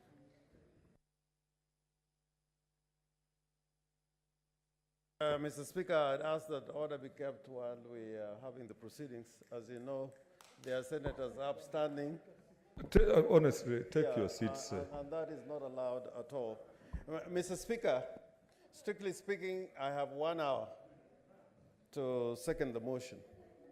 But being cognizant of the importance of this motion, I beg to second. And Mr. Speaker, I want just to make the following remarks. The question of removal is not a question that can be made by any one single senator, but on account of the aggregate vote of all the senators as an expression of the resolution of the Senate. Mr. Speaker, I want to place before you certain matters which are in the Constitution to draw a contradistinction. And if the Attorney General Emeritus and the judge... Order, Senators, Emeritus. Emeritus Please. And the judge. Let's make it easy for him to second them. The judge is on his feet and he's supposed to be judge. Yeah, I don't know how he's going to judge.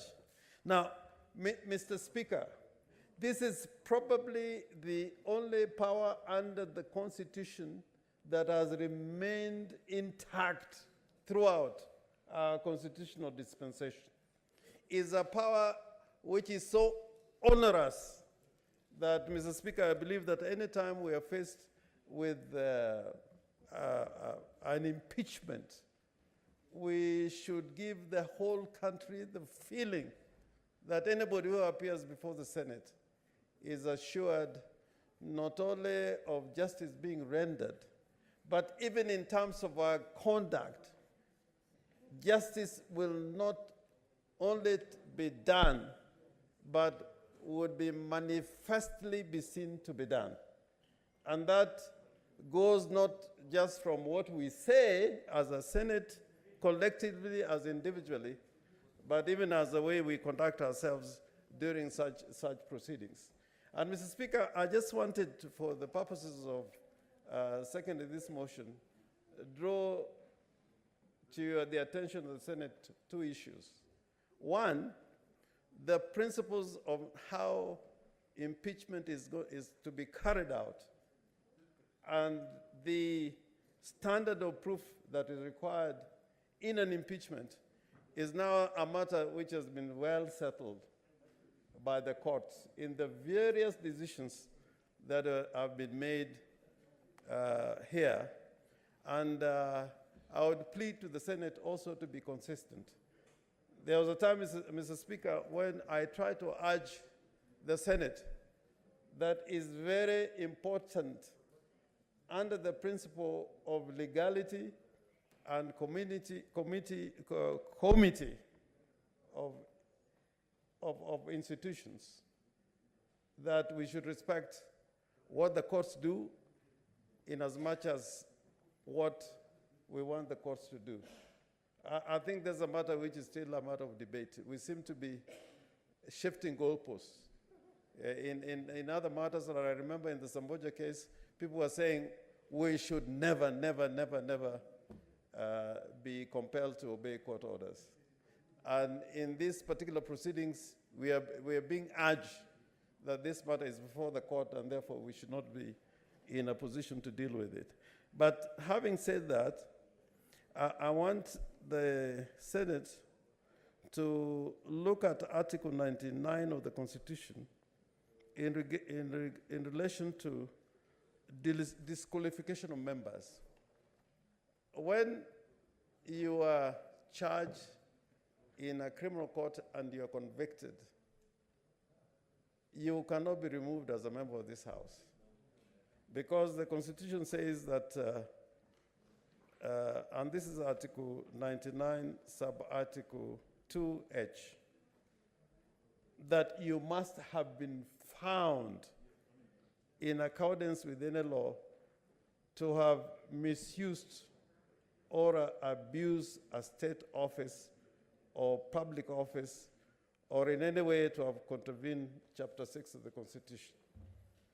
That is why it is possible for a member of parliament who has been convicted of an offense can continue to be a member of the House until the appeal process is exhausted. And I think we have examples in the county, in the National Assembly.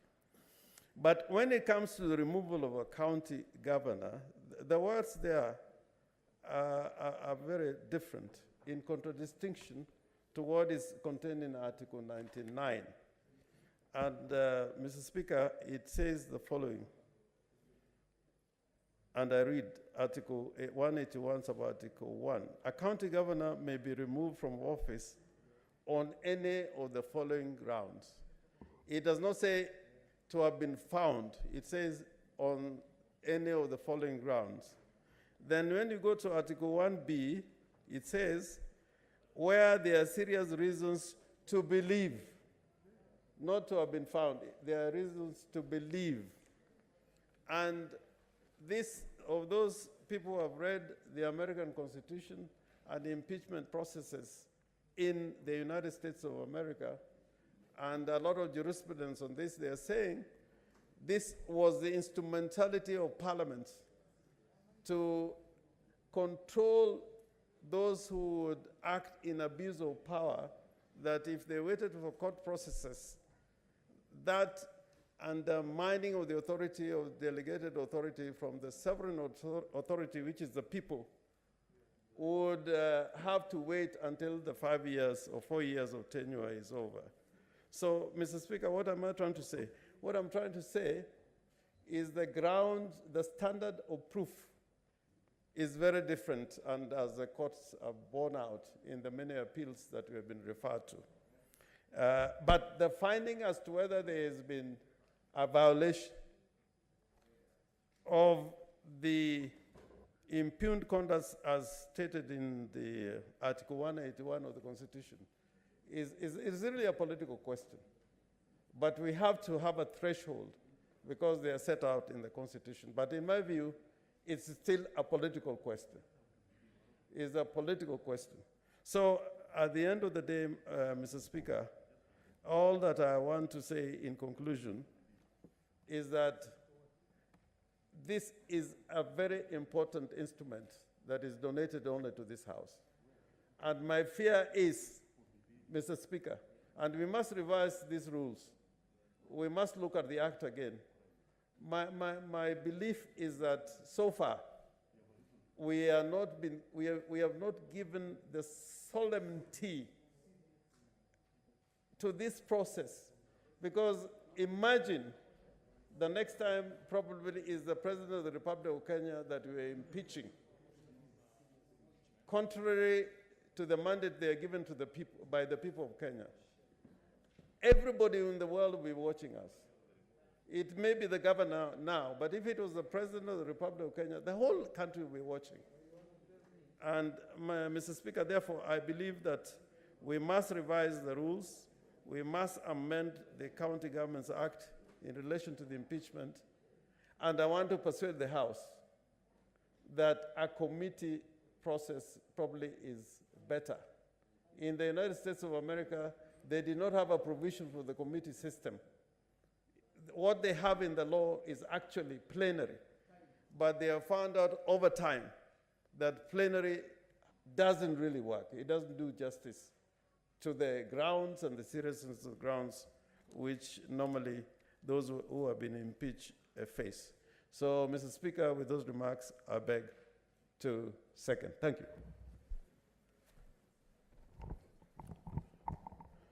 Honorable Senators, I now propose the question, which is that whereas pursuant to Article 181 of the Constitution and Section 33 of the County Government Act 2012, on Wednesday, 3rd December 2020, the Nairobi City County Assembly approved a motion for the removal from office by impeachment of the Honorable Mike Mbuvi Sonko, Governor of Nairobi City County.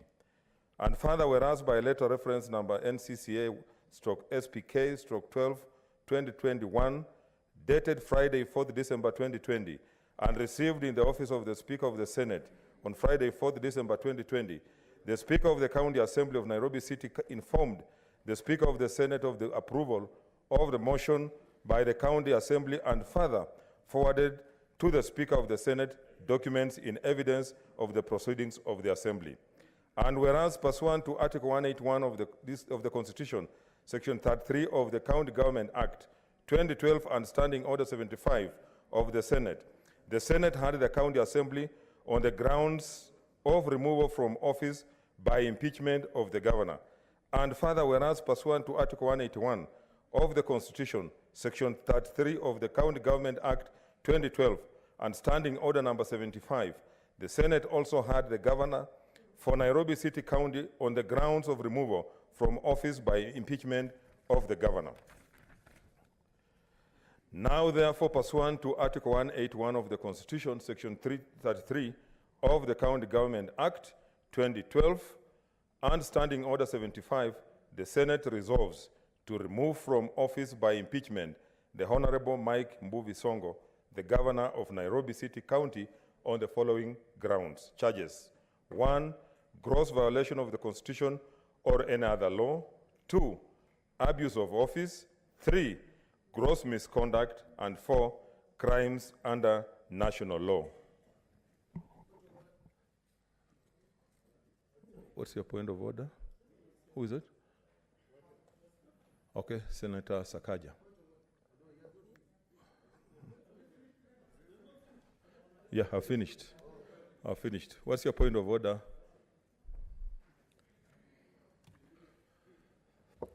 Mr. Speaker, sir, I stand under Standing Order 106 on limitation of debate, which clearly says that the Senate may, on a motion made by any senator in accordance with the standing order, impose a limit in respect of debate or any particular motion or bill by allocating a limited period of time for such debate, or by limiting the time during which senators may speak in such debate, or by imposing such limitations. Mr. Speaker, Standing Order number 106(2) clearly says that such a motion may be moved without notice. I beg to move this motion, Mr. Speaker, that this debate be limited to 3 minutes per speaker, Mr. Speaker, so that, Mr. Speaker, we save time. Mr. Speaker, I want to call upon Senator George Khaniri to second this motion. Thank you.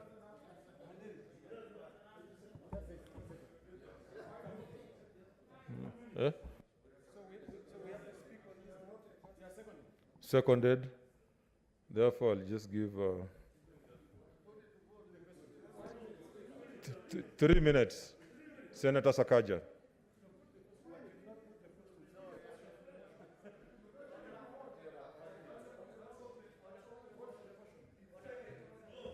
Thank you. Thank you, Mr. Speaker. Mr. Speaker, I'd like to... Senator Kindiki Kidure. I'm not the Speaker. Yes.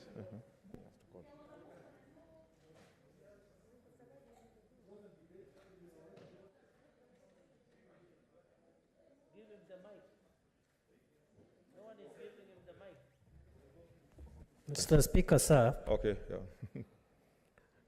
The Senator for Kakamega County has moved a procedural motion, and properly so, which has been seconded by the Senator for Vihiga County. However, Mr. Speaker, sir, with tremendous humility, I believe that the Speaker of the House must take a vote, a viva voce vote, to ascertain whether that motion has been passed before we can progress. Because I am of the opinion, Mr. Speaker, that talking about removing of a governor is not a small matter. As many senators as possible should be able to speak for at least 5 minutes, to at least to say something. Minimum 3 minutes. By the time one rises up, time will be over. So, Mr. Speaker, I'm begging. But if it is the opinion that we do 3 minutes by majority, I'll abide by the decision of the House. Okay. A motion has been proposed to limit the time of the motion and seconded. Now I propose the question, which is that the time for this motion be limited to 3 minutes. As many are of that opinion, say aye. Aye. As many are of contrary view, say nay. The ayes have it. Senator Sakaja.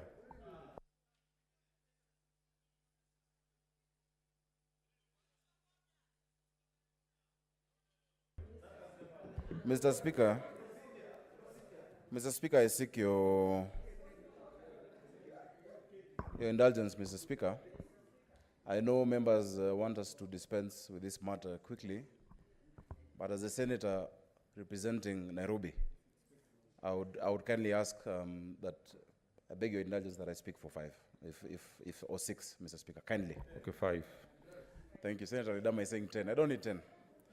Mr. Speaker, as I speak to this motion, Mr. Speaker, kindly advise senators not to address me, to address you.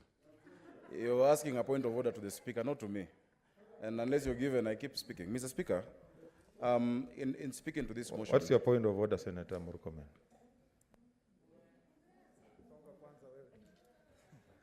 Mr. Speaker, there is a tradition which has been established in this House.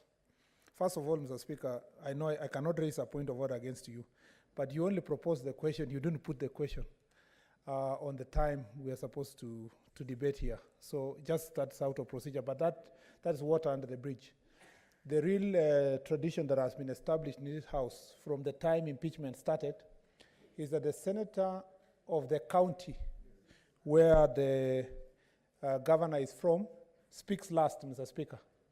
And it's a tradition that has been established because he speaks last, and generally there's always an indulgence to give him more time. And there's a reason why he should speak last, is so that then he can sum up everything, Mr. Speaker. And you know, generally there was a tradition. So I want to beg my friend Senator Johnson Sakaja, if he can wait for the other members to contribute first, so that then we can follow. Okay, Senator Sakaja, is that okay? Mr. Speaker, I acknowledge tradition. These are House of Rules and tradition. I have much to say. I will abide and speak last, but I hope that what I wanted to say will not be clouded by what members say. But I urge that even if I speak last, you still give me an extension of time when I speak, Mr. Speaker. Okay, Senator Isaac Mwaura.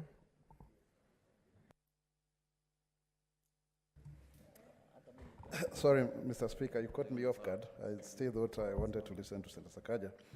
But I want to really say that this whole process of impeachment is a far much better, improved version than the way in which we impeached the governor for Kiambu, Bernard Waitito. I think I saw a lot of civility from the senators and also the cross-examination from the council. And that is something very commendable, Mr. Speaker. But I also want to say that we really need an impeachment procedure law so that we are very clear that it is not whimsically possible to just make a determination as to whether we really have a case for a plenary or for the committee based on maybe what may have happened by a certain committee or certain persuasions of the moment. But Mr. Speaker, having said that, it is my opinion that indeed, yes, the governor has a case to answer. I think I was moved personally by the charges against him, especially around gross misconduct, issues to do with variation of tenders, and there's a topic I keep on talking about called development corruption, where you use development money meant to help the poor Kenyans, you divert them by compromising on the standards of that project so that then those monies end up in people's pockets. It was clearly demonstrated to us by the county assembly that a lot of monies were actually diverted from a stadium project, and further, quite poignantly and sad, that monies meant for bursaries have actually been diverted to pay lawyers. And you know, this is a very clear conduit for self-enrichment of legal fees that would not otherwise be quantifiable. I don't know, Mr. Speaker, whether it is the amount of English, and today we've had a lot of it, that then would amount to the hundreds of million shillings that have been diverted. And Mr. Speaker, now that I can see the yellow line, I want to say that really we owe it to this country to have governors having the highest threshold of decorum. We want people who, when they look at their TVs, at our TVs, they will see that these are honorable people who have been elected to office to serve. And in my opinion, Governor Mike Mbuvi Sonko has not presented himself in such a manner. I think he's a very good example of someone who, in my opinion, who should not have even been elected to the office of the governor of Nairobi. And I so ask that this honorable house do make its considered opinion so that we... Senator Olekino.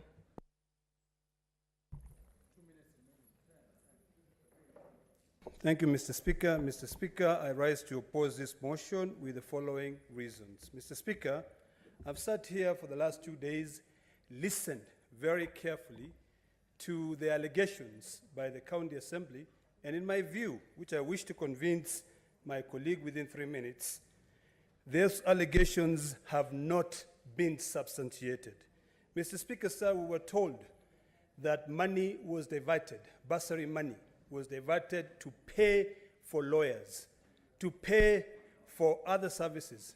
But the evidence which was presented by the county governor spoke differently. Mr. Speaker, we were given documents from Central Bank that showed that that was stopped. Mr. Speaker, sir, what happens? Normally, when you're processing a payment, it leaves IFMIS and it goes to IB.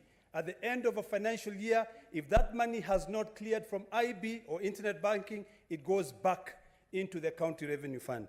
Mr. Speaker, sir, with my 2 minutes left, the issues that we have been entertained here with revolve around 3 particular issues. One, Article number 187, 2A and B. And this is a matter that this House must sit seriously and consider, because when it says that arrangements shall be made to fund transferred services, it does not say the national government should put together a legal framework to transfer those services. This is a threat to devolution, and we must be alive to that. The second issue, Mr. Speaker, has got to do with the relationship of the Treasury, the County Assembly, the County Executive, and this new entity called NMS.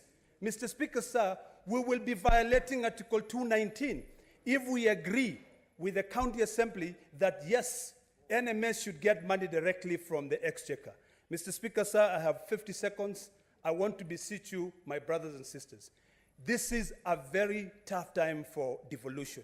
If we agree to violate Article 187, 2A and B, and Article 219 of the Constitution, we will be doing us a disservice. In the last few seconds, Mr. Speaker, sir, I'd like to end with a quote from the Bible, Proverbs 12:22. It says, lying lips are an abomination to the Lord, but those who deal truthfully are his delight. I wish to beseech you to deal fruitfully and truthfully. I thank you, Mr. Speaker. Senator Cheriot. It's not there. Senator Langat Christopher. Thank you, Mr. Speaker, for giving me this chance also to say something. I want to oppose this particular motion deeply. One is because of procedure. The fact that if we are not careful as the House, I want to say that the irregularities that are happening in the county assemblies are likely to translate to this particular House, Mr. Speaker, sir. And I want to say it was not very clear up to this particular time if the threshold was met clearly in the county assemblies. And I want to say that unless we are careful, sooner or later, this particular House will be converted by the MCAs as a lynching ground to the governors. Governors are now under fear. They fear a lot. They fear their MCAs, and they fear that they will be brought here to be lynched. So we need to protect the devolution by actually, we may not actually, we may not be having substance on what actually the governor gave, but the procedure is faulty. You could see, and everybody even here, is not, it is not clear to all of us if those particular MCAs who are in Mombasa, if they actually voted, Mr. Speaker. So I want to say that the faulty process produces faulty results. And I want to say we must be careful on the procedures that are taking place in the county assembly, or we risk this House becoming a lynching ground for the MCAs actually who have got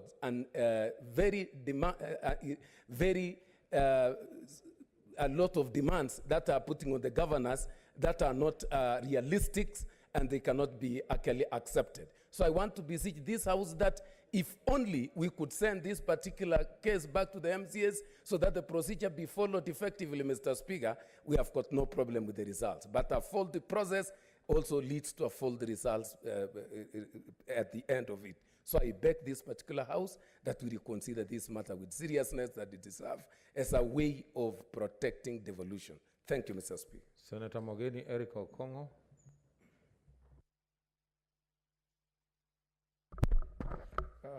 Thank you very much, Mr. Speaker. Mr. Speaker, this is the fourth impeachment we are doing in less than 3 years as senators. And I think for those who have served more than one term, there would even be more. Mr. Speaker, we are sitting as a jury, it's a judicial proceeding, as a court of law. It's important, Mr. Speaker, that in the eyes of anybody who comes before us, to see that not only has he or she been subjected to a process that is fair, but that he has also received justice. Mr. Speaker, the way we conduct these proceedings need to be reviewed going forward. Mr. Speaker, if you go to the United States of America, an impeachment of a president is done under a serious investigation. I remember that during the impeachment of Richard Nixon, Hillary Clinton was one of the attorneys that were assisting with gathering evidence against the then sitting president. But as we speak here today, Mr. Speaker, you have seen that there are many instances where we are not able to get proper assistance from advocates who appear for the respective parties. We asked issues touching on whether orders were served. We were trying to get proper records from the assembly. We were told we ought to have summoned the clerk to appear before us to, to give us further evidence. Mr. Speaker, we really must put in place a body that should review the way we conduct this inquiry so that parties and Kenyans in general can have confidence. Mr. Speaker, this is like when you face an election petition. When you have received the mandate of the people to be their leader and you are taken to an election petition court, you expect fairness and you expect justice, and the verdict that is passed against you should be one that enjoys the confidence of the people that voted for you. But in conclusion, Mr. Speaker, our governors must also know, going forward, that if you violate our constitution or if you violate any law, then you may risk losing your seat. Mr. Speaker, Richard Nixon was impeached just for not Richard Nixon, Johnson, just for violating the Tenure of Office Act, a simple act of sacking the war minister, Edward Stanton, provoked an impeachment motion, which was passed. So any governor must know that if you... Senator Murkomen.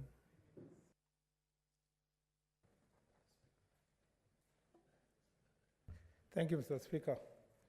Mr. Speaker, I want to thank both the councils for the governor and the county assembly for the work they did. Mr. Speaker, to agree with many of our colleagues who said that an impeachment process, though legal, has a lot of political implication. This House is presiding over the fourth impeachment procedure this term. And like last term, Mr. Speaker, this term of the 4 impeachment processes, 3 have an element of state sponsorship. 2 particularly have a full support of the state, including this one. Mr. Speaker, I have a problem with that. I have a problem because if the national government will use its machinery, both, Mr. Speaker, security machinery and resources that are given by the people of Kenya to impeach a governor, then lies the danger. Mr. Speaker, Article 96 was not established by accident. Article 96, which says that the Senate shall protect counties and county governments, was put in place because it was known that there is a danger that county governments are facing. Where is that danger from, Mr. Speaker?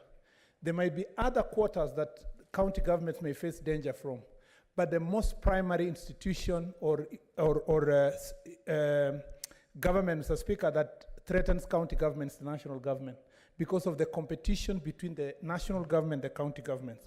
Today, from the witnesses and from the testimony we've heard from the Nairobi County government, all this is about control of the 10%, Mr. Speaker, of the country in terms of its economy. It is 60% of the GDP Nairobi County. This is about power. It's about the transfer of functions agreement. It's about the establishment of the Nairobi Metropolitan Services, Mr. Speaker.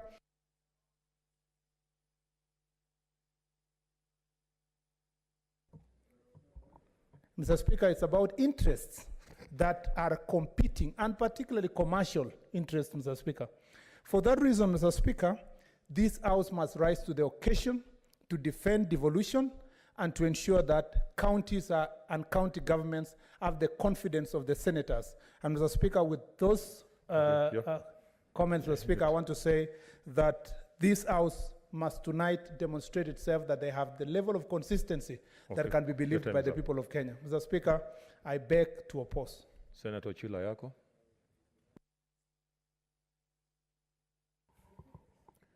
Thank you.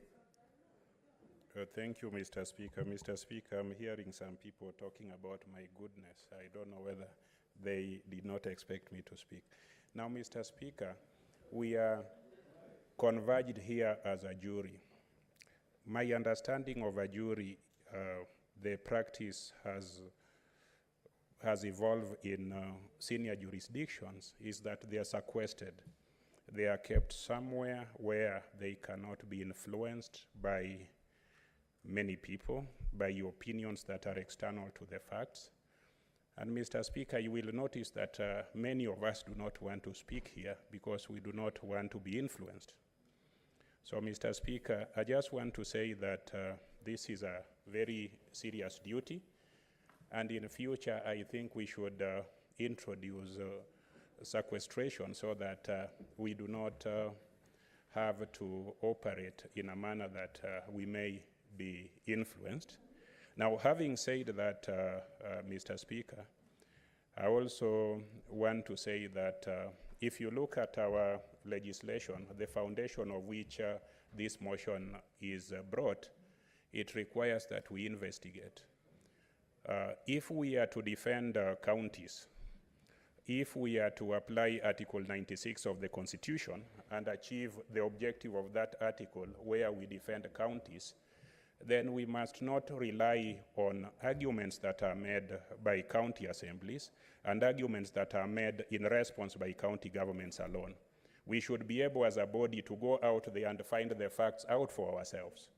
Because in matters that are adversarial, those who are better equipped and those who are better prepared will become persuasive. That is the dilemma in which we find ourselves in.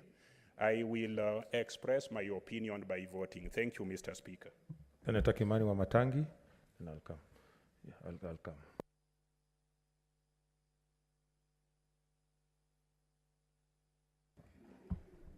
Thank you, Mr. Speaker. Mr. Speaker, I want to first begin by appreciating, and I think it's important for members of the public, because there has been that debate all along, whether if we conduct our business in plenary or whether we go to a committee, which way is justice served, Mr. Speaker? And I think it's important that members of the public who have been following these proceedings understand that this House is above reproach, and that whichever way we prosecute these matters when they come, Mr. Speaker, that at the end of the day, senators make a conscientious decision that eventually will give the verdict of what each senator is convinced has happened. But Mr. Speaker, just two quick issues I would like to address that I think are pertinent in the future. First, Mr. Speaker, is I believe we need to readdress the procedure of how we deal with these impeachment processes, Mr. Speaker, because we might run the risk of compromising a very important tenet and virtue of this process, and that is believability.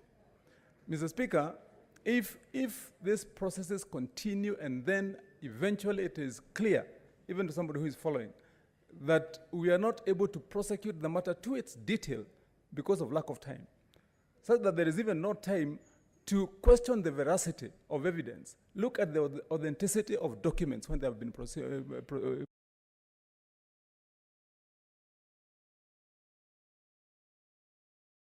of this House as one that is given that constitutional duty. Mr. Speaker, secondly, I believe, Mr. Speaker, that what we are seeing when these processes start is not what is intended in the Constitution, Mr. Speaker. At one point in the process, Mr. Speaker, it ended up being a contest between MCAs. You ask, if this side brings an MCA, and they are trying the other MCAs on the other side, is this a contest between members of the same county assembly that who have come here to say this one said this one did not do this? Indeed, it almost reduced to a contest between lawyers. So you find there's one lawyer questioning the authenticity and the integrity of the other one, Mr. Speaker. I believe, for example, at the county assembly level, when the decision is made there, if it has been made correctly, when the matter arrives here to the Senate, then it is virtually the accused against his allegations for the Senate to listen to, but not a contestation between whether there was a lying MCA and there's a truthful MCA and there's another group in there, Mr. Speaker. So we should be asking ourselves, is this process finally serving devolution by the way we are prosecuting it, Mr. Speaker? And I believe we are going to make it fine, we are going to make it better if, Mr. Speaker, we qualify the process by ensuring. Senator Wambua Kio.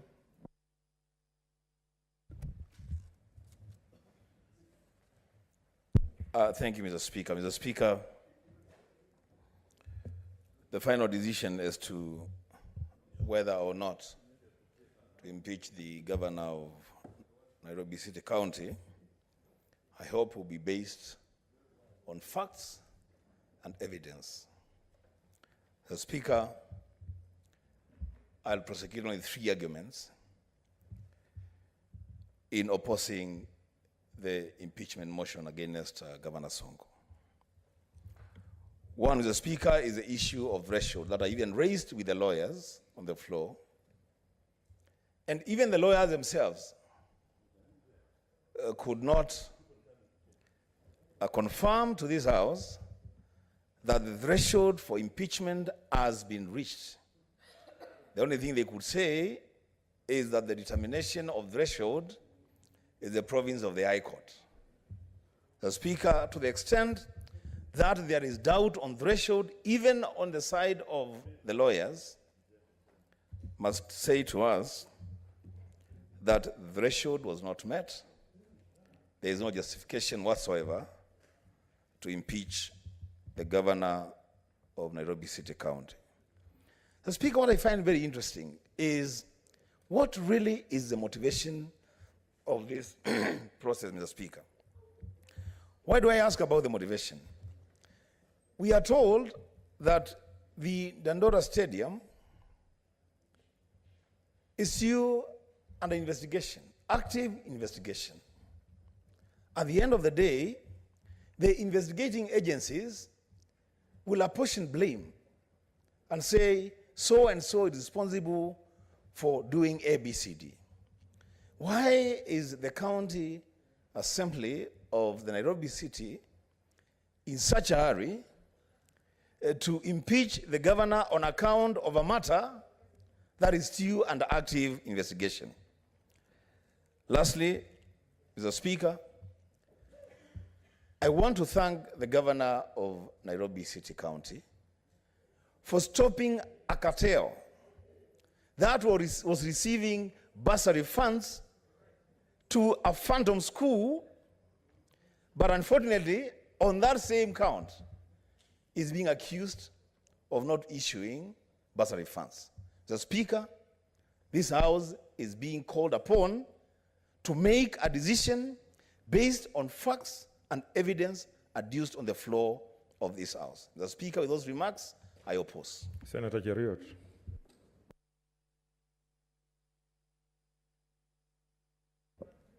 Thank you, Mr. Speaker, for this chance. Mr. Speaker, we are being invited to make a very simple decision. I call it simple because the legislation that we are relying upon to make a determination where the threshold was reached at the County Assembly was passed by this Parliament, Mr. Speaker. The County Assembly of Nairobi appeared before us. They had a lead counsel. They had an opportunity for 2 days to, before us, present us with evidence confirming whether they reached that particular threshold. When they didn't do it, this afternoon, we were given an opportunity, Mr. Speaker, to seek clarifications. I rose on a point of order, and I asked a specific question to the lead counsel. Can you furnish this House with the names of the members of County Assembly who you purport that 88 of them supported the impeachment process against the governor? That would have allowed me to look into the further details of all this mistreatment of staffers, issues of governance, and the rest.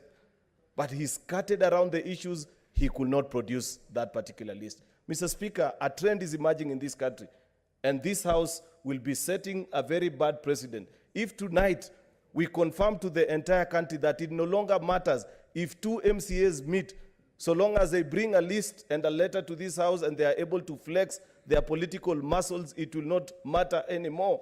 Then as a House, we'll be failing in our constitutional responsibility of ensuring that we are defenders of devolution. For that reason, Mr. Speaker, for the simple and the obvious fact that is so obvious and bears for everybody who cares to listen, that the County Assembly of Nairobi never achieved the threshold of impeaching Governor Mike Sonko, I oppose this motion. Mr. Speaker, if it is about failure of duties, honestly, between the national government and the county government of Nairobi, which one needs the services of NMS? It is a national government. Mr. Speaker, I oppose. Senator Wako.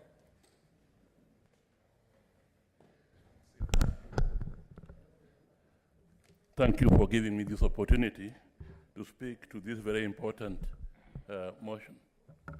Mr. Speaker, sir, we have had 4 petitions.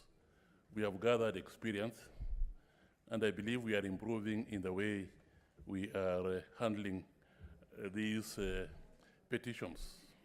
Mr. Speaker, sir, you may recall that I did say that this mandate is a very important mandate. And I think it will be worthwhile taking into account the experience that we have had to look at the procedures so that everybody lives here, the governors, everybody feels that they have had a fair deal, if I may use that particular word. Mr. Speaker, sir, when you look at it, actually it's a very simple thing. And if we just stuck to that simple thing, which is have the particulars given on various matters, have they been, the word is substantiated. We don't look to how they came here, because they come here in many ways. Maybe 2 MCAs, maybe the government, maybe just some people who are interested in ensuring that devolution does not work. Let us focus more, not on how they have come here, because if we focus too much on how they have come here, we may be derailed. This is my opinion. We focus more on what we have before us, the particulars that have been given, particulars that have been given pursuant to the reasons to remove the governor, which are set out in Article 181 of the Constitution. Have those particulars been substantiated? That's all. If they have not been substantiated, the petition does not succeed. If they have been substantiated, they succeed. But a petition should not fail or succeed because of how it found its way here. There will be many ways of these types of petitions coming here. Let us focus more, to me, on the issue of substantiation. Mr. Speaker, sir, let us also, we are developing jurisprudence. Let us also ensure that our jurisprudence on this matter is also consistent. For example, I can see that our jurisprudence on the issues of procurement and interests are now developing. And if you have to be consistent, we have to ensure that the way we decide those issues in one case should guide us on how we decide on those issues in this particular case. Finally, Mr. Speaker, sir, as we look at the procedures. Your time is up. Senator Susan Kihika. Oh, thank you, Mr. Speaker. I also rise to oppose this motion. And part of the reasons as to why I oppose the motion is I was not convinced that the process that was followed at the county assembly level, as far as the threshold and was followed properly. And I think it's important because the way that it got here must also be important and considered. But now once they were here and they were stating the grounds, I also felt that the grounds were very flimsy. When they come here talking to us about impeaching Governor Sonko because he danced to party after party in France, I feel that that's not a good enough reason. When Governor Sonko was elected by over 800,000 voters in Nairobi County, we all knew him to be a flamboyant, exuberant, flashy gentleman. So for us to now want to pigeonhole him into a suit and tie and expect him to just sit in the corner somewhere and sign off warrants and give back kickbacks, and if not, then be impeached, I feel that that is not the way to defend devolution. As the Senate, one of our very primary duties is under Article 96(1), which is to defend devolution. And from what I have seen in the past year or so, we seem to now have become some rubber stamp puppets who will do anything to help those who want to, from the national government, who want to mess with devolution, kill it by removing anyone who does not toe the line. We want to help them get there.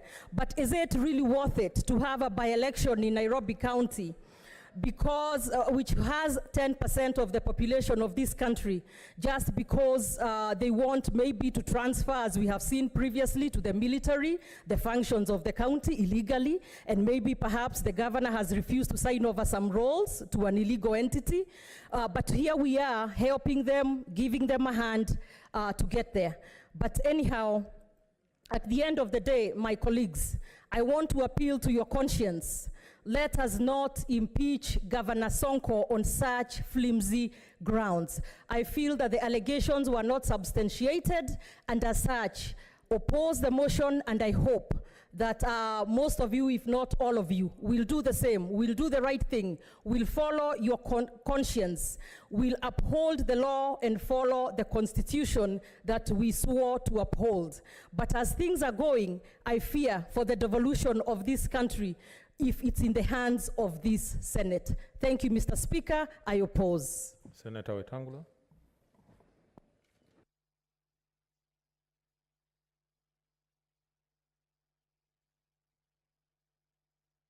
Thank you, Mr. Speaker. I'll also be very brief. I think we have had in the last 2 days a lot of material. But going forward, Mr. Speaker, we should improve the process of hearing impeachment processes in this House. I think those who have been dealing with bettering our standing orders should create a structure for a sort of pre-trial conference between the parties, proper exchange of documents, not just through emails flying around, but sitting together. Probably our committee on justice can be involved if the clerk's office is overwhelmed, so that when the parties come here, we give them proper hearing without contestations as to whether some documents came here rightly or wrongly. Secondly, Mr. Speaker, every time an impeachment matter comes here, it's obviously a devolution on trial. Devolution on trial because we are going to truncate by a vote, if it's positive, the will of the people. But it also sends a message to our governors that abiding by the law and procedures set out in management of public affairs are not options. There are cardinal requirements in managing public affairs. I want to urge members, don't vote because so-and-so has told you to vote, or you are voting because you have been influenced. Vote because you have had the evidence as it was given here. Unfortunately, Mr. Speaker, the documents, these bulk documents were brought as we started the hearing of the case. Some members may not even have gone through these documents. Unfortunately, that is the situation.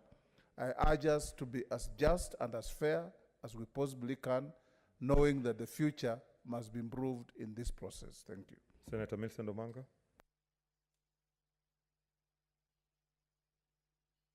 Speaker, what I would say is I stand up to oppose this motion. Mr. Speaker, these are interesting times to live in. Mr. Speaker, when I heard the MCA actually talk about intimidation, it was closer home because, Mr. Speaker, you know, the kind of intimidation even members of this House have gone through.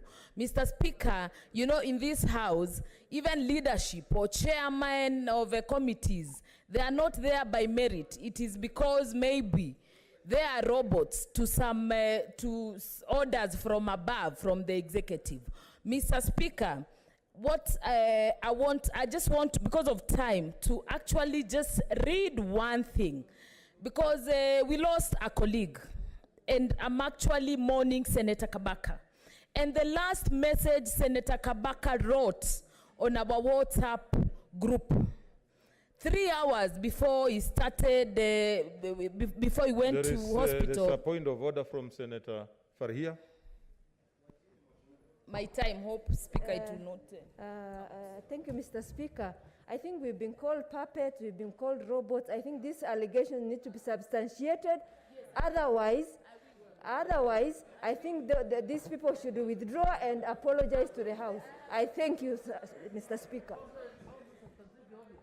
Yeah, Mr. Speaker, I cannot substantiate the obvious. Anyway, Mr. Speaker, I want to read the last message Senator Kabaka wrote on our WhatsApp group. Order. You know, don't just plow through. Let's make sure that people are listening to what you are saying. And this is just a word of caution. Remember that we are sitting here as Senate. So whichever name you use, you cannot stand out of this Senate and appear like you are not part of the Senate. So if you say, whatever, we are horses, we are cows, we are dogs, know that you are one of them.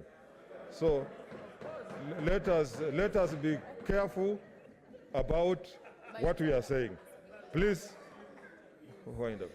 Thank you. I'm guided, Mr. Speaker. I want to read the last message Senator Kabaka wrote on our social group. That's why, so that I can plead with members. If you actually want Senator Kabaka to rest in peace, let's actually rest him in peace by granting him what he requested on our WhatsApp group. I will read. Order. You are out of order. You are out of order. Order, senators. Order, senators. You cannot misuse, we cannot use the misfortune that has befallen us, and we are still mourning. Our brother, to say that you are completely out of order. Order, senators, wind up. Time is up. Honorable senators, your time is up. Senator, what's your point of order, Senator Kangata? Yes, thank you, Mr. Speaker. Mr. Speaker, it is now 17 minutes past 10. Yeah. Mr. Speaker, we shall vote on each and every allegation. Yeah. Mr. Speaker, tomorrow is not a gazetted day.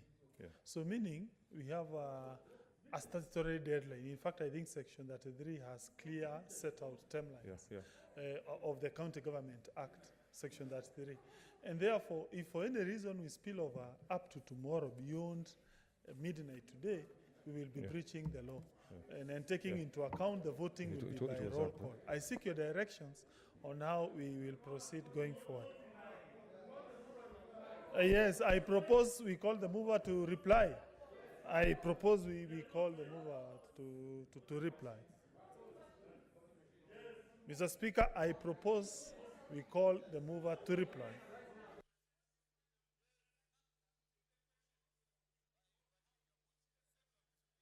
Yes, we put Honorable the question. senators. Mr. Speaker, Order, senators. Order, senators. Order, senators. Order, senators.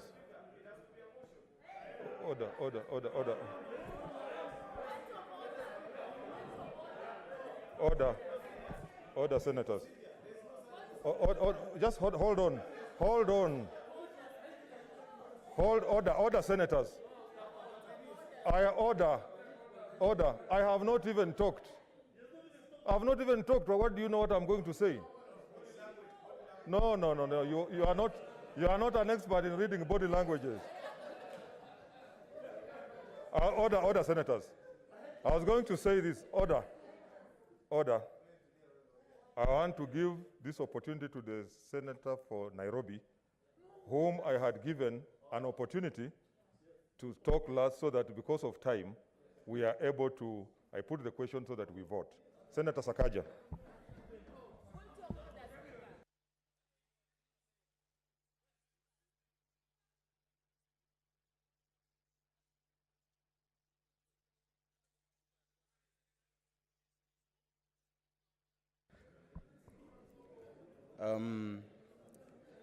Mr. Speaker, I thank you for this opportunity to speak to this motion. Following your guidance, Mr. Speaker, that I speak last. Mr. Speaker, I ask that you direct... Okay, order, senators. Let us listen to Senator Sakaja. Remember, we have to vote. Please. Okay, Senator Sakaja.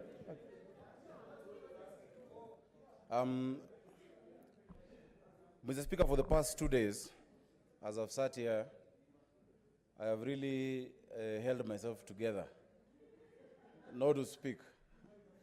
Because you know, Mr. Speaker, I speak a lot in this House. But I acknowledge the tradition of this House.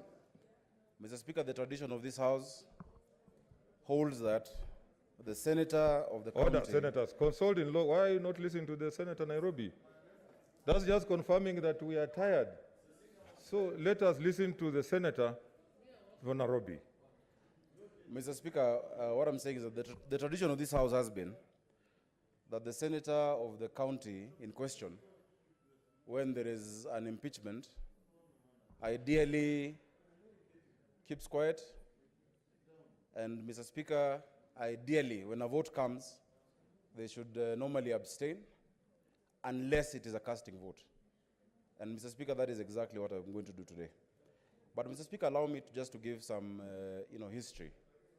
Number one, I am privileged and I'm honored to be the one member in this House elected by Nairobians, representing 4.3 million people of this county, and who has sworn an oath to protect the interests of the people of Nairobi and to protect the interests of the Nairobi County government. And Mr. Speaker, based on that oath, that solemn oath that we all took, I have numerously brought statements, questions, and I've raised issues to do with Nairobi County in this House. Mr. Speaker, without blowing any trumpet, and I'm sure, and I know you said that sometimes you blow your own if it's complicated. I think of all senators concerning their own county, I brought the most issues. In fact, it is almost poetic that last year, at a time like this, and I shared this on our group recently, I brought a request for a special sitting to discuss Nairobi County, because at that time my governor had a case, and there were issues, you remember, and the then leader of majority refused to call a special sitting. A year later, we're discussing an impeachment.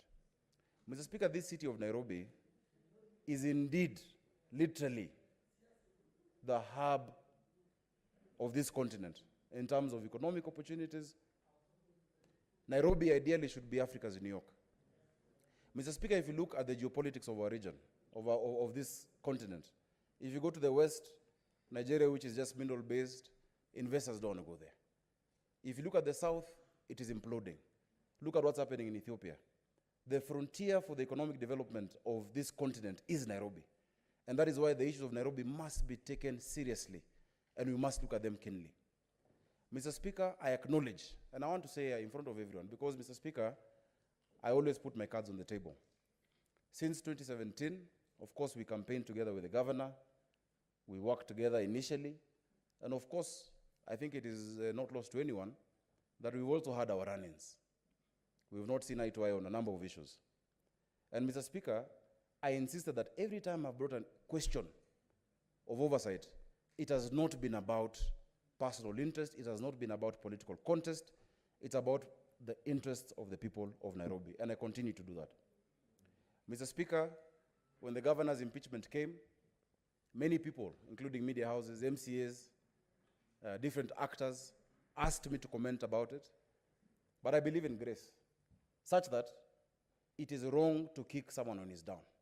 And that is why I have resisted to gleefully dance on anybody's grave.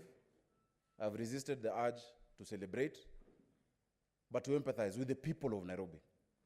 And it is for that reason, Mr. Speaker, that for the last 2 days, and in fact for the last months that he's been going through this, I have offered an ear to him, and I have offered an ear also to those who accuse him, because at the end of the day, Mr. Speaker, I am the father of devolution in this county.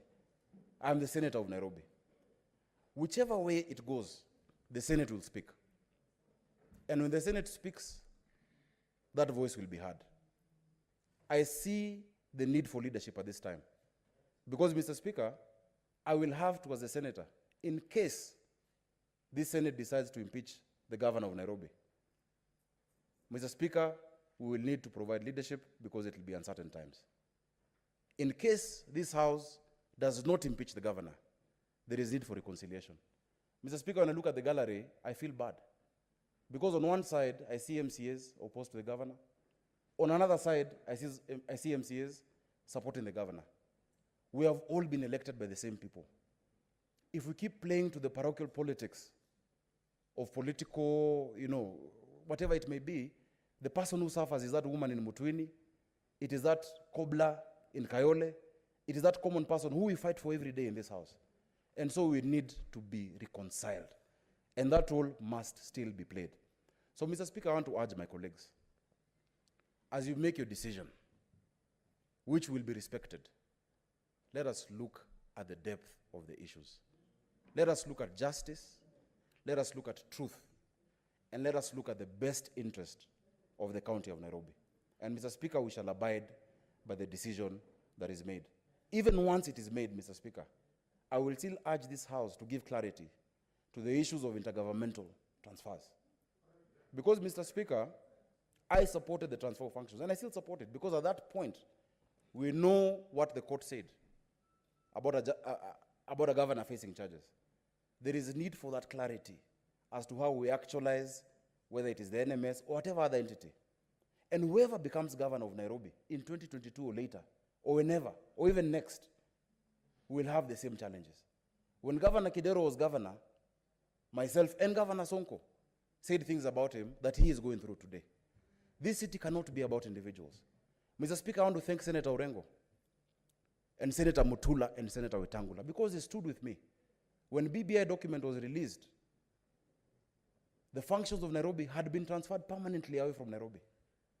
Mr. Speaker, we pleaded with the President and with the former Prime Minister and these three members of mine, Mr. Speaker, and I thank them, and the people of Nairobi, thank you. At that time, I fought alone. My MPs didn't support that. They said no comma should be changed, no full stop. But I said the person in Nairobi, Article 1 says that the sovereign power is with the people and it's exercised at the national level and at the county level. The people of Nairobi are going to be disenfranchised not to exercise that power at the county level. I'm glad that the document that we have now, Nairobi remains a county. As I conclude, I want to give Nairobians hope. I know Francis Bacon once said that hope is a bad breakfast but a good supper. But I want to give the people of Nairobi and the people of Kenya hope that Nairobi can work as a county. Nairobi can thrive as a county. And when Nairobi works, all of your counties will be able to work. Please support Nairobi County. And to the governor of Nairobi, my friend, whom we've had a love-hate relationship, I don't know where the scales lie, whether it is more love or more hate. But Mr. Speaker is a brother. I want to give him the words of William Penn. No throne, no thorns, no throne. No cross, no crown. No girl, no glory. Senators, make a judicious decision. Thank you, Mr. Speaker. Okay, honorable senators. Honorable Senator, order.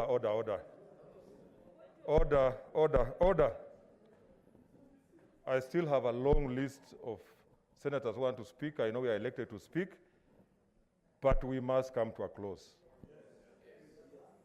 All of you who are listed here have at least said something between yesterday and today.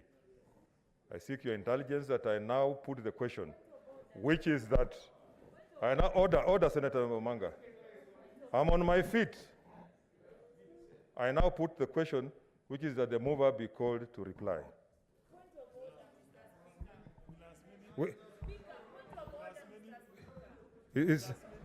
Okay. It's a procedural motion, but will as many of that opinion say aye? Aye. As many of the contrary of you say nay? The ayes have it. Mr. Speaker, I wish to reply, or I beg to reply. Mr. Speaker, there isn't much I can add. We've had a good 2 days. We've had the brilliance of lawyers speak to each other in arguments and counter-arguments. Members have been given opportunities to make this judgment. The time of reckoning has come. I just want to thank you, Speaker, for steering this House very well during the last 2 days. I must congratulate you for that. And many times we urge you to be strong and to be firm. And I want to thank these members. Mr. Speaker, the members have played out their role as senators. and I want to say thank you to all parties. And now, whatever you heard the last 2 days, you formed an opinion, put it to a vote. Mr. Speaker, I beg to reply. Honorable Senators, I now put the question, which is that whereas pursuant to Article 181 of the Constitution and Section 33 of the County Government Act 2020 on Wednesday, 3rd December 2020, the Nairobi City County Assembly approved a motion for the removal from office by impeachment of the Honorable Mike Mbuvi Sonko, Governor of Nairobi City County. And further, whereas by letter reference number NCCA 1/SPK/12 2021, dated Friday, 4th December 2020, and received in the office of the Speaker of the Senate on Friday, 4th December 2020, the Speaker of the County Assembly of Nairobi City informed the Speaker of the Senate of the approval of the motion by the County Assembly, and further forwarded to the Speaker of the Senate documents in evidence of the proceedings of the Assembly. And whereas pursuant to Article 181 of the Constitution, Section 33 of the County Government Act 2020 and Standing Order 75 of the Senate had the County Assembly on the grounds of removal from office by impeachment of the Governor. And further, whereas pursuant to Article 181 of the Constitution, Section 33 of the County Government Act 2012 and Standing Order number 75, the Senate also had the Governor for Nairobi City County on the grounds of removal from office by impeachment of the Governor. Now, therefore, pursuant to Article 181 of the Constitution, Section 33 of the County Government Act 2012 and Standing Order 75, the Senate resolves to remove from office by impeachment the Honorable Mike Mbuvi Sonko, the Governor of Nairobi City County, on the following charges. 1, gross violation of the Constitution or any other law. 2, abuse of office. 3, gross misconduct. And 4, crimes under national law. Like I guided earlier, we'll vote on each charge, and therefore direct that the bell be rung for 2 minutes.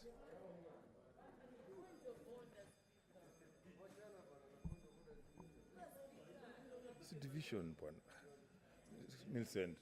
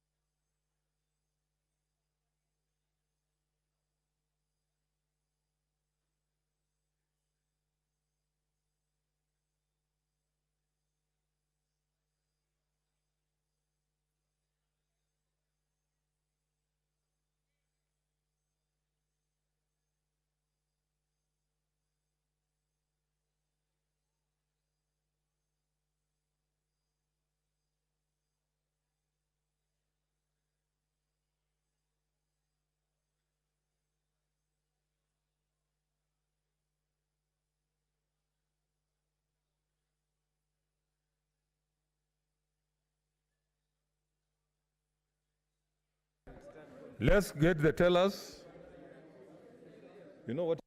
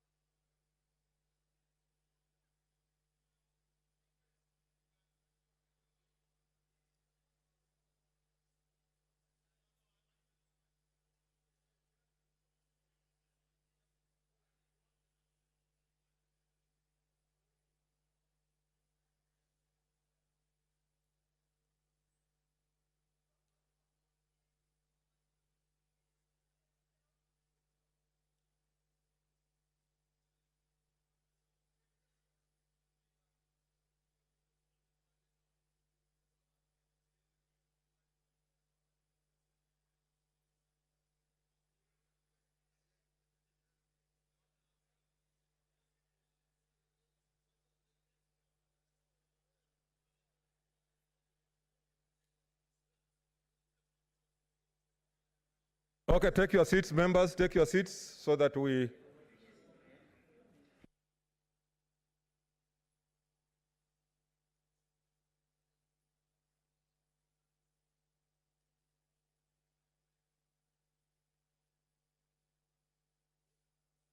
Take your seats so that we start voting.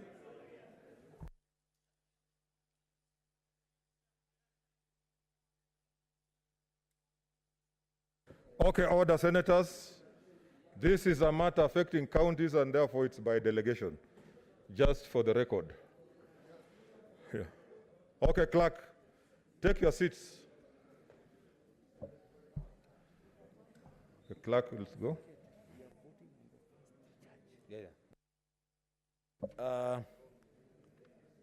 This is a vote on charge number 1, gross violation of the Constitution of Kenya 2010, the County Governments Act 2012, the Public Procurement and Disposal Act 2015, and the Public Finance Management Act 2012. Roll call. Adan Dulo Fatuma, Isiolo County.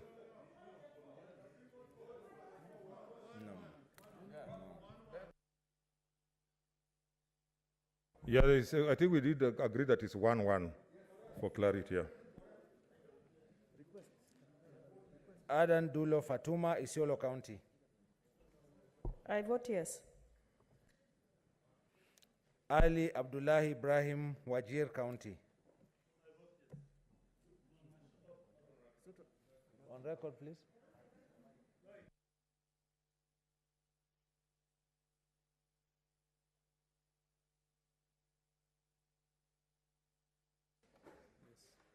Okay, I vote yes.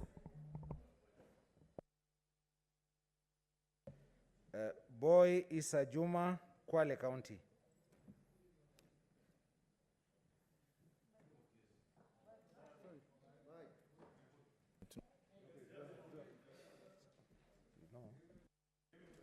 I vote yes.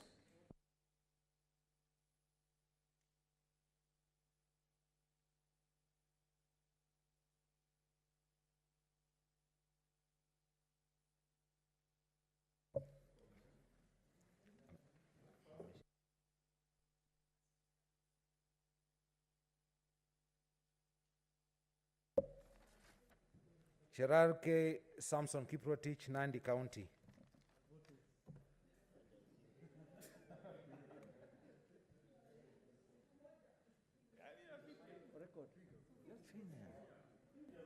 I vote no. Cheriot Aaron Kipkirui, Kericho County. I vote no. Haji Mohammed Yusuf, Garissa County. It's not there. It's not there. And there was even a letter. Hagura Godana, Marsabit County. I vote yes. Imana Malakai Charles Sekal, Turkana County. I vote no. Kajuang Moses Otieno, Homa Bay County. Mr. Speaker, I vote yes. Kamar Margaret Jebkoech, Wasingishu County.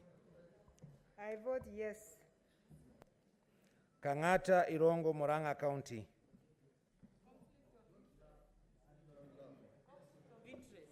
I vote yes. Haniri George, Vihiga County.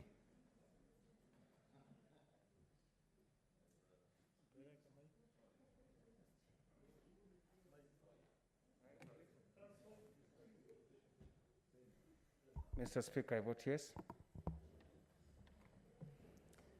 Kibiru Charles Robinson, Kirinyaga County. Mr. Speaker, I vote yes. Kihika Susan Wakarura, Nakuru County. Mr. Speaker, I vote no. Kimani Wamatangi Paul, Kiambu County. I vote yes. Kindiki Kithure, Tharakanithi County. I vote no. Kirenyaga Ephraim Mwangi Maina, Nyeri County.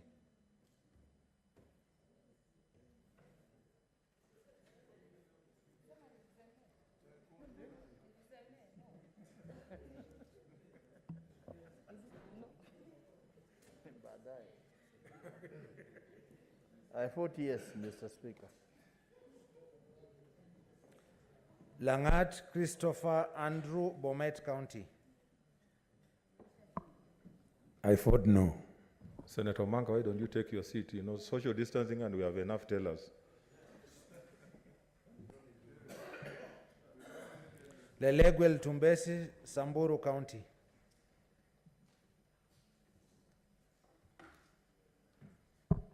I vote no. Linturi Franklin Mithika, Meru County.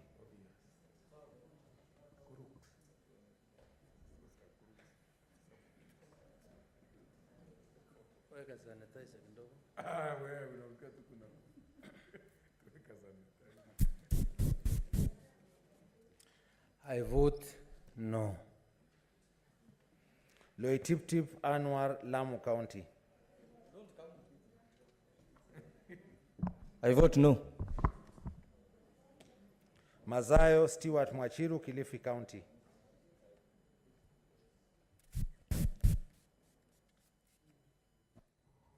I vote yes.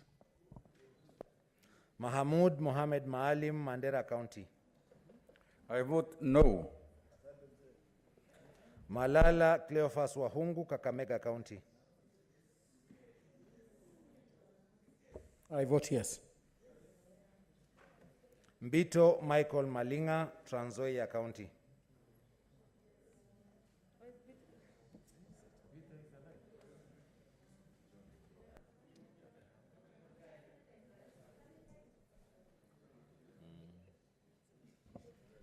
Mr. Speaker, I vote yes. Mbogo George Ochilo Ayako, Migori County. Mr. Speaker, I vote yes. Mogeni Eric Okongo, Nyamira County. Mr. Speaker, I vote yes. Moi Gideon Kipsielei Towet, Baringo County.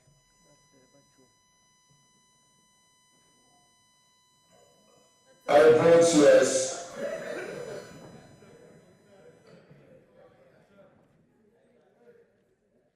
Mpayei Philip Salao, Kajiado County.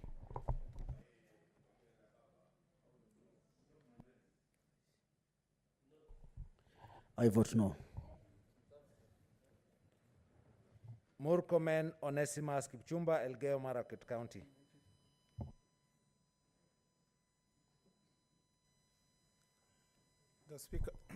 The Speaker, I vote no. Mutula Kilonzo Jr., Makueni County. I abstain.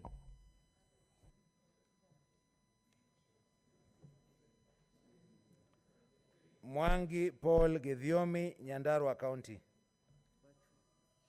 Mr. Speaker, I vote yes. Mwaruma Jones Mwashushe, Taita Taveta County. Mr. Speaker, I vote yes. Mwenye Haji Mohamed Faki, Mombasa County. Mr. Speaker, I vote yes.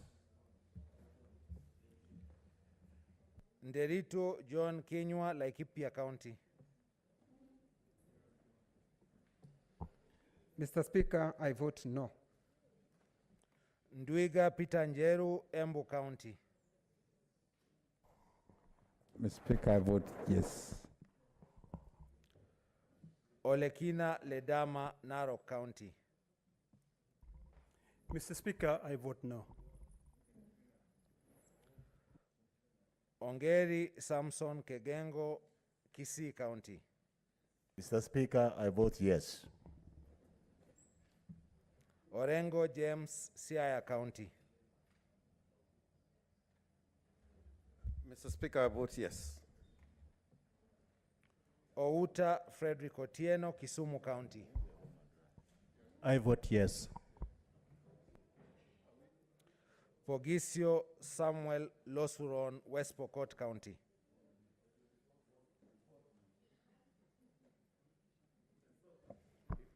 Mr. Speaker, I vote yes.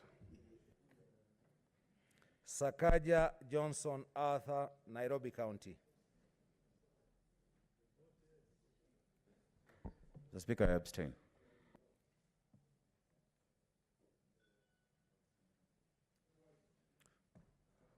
Wako Sitwila Amos, Busia County.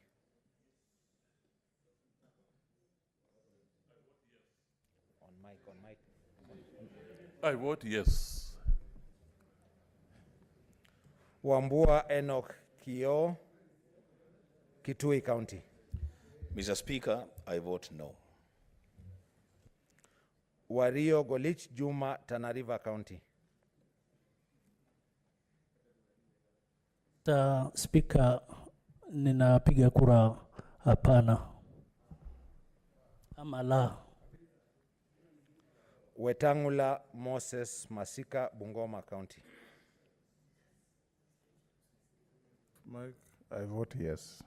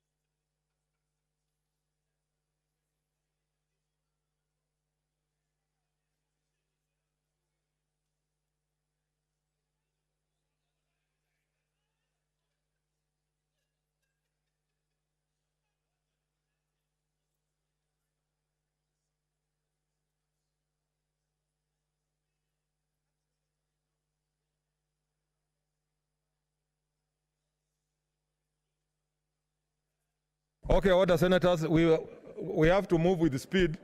Take your seats. Take your seats. Next charge. Let's move with speed. Clerk. This is charge 2. Honorable Senators, charge 2, abuse of office. Senator Adan Dulo Fatuma, Isiolo County. I vote yes. Senator Ali Abdullahi Ibrahim, Wajir County. Senator Ali, let's listen so that let's listen so that we move with the speed. Senator who? Ali. I vote yes. Senator Boy Isa Juma, Kwale County. I vote yes. Senator Cherarke Samson Kiprotich, Nandi County.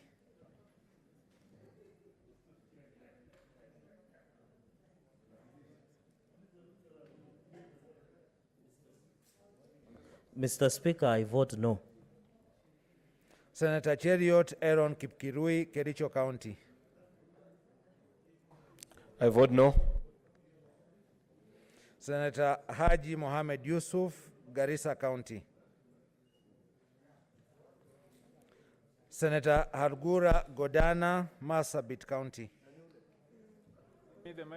I vote yes. Senator Imana Malakai Charles Ekal, Turkana County. I vote no. Senator Kajuang Moses Otieno, Homa Bay County. Mr. Speaker, I vote yes.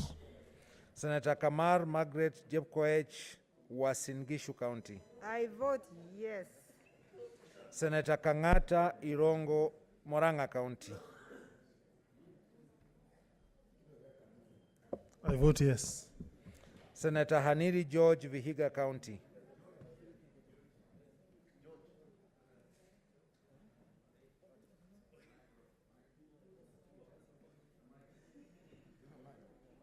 Those giving the mic, please, Arakara.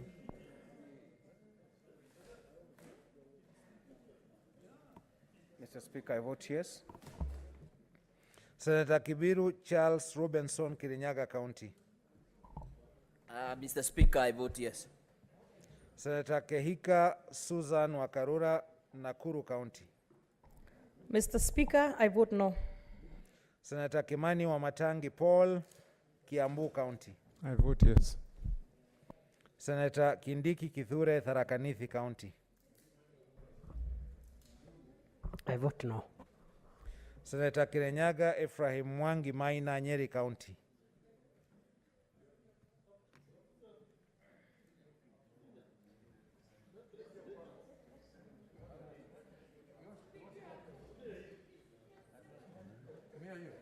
This one?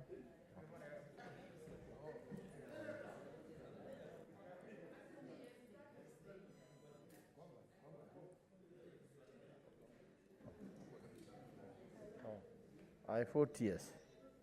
Senator Langat Christopher Andrew, Bomet County. Mine is no. Senator Lelegwe Ltumbesi, Samburu County.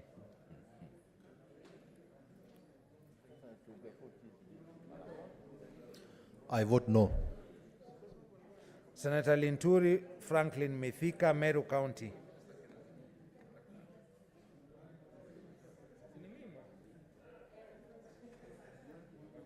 I vote no. Senator Loitiptip Anwar, Lamu County. I vote no. Senator Mazayo Stewart Mwachiru, Kilifi County. Mr. Speaker, I vote yes. Senator Mahamud Mohamed Maalim, Mandera County. I vote no. Senator Malala Cleophas Wahungu, Kakamega County. I vote yes. Senator Mbito Michael Malinga, Trans Nzoia County.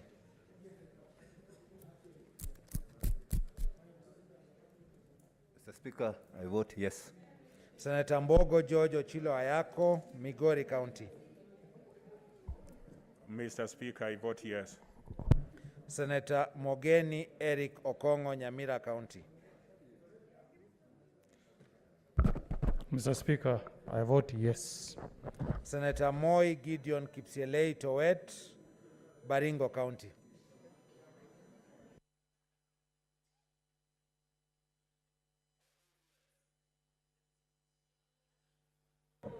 Senator Mpayei Philip Salau, Kajiado County. I vote no. Senator Murkomen Onesimus Kipchumba, Elgeyo Marakwet County. Mr. Speaker, I vote no. Senator Mutula Kilonzo Jr., Makueni County.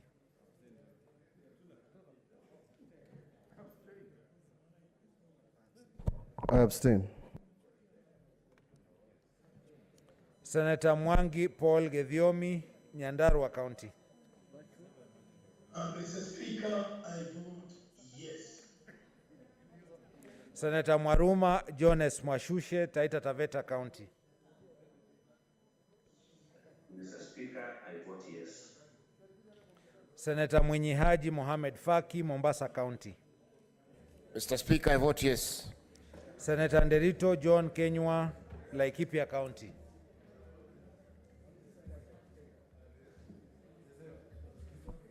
Mr. Speaker, I vote no. Senator Ndwiga Peter Njeru, Embu County. I vote yes. Senator Olekina Ledama, Narok County. Mr. Speaker, I vote no. Senator Ongeri Samson Kegengo, Kisii County. Mr. Speaker, I vote yes. Senator Orengo James, Siaya County. Mr. Speaker, I vote yes. Senator Outa Frederick Otieno, Kisumu County. I vote yes. Senator Pogisio Samuel Losuron, West Pokot County. I vote yes. Senator Sakaja Johnson Arthur, Nairobi County.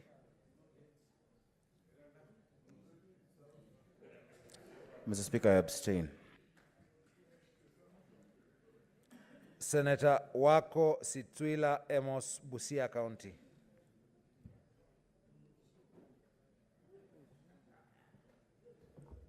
I vote yes. Senator Wambua Enoch Kio, Kitui County. Mr. Speaker, I vote no. Senator Wario Golich Juma, Tana River County. No. Senator Wetangula Moses Masika, Bungoma County.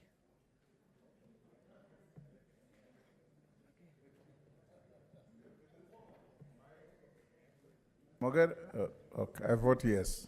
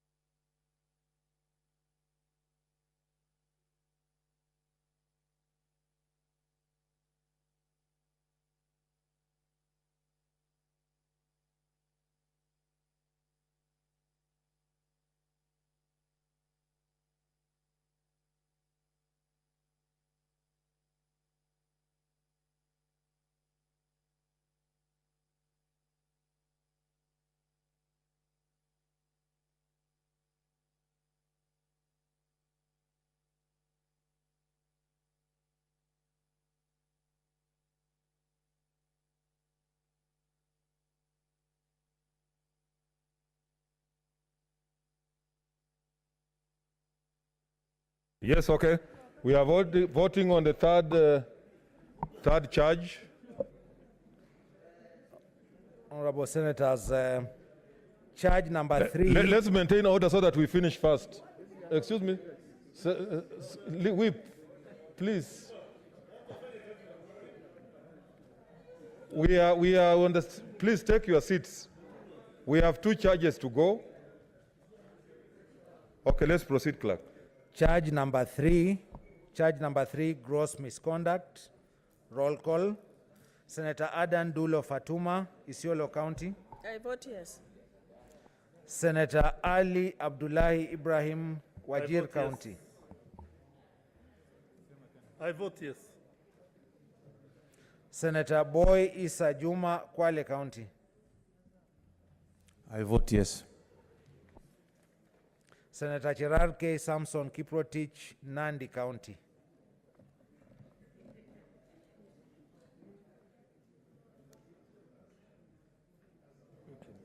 Mr. Speaker, I vote no. Senator Cheriot Aaron Kipkirui, Kericho County.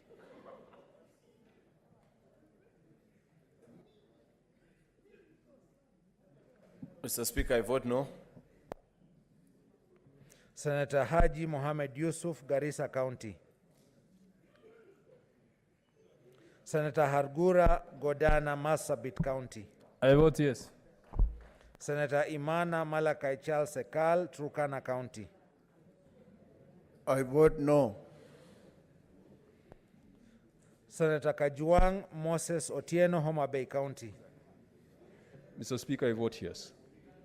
Senator Kamar Margaret Jebkoech, Uasin Gishu County.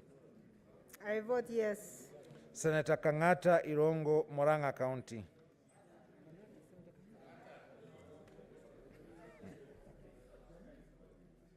I vote yes. Senator Haniri George, Vihiga County.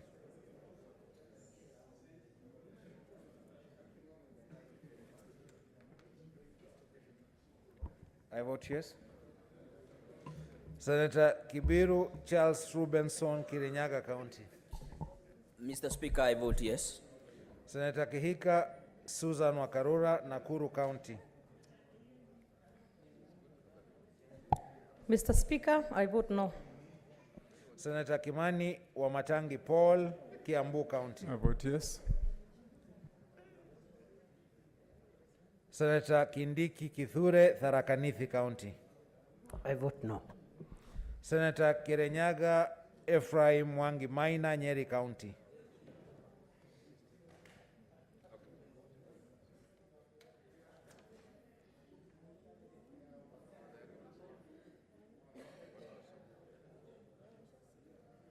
Mr. Speaker, I vote yes. Senator Langat Christopher Andrew, Bomet County. I vote no. Senator Lelegwel Tumbesi, Samburu County. I vote no. Senator Linturi Franklin Mithika, Meru County.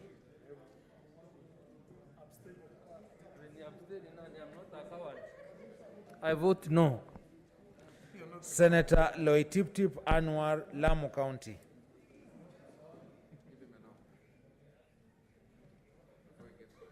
I vote no. Senator Mazayo Stewart Mwachiru, Kilifi County.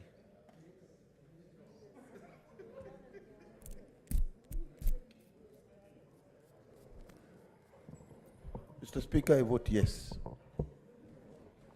Senator Mahamud Mohamed Maalim, Mandera County. Mr. Speaker, I vote no. Senator Malala Cleophas Wahungu, Kakamega County.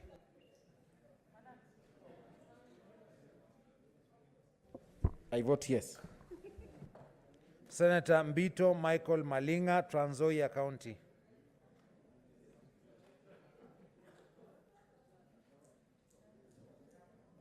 I vote yes. Senator Mbogo George Ochilo Ayako, Migori County. Mr. Speaker, I vote yes. Senator Mogeni Eric Okongo, Nyamira County. Mr. Speaker, I vote yes. Senator Moi Gideon Kipsielei Towet, Baringo County. I vote yes. Senator Mpayei Philip Salau, Kajiado County.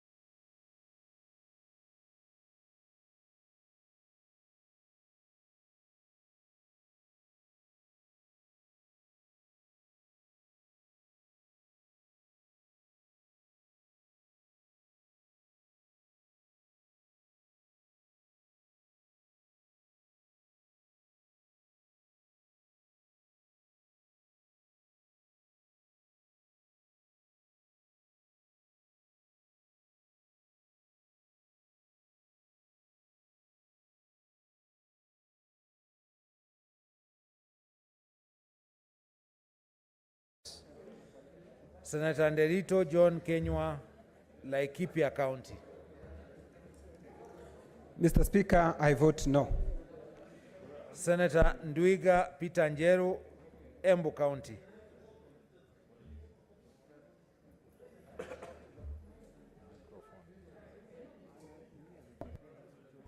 I vote yes. Senator Olekina Ledama, Narok County. I vote no. Senator Ongeri Samson Kegengo, Kisii County. Mr. Speaker, I vote yes. Senator Orengo James, Siaya County. Mr. Speaker, I vote yes. Senator Outa Frederick Otieno, Kisumu County. I vote yes. Senator Pogisio Samuel Losuron, West Pokot County. I vote yes. Senator Sakaja Johnson Arthur, Nairobi County. I abstain. Senator Wako Sitwila Amos, Busia County.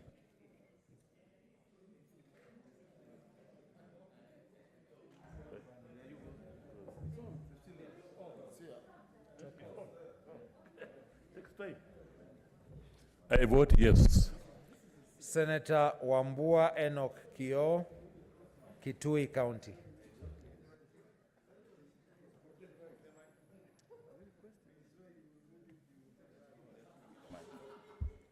Mr. Speaker, I vote no. Senator Wario Golich Juma, Tana River County. I vote no.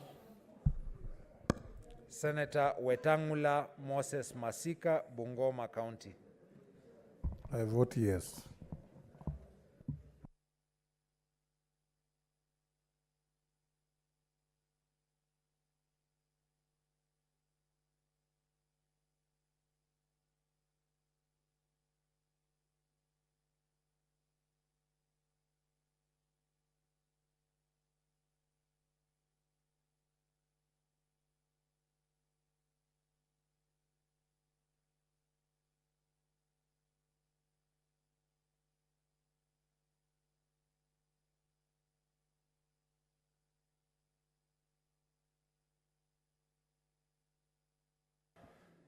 Okay, order senators.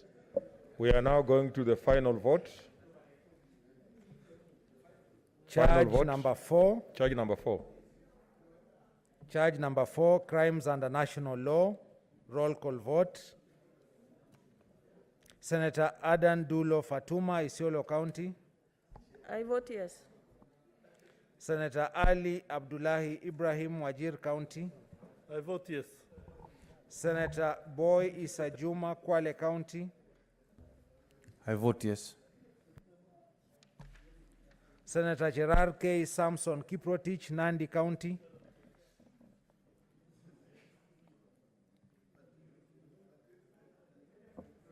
Mr. Speaker, I vote no. Senator Cheriot Aaron Kipkirui, Kericho County.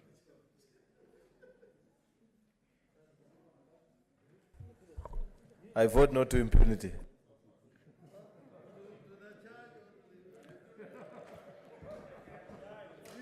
Senator Haji Mohamed Yusuf, Garissa County.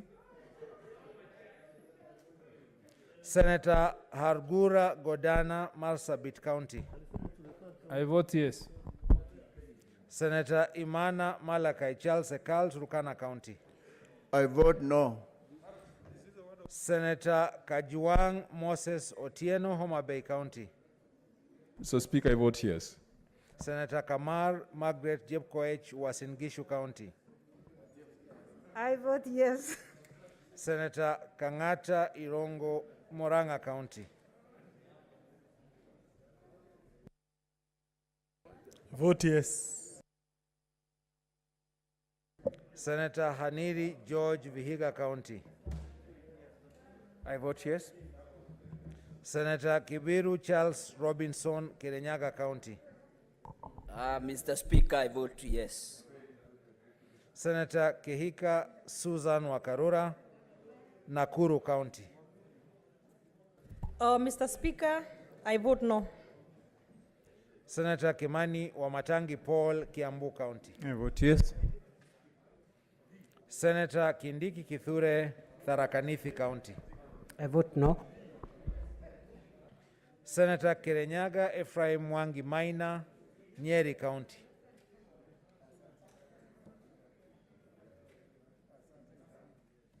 Senator Ibrahim Maina.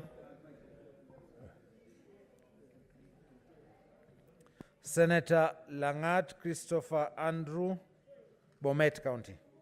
I vote no. Senator Lelegwel Tumbesi, Samburu County. I vote no. Senator Linturi Franklin Mithika, Meru County. I vote no. Senator Loitiptip Anwar, Lamu County. I vote no. Senator Matsayo Stewart Mwachiru, Kilifi County. Mr. Speaker, I vote yes. Senator Mahamud Mohamed Maalim, Mandera County. Mr. Speaker, I vote no. Senator Malala Cleophas Wahungu, Kakamega County. I vote yes. Senator Mbito Michael Malinga, Trans Nzoia County. I vote yes. Senator Mbogo George Ochilo Ayako, Migori County. Mr. Speaker, I vote yes. Senator Mogeni Eric Okongo, Nyamira County. Mr. Speaker, I vote yes. Senator Moi Gideon Kipsielei, Towet. I vote yes. Senator Mpayei Philip Salau, Kajiado County. I vote no. Senator Murkomen Onesimus Kipchumba, Elgeyo Marakwet County.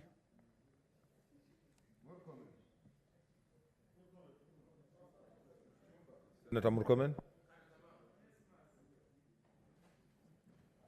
Mr. Speaker, in defense of devolution and in fight against impunity, I vote a big no. Senator Mutula Kilonzo Jr., Makueni County. I abstain.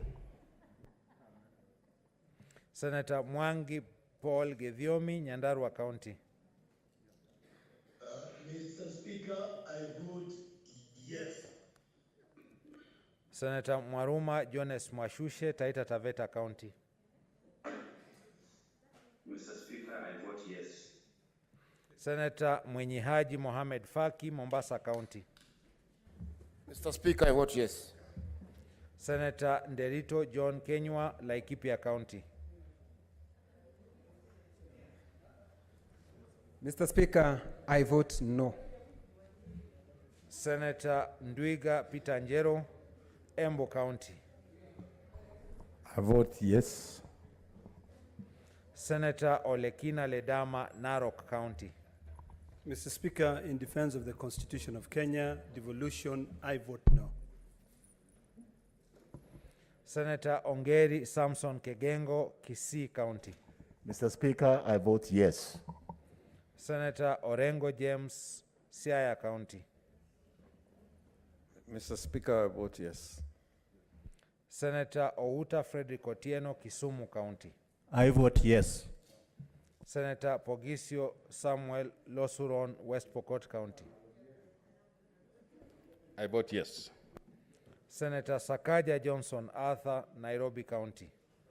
I abstain. Senator Wambua Enoch Keyo, Kitui County.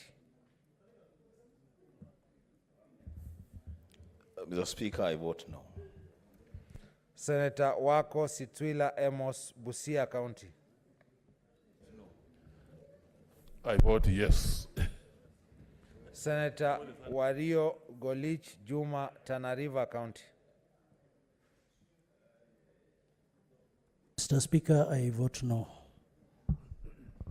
Senator Wetangula Moses Masika, Bungoma County. Mr. Speaker, I vote yes.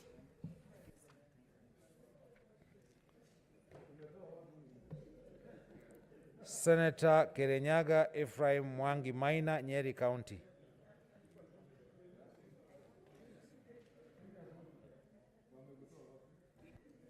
Dunia. Mr. Speaker, I vote yes.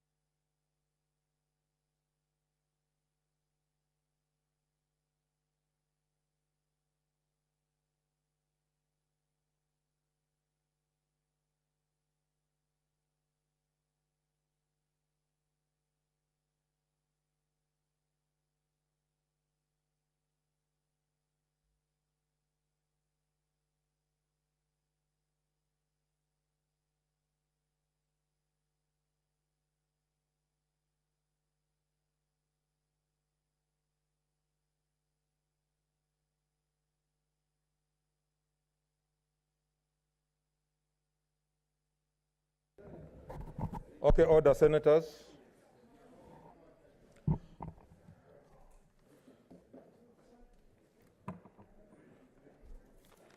Order, senators. Take your seat, leader.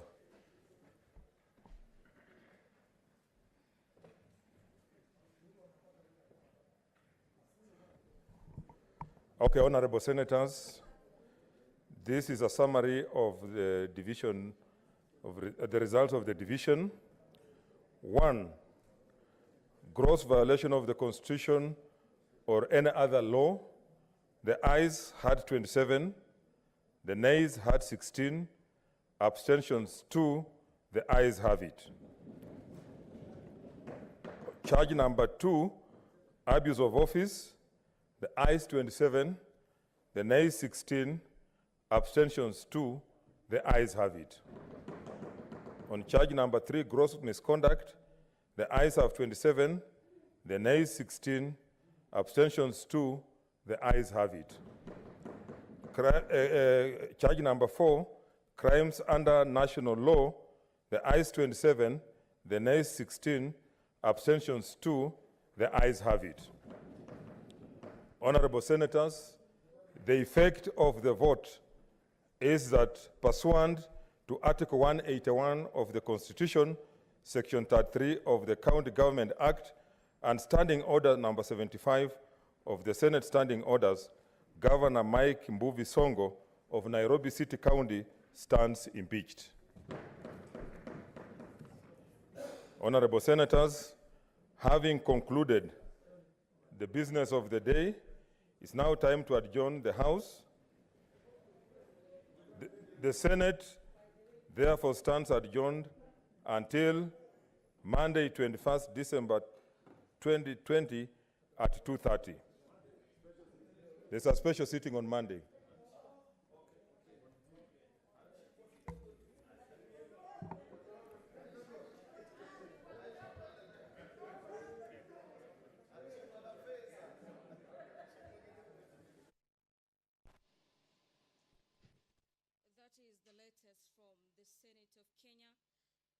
Senate indeed confirming the impeachment of Governor for Nairobi County on all the 4 charges, among them the gross violation of the Constitution and other laws, abuse of office, as well as gross misconduct and crimes under the national laws. Senators 27 voted yes, 16 voted no. 2 senators in each charge chose to abstain. According to the law, the Speaker of the Senate, Honorable Ken Lusaka, must, by midnight of today, gazette that particular impeachment of Nairobi Governor Mike Mbuvi Sonko. This now permits the Speaker of the Nairobi County Assembly, that is Benson Mutura, to be in charge of county affairs. This is for a period of 60 days, after which the county government or the county of Nairobi is expected to go for elections to get to elect the governor for Nairobi County. And you'll understand, or you'll wonder what options the governor, the ousted governor for Nairobi County, Mike Mbuvi Sonko, has. And according to the law, he could go to the court in 14 days to get to quash the decision by the Senate. Alternatively, he could choose to vie in the next elections to get to ensure that he still gets to keep that particular position. That is the latest from the Senate of Kenya, the Senate confirming the impeachment of the governor for Nairobi County, and senators voting overwhelmingly to send the governor packing. Thank you very much for watching today's proceeding that began early in the morning around 9 a.m. 2 hours to midnight. It's 11:30 p.m. Thank you very much for watching. On behalf of those who made the broadcast possible, my name is Gladys Mungai. I'll now hand you over for our normal programming at the Broadcasting House.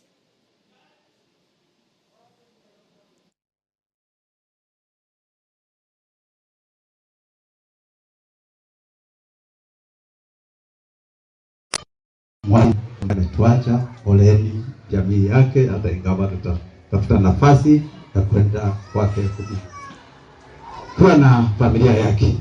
Na pia naomba wachungaji na watu ya kanisa na wasee wote wa kaunti hii yetu ya Uasin Gishu, twende kwa Mwenyezi Mungu tuombae kaunti hii yetu ya Uasin Gishu, sababu hii vifo na imesiti. Mungu aweke hii maneno ya vifo ipunguke kabisa, lakini ya muhimu ni kumtegemea Mwenyezi Mungu. Mimi namjua Nancy na asante sana Nancy, sababu ya vile umeongea hapa. Nilikuwa nimeona mchungaji ambaye ni kali sana kwangu, kienda mahali ninajua kanisa hita wa mtaratara onodoka demushera kago utikwali oriki inone kanisa ya mtaratara ya murogo kago no ngo nguru ya geida no ni tondu wa kwenda wira wake wa Ngai, na wira wa Ngai ndukwenda gutukanio no horo wa kimucie no horo wa ukora. We aragia ma uri ukurakara arakare, uri ugukena akene, tondu endeda endaga gukenia Ngai. Na no nginya twirute nake, na nima Ngai ni ekumuteithia kuria urathie. Nancy ni Kenya, na gutire mundu uguthie gutari mundu wa guku. Akorwo ni gigiri gutigaga andu itu megirigiri agikuru, gutigaga andu a kanitha megirigiri a kanitha ino ya koguo nduthiete uri ona ithui, na kiria watiga watwikira guku Ngai no aui na no gakuriha. Kienda kwaria ndo ndikona kwaria muno tondu nataka kumshukuru sababu pengine saa ingine mheshimiwa Oscar speak kweli, lakini utajifunza tu sababu wewe unawakilisha Wakikuyu hapa na ndio wengi utafunzwa, lakini hawa ni watu yako mheshimiwa Oscar, juu chini hawa ni watu yako wenye wamekukosea kama vile huyu mama amesema, na wenye wanakupenda. Hawa wote ni watoto yako. Kanisa sote siko hapa, siwe ni sawa Kikuyu, siwe ni sawa Kalenjin, hizi makanisa ni sawa watoto yako na ni watu yako. Hayo yote yamesemwa na mheshimiwa Dan, hata ingawa hajakuwa mheshimiwa, lakini yeye ni mheshimiwa, tunampenda sababu anafanya kazi kama mheshimiwa.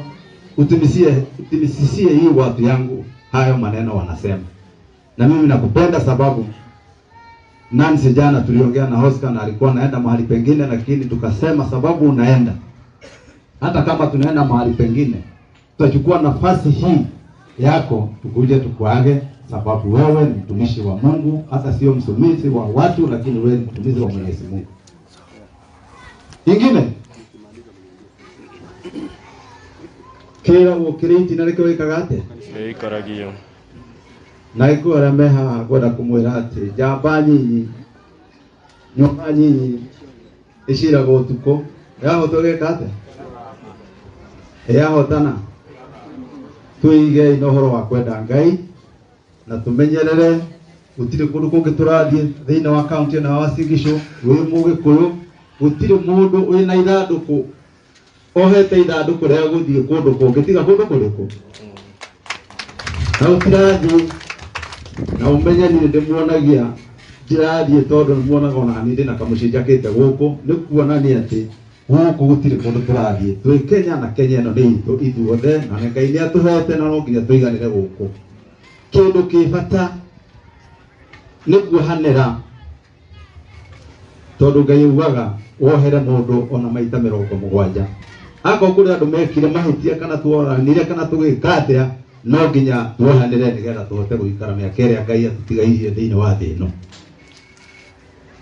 Adagu uguo tondu Mheshimiwa Oscar, na sorry sana kwa kuongea hiyo maneno bwana wase wa kanisa, lakini lazima tuongee sababu itakuwa ni mbaya sana.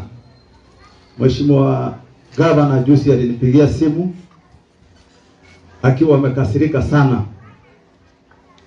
wakiwa na wasee wa Kalenjin, na mimi nilikuwa masishi huko upande wa Nyandarua, akaniambia niko na wasee hapa, jamii ya Wakikuyu, jamii ya Wakalenjin na Waluya na Wajaruo, lakini sioni wasee ya Wakikuyu hapa tukisema maneno ya amani. Nikaeleza mimi iko pande wa Nyandarua. Kaka kidogo nikapigiwa na mheshimiwa mwingine anaitwa Caleb. Akaniambia jamii ya Wakikuyu kitu gani mnataka na upande wa kaunti hii ya Uasin Gishu. Nikauliza kwa sababu gani? Kaniambia nyinyi mnataka kufunua ile maneno tulifanya zamani, ile tulipigana na tukasameheana na tukaisika kwa kaburi ya sahau. Watu wenyu wamekuja kuchukuliwa hapa, wamepewa pesa, wanaenda kwa Kinoti, ati ndio jamii yetu wengine wapate shida wafungwe. Nikaambia hakuna. Kama iko watu walienda huko wanafanya namna hiyo, hawa ni watu binafsi, lakini si jamii ya Wakikuyu ambayo wako kaunti hii ya Uasin Gishu ambayo walituma hawa watu. Jameni, kuna ndo matumarite kweli? Kuna ndo matumarite? Niĩ ndĩ mũthuri na mĩaka 65 ona maitũ ndamwona gũkũ, no ndirĩ mũndũ ndatũmĩte athiĩ kũndũ akanjarĩrĩrie ũhoro-inĩ wĩgiĩ siasa kana ũhoro wĩgiĩ kũiguithania na andũ a kaunti ĩno. Niĩ njũĩ maũndũ marĩa mathirire nĩ mathirire, na tukĩohanĩra na Ngai nĩ ũteithagia mũndũ akohe kĩndũ kĩa mũndũ kĩonire thĩna, Ngai ũkũrĩha maita 10 akorwo mũndũ wakuohanagĩra.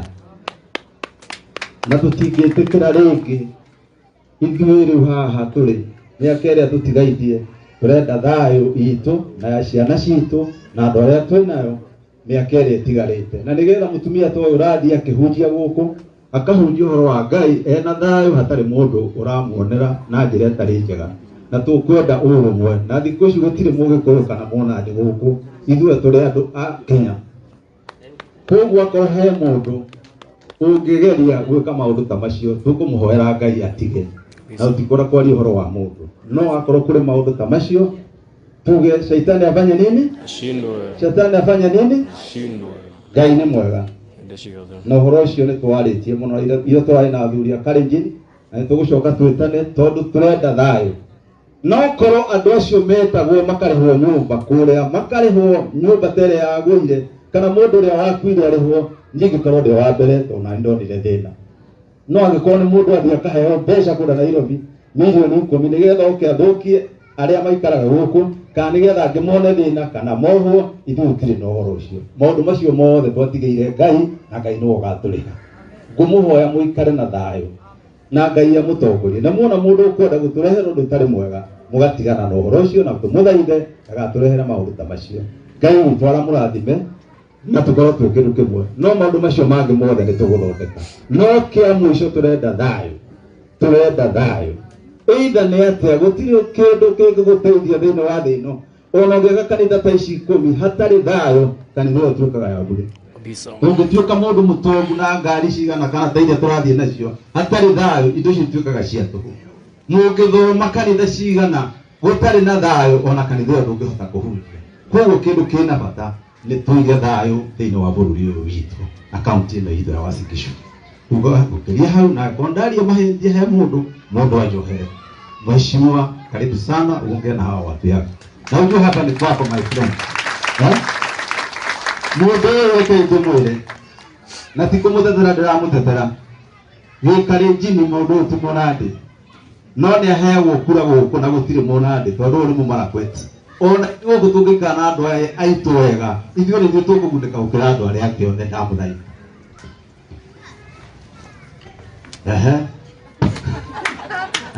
Na nĩ ũgwĩtetera.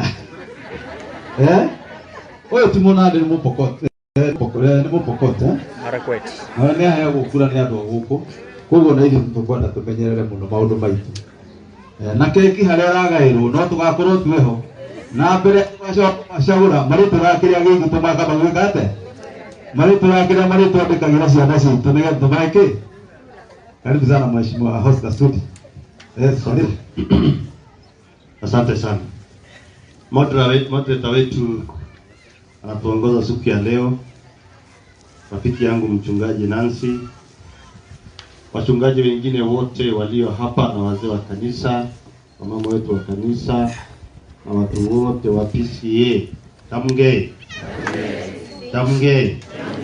Bwana Yesu asifiwe. Bwana Yesu asifiwe. Amen. Kwanza mimi nataka niseme leo nashukuru Mungu sana kwa sababu nimefika PCA tena kwa muda mrefu sana. Na mnajua nimesikia Dana akiongea hapa. Mimi nimekuja kanisa hili mara mingi sana Dana. Lakini kwa sababu ya maneno ya msukosuko kidogo kama ya dada yetu vile nimesikia, nataka niwahakikishie nimerudi tena. Nimerudi tena kwa sababu mimi ni wenu. Ya pili, nataka niseme tumekuja kwa sababu ya sherehe ya dada yetu Nancy, kwa sababu amepigwa transfer kule Molo, Njoro. Kule Njoro, na bado ni Rift Valley. Tumekuja tukumwambie atukupatie baraka zetu na asante zetu kwa sababu umefanya kazi hapa kwa ile umeweza. Najua wewe ni binadamu na kila binadamu anafanya penye anaweza. Ya pili pia nataka niseme ya kwamba nimefurahi sana wakati nilikuja hapa. Nikaona vijana wetu wakiimba hapa, mama wetu wakiimba hapa. Na mnajua mimi nimewatangazia nikawaambia ile siku nitawacha maneno ya siasa. Mimi nitakuja kuungana na kina Nancy kuhubiri injili. Najua watu wanafikiria ni msaada, lakini sio msaada. Hakuna kitu mzuri kama wakati roho yako inafurahi. Si ni kweli? Ndio unaona mimi napigananga na watu sana, naambia hao, unajua hii dunia tunaishi muda mfupi. Hatuwezi ishi miaka 500. Ikizidi sana ni 120. Na hiyo ni ile umepewa na mapenzi ya Mwenyezi Mungu, si ndio? Na ndio mimi nasemanga hii kazi yangu ikiisha, mimi nitahanga hapa around hapo. Hii maneno ya kukwaya, kanisa, naenda kapi ya wazee, natoka hapo, maneno mzuri. Kama namna gani? Na nataka niseme nilifurahi sana. Na kwa sababu ya hiyo niliita huyu chama wa kwaya ya vijana. Akaniambia hapo na kwaya mara mbili. Kuna kwaya hiyo ya vijana wao wakubwa na wale wa katikati hapo. Tuko na kwaya pia ya mama wetu hapa na wazee. Si ndio? Yaani vijana nyinyi mnang'ara na wale ni kama hawana uniform. Sasa nikashindwa mbona vijana ndio wangeng'ara kushinda wazazi. Yaani nyinyi sasa nyinyi ni kama mmefinyia hawa chini. So kabla sijaendelea nataka nimwambie wewe tumefanya naye hesabu. Ameniambia hapo kwa kwaya ya hao vijana wakubwa la Mount 40. Alafu hao vijana wengine ni 25. Alafu nyinyi sijui mko 22. So mimi ndawapatia 1,100 ya kwaya. Alafu tumefanya na huyo hesabu yake atachukua 55. Alafu atapatia nyinyi 45. Ndio kile kitu kingine unajua mkuwe na uniform mingi. Alafu mkiimba mnang'ara. Amen. Unajua acha niambie unajua hii safari ya mbinguni ni hatari. Unasikianga wanasemanga hakuna dhambi ndogo mbele ya Mwenyezi Mungu. So kila mtu jikakamue penye huko. Sababu hata nyinyi mmekaa hapa mmehubiriwa sana. Lakini safari ya kwenda mbinguni nasikia ni wanasema ni barabara nyembamba kama dundu la nini? La shindani. So mjipange, lakini mimi nitafika. Nitajipanga kabisa mpaka nifike. Siwezi hangaika hii dunia tena niende nihangaike huko mbinguni. Na ndio mimi nataka niwaambie na msikie vizuri. Mimi nimependa nyinyi sana kwa sababu leo nimesikia Nancy akisema kama mmenikosea, kama nimewakosea nini? Mnisamehe. Na hata wakati mchungaji Poda alianza, mimi nilikuwa na maneno kidogo.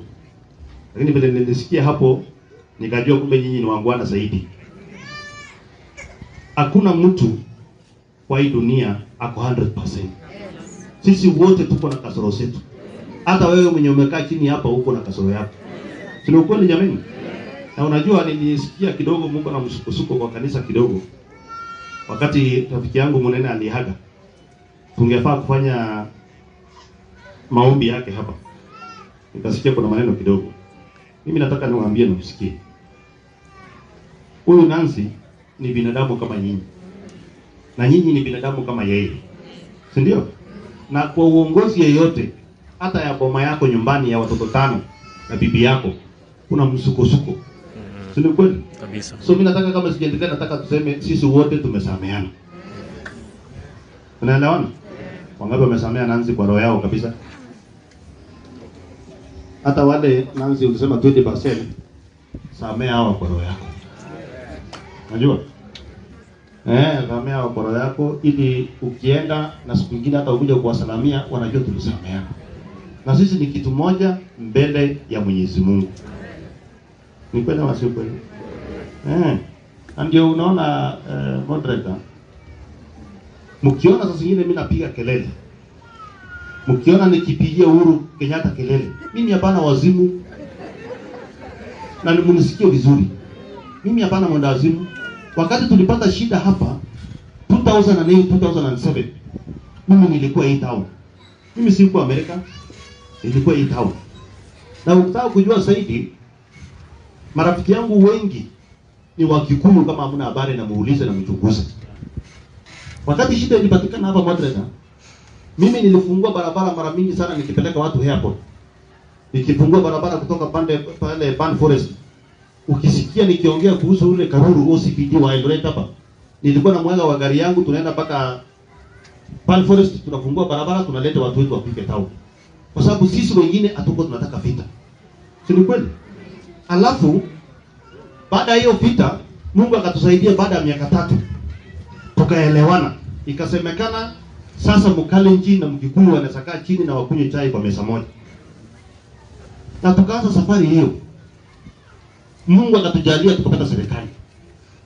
Rais akakuwa Uhuru Kenyatta na naibu wake akakuwa William Ruto. Si ni kweli? Na ndio mkisikia na mnisikie vizuri. Mnisikie vizuri sana. Huwa ninasema kila siku, ili tukule chumvi na ugali na tuwe na amani. Sijui kama tunaelewana. Ili tuishi nyumba ya makaratasi na tuwe na nini? Na amani. Wakati tulielewana tukaenda kule Nakuru, tukashirikiana. Na ndio mjue shetani ako. Lazima muombe kila siku asubuhi na jioni na saa 7 na wakati yote unapata nafasi. Shetani yako. Wakati tulisimama kule Nakuru tukasema, kuanzia leo liwe liwalo, hatutawahi mwaga damu tena katika taifa la Kenya. Especially wale watu wanagombana sana na wanaleta shida katika taifa la Kenya, ndio wale watu wengine wapate shida ni Mkalenjin na Mkikuyu. Si ilikuwa namna hiyo? Na hapa tukasema hakuna mtu bado atatoka hapa Langas akienda Nakuru wakati ya kupiga kura. Hakuna Mkalenjin na Nakuru atakuja Eldoret wakati ya kupiga kura. Tulisema liwe liwalo, tupate uongozi tukose. Munichague mimi, msinichague. Tulisema maneno ya amani haina compromise yoyote. Ni lazima tuwe na amani. Wewe unasikia namna gani ikifika siku ya kura? Unasikia Otieno amepanda, ameweka basi watoto wake wote, amefunga kitanda kwa basi, ameweka kitanda kwa sofa set kwa basi, ati anaenda huko Kisumu, anaenda kusikiza ati kura imeenda namna gani? Wewe unasikia namna gani kama jirani yake? Mimi ndasikia namna gani huyu anaina kapaiko huyu?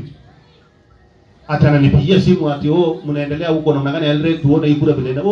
Unafikiria nini kwa kichwa yako? Mimi nataka niwaambie na msikie vizuri sana. Ukisikia nikigombanisha Uhuru Kenyatta, mimi sio wazimu. Wakati Uhuru Kenyatta alienda kufanya salamu na ule mtu, shida ya Kenya ikaanzia hapo. Salamu ya ukweli ni salamu Uhuru Kenyatta angesalamiana na Raila Odinga, na baada ya wiki 2 Raila Odinga angekuja na Kalonzo Musyoka, Raila Odinga angekuja na Mudavadi, Raila Odinga angekuja na Wetangula kwa mkono ya kulia, si ndio? Alafu Uhuru Kenyatta angeenda na William Ruto na Duale na wengine kwa mkono wa kushoto. Sasa waseme tumeongea na tumeelewana, tumetatua shida ya Kenya, hatutaki masukusuku tena. Lakini hiyo salamu ya watu wawili ilikuwa ya ukora. Na unaona sisi tumemwambia Uhuru, my friend, hauwezi kutupeleka kwa huyu mganga mwenye amini Mungu, alafu tuambie ati mnataka kulete BBI, sijui mnataka kulete nini na mko na plan yenu. Hiyo ndio maneno mimi nilikataa. Na mnisikie vizuri. Hiyo mambo yote imekuwa ikipangwa. Wakisema msukume William Ruto ili akasirike. Unajua mimi nataka niwafunze kama raia wadogo ndio muelewe. Tusukume huyu William Ruto akasirike ili ile vita wakali na Wakikuyu irudi tena. Ati ndio wawini kupata wananchi. Washindwe. Shindwe. Niliona ule mtu Kinoti amekuja ameruhusu viongozi wetu hapa. Paka wanapeleka mama mzee na vijana na wamama ati kule kwa Kinoti ati waanze kuandika statement. Mimi nataka niambie Kinoti na asikie vizuri. Uandike statement ngapi? Upange maofu kiasi gani? Sisi tunaamini Mungu na hakuna siku tutarudi kwa hiyo shida na hiyo shimo ya minyororo ya shetani. Hatuwezi.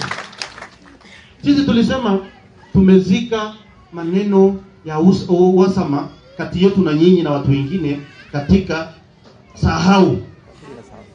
Shimo la sahau ama namna gani? Ndio mimi nataka niwaombe na mnisikize. Msinipigie kura kwa sababu ya maendeleo. Wacha maendeleo ikuwe namba 2. Mnipigie kura kwanza tuhubiri amani.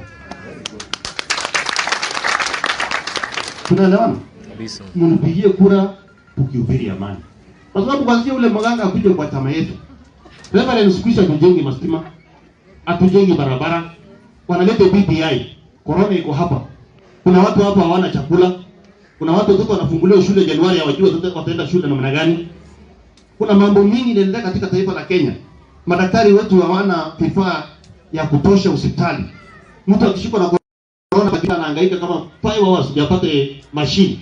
Alafu mnatuambia ati BBI ya kulete prime minister, sijui ya kulete nini, sijui ya kulete nini.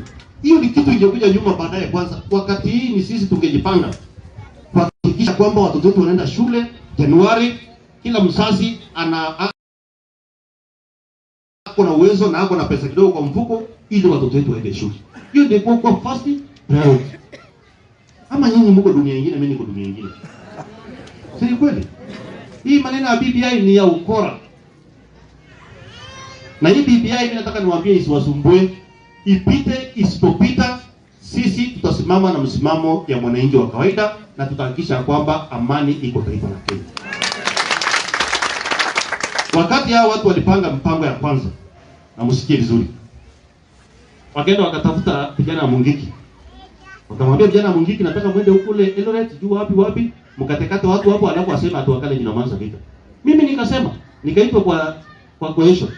And I explained mpaka nikawapatia audio clip. Kwa sababu wale vijana wa Mungiki wenyewe walikuja wakanitafuta mimi. Wakaniambia Sudi, wewe ndio unaongea. Na sisi tulifanya vitendo mbaya wakati mingi. Na watu wao watulipi. Lakini wametupatia pesa kidogo. Na sisi hatutaki kurudisha hii pesa na hatutaki kufanya hii kitendo. Wewe enda sema hii maneno ili wawatena na sisi. Na wakati nilisema kweli wakatoroka. Na ndio walikuwa wamepanga pamoja na hii walienda kwa Kinoti, ilikuwa laini moja. So mimi nataka niwaambie, ukiwa Rift Valley, tuwe macho sana. Ukisikia mtu anataka kupanga uhalifu, uniambie, ambia nani, ili tuweze kutatua mapema kama waje tupangia maovu. Tunaelewana? Na ndio unaona mimi niliuliza Muya, wewe iliwezekanaje ikawa ni wewe peke yako? Tuko viongozi zaidi ya 60 katika kaunti hii. Ilikuwaje ni wewe ndio ulipatikana kupeleka watu wetu bila wewe kuniambia kama mjumbe wako ndio tuongee? Tusidanganyane. Mimi sitaki mchezo kwa maneno ya amani. Na mtu asinilete. Lazima tusimamishe amani na tuhakikisha kwamba watu wetu wataishi zaidi ya miaka 100, watoto wetu waoane, wakae, kila mtu ajenge kokote ako. Ndio niliambia hata huyu wanaenda huyu. Na wewe Dani, niko na shamba hapo karibu na kwangu. Tafuta watu wengine 5 mkuje mkae hapo. Tuchanganyane. Tukae. Ili hii maneno ndogo ndogo hii ya ujinga watu waache kutumia siasa kugonganisha watu ili wapate hukumu. Ndio mimi nataka niwahakikishie msiwahi kuwa na shaka fanya biashara yako, kaa vizuri. Kama unajenga, endelea kujenga. Hakuna vile itaipatikana Kenya hii tena. Hiyo ni kitu sisi tumesema liwe ni walo, haitawahi wezekana. Na hiyo ndio msimamo wetu. Kwa hiyo laini, kiongozi yoyote awe rafiki, awe mtu wako na pesa kiasi gani, akienda laini ya uunganisha wananchi hiyo hatuwezi kubaliana. Tuaje tulimane kama siku ile tulilimana hapo maneno ya Buseki, ya Mandago, siasa nini, lakini laini ya mwananchi kumwaga damu ama kudisplace mwananchi, hiyo mimi siwezi kubali. So mkae mkijua mimi niko na nyinyi 100%. Hii kazi nyingine yote hii ya kufanya maendeleo tutafanya. Ili utembee na barabara iko na vumbi lakini tukue na amani. Ili tutembee na barabara mbaya kama hii ya kuteremka ya vumbi lakini tukue na nini? Na amani. Hiyo nyingine yote itakuja baadaye. Lakini amani yetu ni lazima tudumishe, na mtu yote ana cross line yetu. Na mimi nataka nikuombe Nancy, hata penye unaenda unajua msimamo wetu, kwa sababu bado ndio pale. Muende msimamishe maneno ya amani na muweke masikio yenu juu kabisa. Hatutaki mtu yote kutuunganisha tena. Tutashindana kisera. Wewe sema utajenga gorofa, utajenga barabara ya gorofa. Mwingine aseme sio atajenga nini? Raila aende Uganda kama atapigiwa kura, tuende kwa hiyo laini. Lakini maneno ya kuunganisha wa raia tuache hiyo, tuwezekane. Wangapi wanakubaliana na mimi? Ni kama nyinyi hamkubaliani na mimi. Wenye wanakubaliana na mimi waweke mkono juu. Mwenyezi Mungu awabariki sana. Ya mwisho, hii kanisa yetu hii. So mnakumbuka nilikuja siku ile nikafanya harambee. Tutajenga mpaka mahali. So kwa sababu mmeniambia mimi kabla ya mwezi wa 4 nitakuja hapa, nitatafuta marafiki watatu wawili ili tukamilishe hii kanisa, tuendelee na maneno ya Mungu. Na mimi sitaki kusema maneno mingi, moderator. Mimi nataka niseme shukrani Nancy. Enda ufanye kazi kule pengine. Mwenye atakuja hapa pia tutamkaribisha ili tufanye kazi pamoja na maisha yaendelee. Hakuna mtu mzuri, sisi wote tuko na kasoro. Nilikuwa nasikia unasema kuna 20% sijui nini. Hiyo ni kawaida. Hiyo ni kawaida. Hata mimi nilikuja hapa Nancy, nikafanya kampeni 2012, 2013. Hao watu wote wakanipigia kura. Lakini juzi 2017 hawakunipigia, lakini niliwaambia ninyi ni watu wazuri, kwa sababu ile ya kwanza nyinyi ndio mlifungua barabara. Wakuja wakatanganya na wakora wengine hapa wakapiga kando. Wanapigia mtu hata wajui, hajai jenga hata choo nini, lakini nyinyi watu. Mimi mwenyewe nimekuja hapa, nimejenga hapa, nimefanya mimi kwa kazi sijifuni, lakini ninajaribu. Hata hii barabara unasikia inatengenezwa hapa yote mimi nafanya. Si ati kuna mtu mwingine mahali. Ni lazima tufanyie wananchi kazi. Unajua kwa roho yako hata ukihubiriwa kwa kanisani na wewe ni mtu wa uamini Mungu, na wewe ni mtu hujatatua shida zako kwa roho yako, hautaenda mbinguni. Lakini hata ukifanya vitu na unyamaze bila kupiga kelele, Mungu anakufungulia barabara nyingine. Sasa unaona hata hiyo kura ya siku hiyo, hata kama ilikuwa namna hii, lakini ilipita na kura mingi sana, kwa sababu Mungu alisema huyu mtu asiende mahali, bado akaekae hapa. So hiyo safari tuende pamoja. Wapi ule kijana akwaya? Hii 1,100 watu wang'are. Watu wang'are kabisa. Ndio. Alafu niko na bahasha ya Nancy, usiende huko sasa usumbua watu mpya. So ukifika huko hata wewe unakuwa mdosi kidogo. Usikae, unajua usikae uko na shida ndani, ukae ni kama umetoka penye watu wako sawa. Ama nani jamani? Basi mimi nitakupatia ili kwa 50. Nancy hii utaka. Ukifika huko fanya shopping kidogo na ung'are, msikae kama watu. Alafu kabaiko ametuletea shilingi 10,000 pia. Ndio. Ani mwingine? Mungu na wivu nyinyi watu. Hii transport. Kitu kidogo iko hapo ndani. Mheshimiwa wetu anaongoza hiyo mbili. Tafadhali wale marafiki kujeni tafadhali. Marafiki wakuje. Kujeni tafadhali.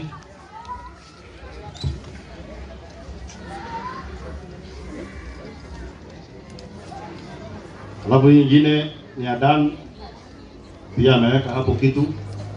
Watu wangapi wanataka Nancy aende ama amefurahi? Simukuje basi jameni. Huyu ndugu yetu mnajua amekuwa akisimama kiti mara mingi. Na kura yake haijaangi. Lakini raundi hii isipojaa nikamtafutia kitu kingine. Ani mwingine ndio huyu mwingine pia yake haijaangi. Lakini sasa huyu aliniambia wacha aende kwa biashara. So tutasukume yeye kwa upande wa biashara. Sinizo? Asante sana. Mwingine kwani nyinyi watu wote mlikuja tu kuangalia hii maneno namna hii?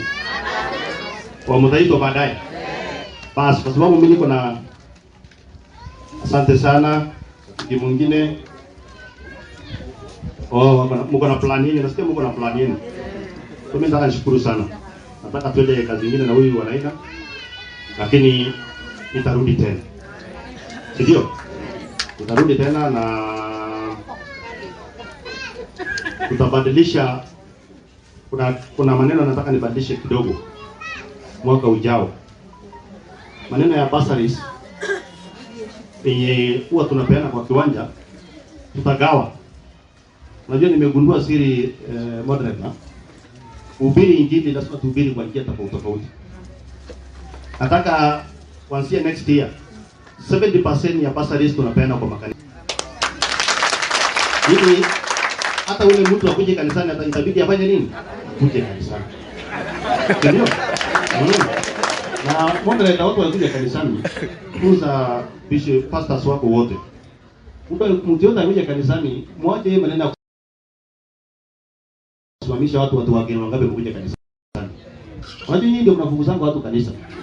Kanisa wacha mtu akuje. Unajua kuna wamama wako hapa na watoto wao ni walevi. Kuna wamama wako hapa town wale na kuna wamama wako hapa mabwana yake wakuje kanisani. Unajua wamama ni wengi kanisani. Lakini akimwongelesha bwana yake ama mtoto amlete kanisani. Wewe ngoja wewe nani? Wewe Samia. Kaa chini. Wacha kuzungumza mada niambie nahubirie ndio hubirieni. Moderator, unajua kuna watu wengi wanaogopa kuja kanisani. Na hao mama wakileta watoto wao kuja kanisani au mabwana yao. Unajua hata kama anakunywa ile pombe kali. Wacha akae pale nyumba kwa kanisa. Unajua atasikia mahubiri polepole. Wimbo itakuwa mzuri. Next time atasonga peke yake kuja katikati. Atasonga peke yake mpaka afike mbele. Mpaka mwenyewe asimame na aseme Bwana Yesu asifiwe. Lakini maneno ya kusema wageni ngapi wamekuja, watu wanaogopa sana hiyo maneno ya kusomesha watu kanisani. Watu wakuje kanisani.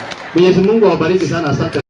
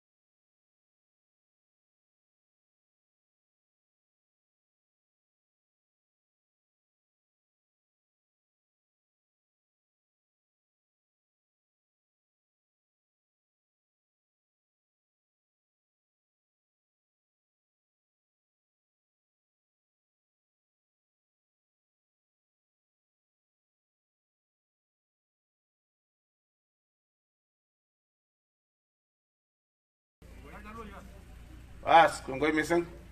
Deputy President Lemara Ruto. Nenendet kalakwenyo.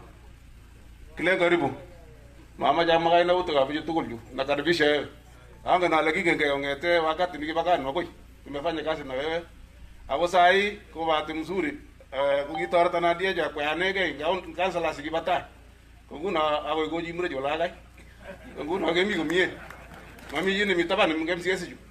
Kelengo ko yamu nata. Kelengo ko missing President na mu arab sokutini. Ko gonyo gimu mo ko leja kayan i beru ji koi.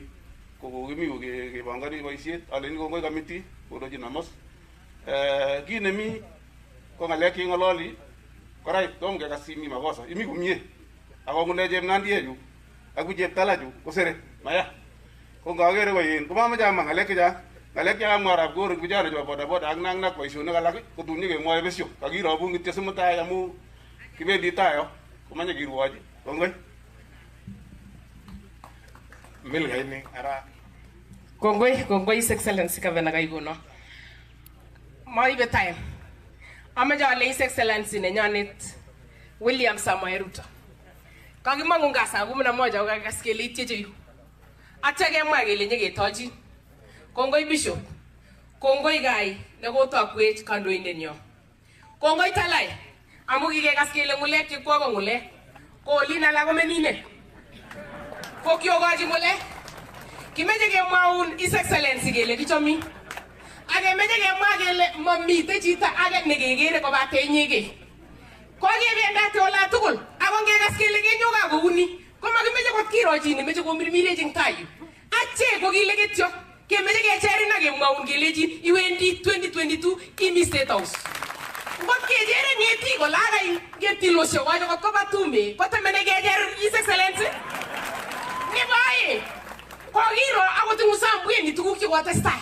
Ko temi mo His Excellency ko office aba ngalal gityo mawa olo. Ko lu ki wajito no. Ko jito ni na ke je so ge yo. Aba ba biga la ke ko ga siti ko so gityo. Lakini ma ke jo lot. Ko gi banan ma gi.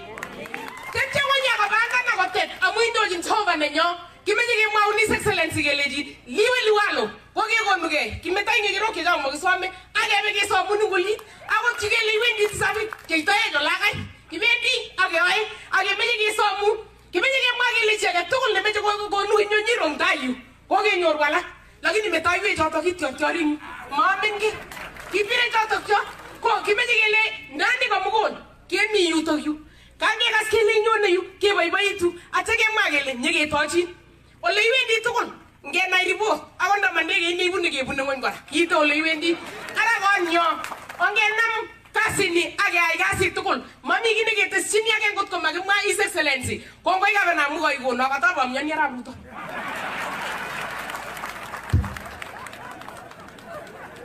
Bas, Your Excellency, the Deputy President of the Republic of Kenya, Akiga Katukul Chamge. Okay? Your Excellency, go was a target in a gogeri. I let Yago Mamusa and Wendy Angela, me 2022 in Danyama and Nagani. Go meet them this morning, boys, you, and one of your Namita and another one and Yawa. Kick your song like you, why? I will go get Mamuki and Night, Your Excellency. I'm going to me or I might because it. I go such a queen, Yara Ruta King and Yellow 2022 game me one. My Yara Ruta, King and tell you got Ingen Baba, you me walking and Yellow King Andy. You got to be up Tindre as a song goes over. Why go, you get take you got Your Excellency. Here at Tagado, Ilega, Kalejin and your Ruta Mungu, call your Your Excellency. And then when I let it talk, I was put. I want to go, his own Your Excellency, Marulagat, Kwasale, Jamanawati, no, Your Excellency, what even Mungo to him? What did you go to get in James Mama again? What even Mungo 2022 to go down, Yamanagani? He don't know me by his mommy. I'm one on your Kotaban James Mom. Give me a Rabuton down in 2022. He would imagine you're going to back on nobody queuing.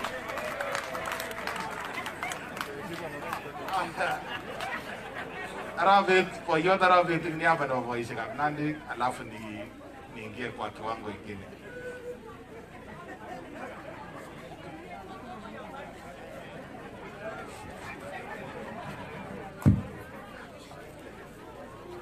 Aya.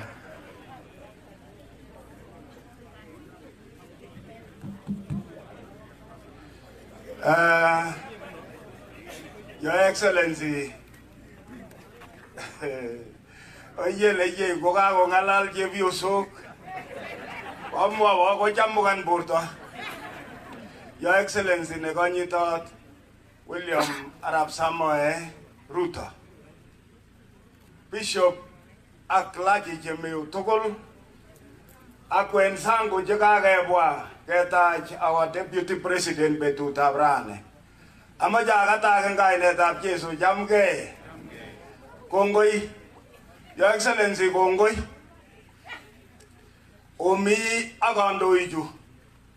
Mi gavana nenyo UA, mi MCS, mi wabunge, mi nebo Jesumei nekerikyini kila. Your Excellency, makitinye ngal chekimwaun nebo tai kelechini kamuktaindet kongoi amu kenyo.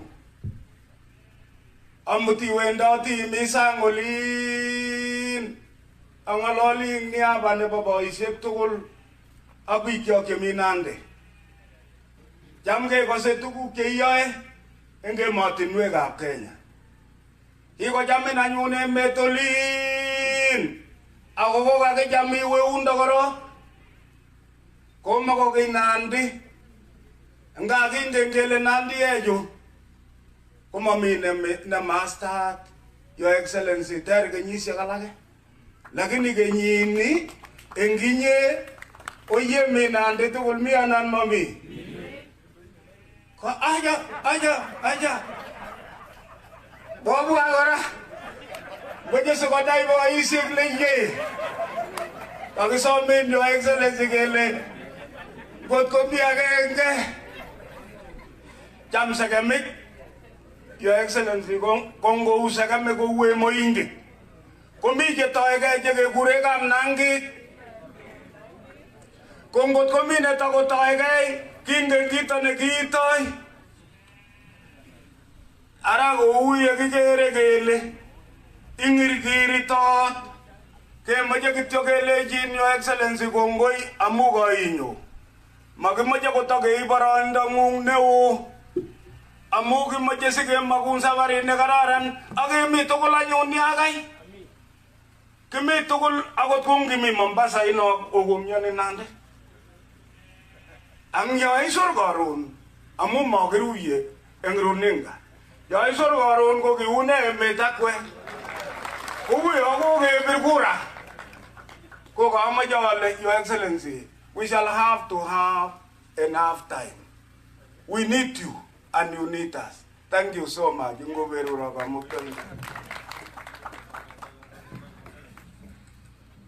Kongoi Mheshimiwa Poyot Arabet. Your Excellency, ngamwa kityo kainautik chebo MCAs ingele kwaro ole kou kasit eng county eng Senate olin. Ko gavana age tugul nguno ko lazima koribke ak biik chik amu iya kasit olibo tai oli kabisa limata keker kele kachi makosa ne. Ui kasit so lazima aribchige biik chuk. Kimita ak MCS ameche amwa kainet MC Mheshimiwa Fred nebo Kapsabet Aslano ameche alechi kongoi. Kimita ak Mheshimiwa Daktari nebo Chepkunyuk Arap Sanga, Mheshimiwa MCA nebo Chepkunyuk asante. Mheshimiwa nebo Kilipwani Cynthia Muge asante. Mheshimiwa nebo Goyo Magdalene asante. Mheshimiwa nebo Raila Kobun Kapsimotwo asante. Nominated Terry Mayo. Mheshimiwa Serem Kobun Jemase asante. Mheshimiwa nebo Ndalat Beliot asante. Mheshimiwa Ram Ngetich Basa Kobun Koserai asante.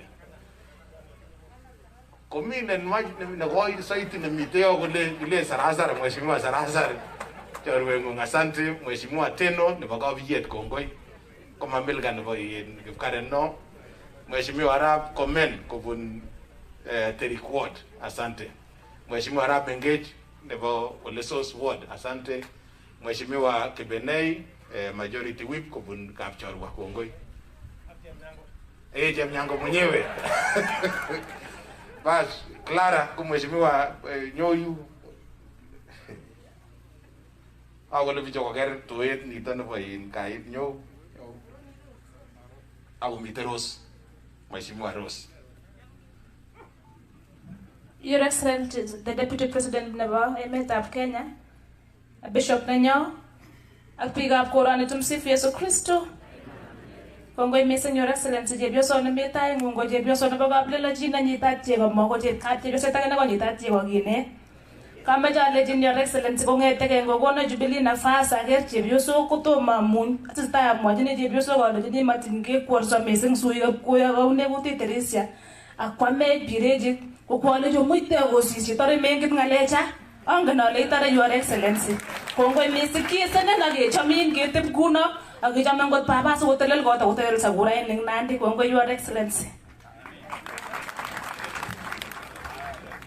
Mheshimiwa Clara, nominated MCA, asante sana.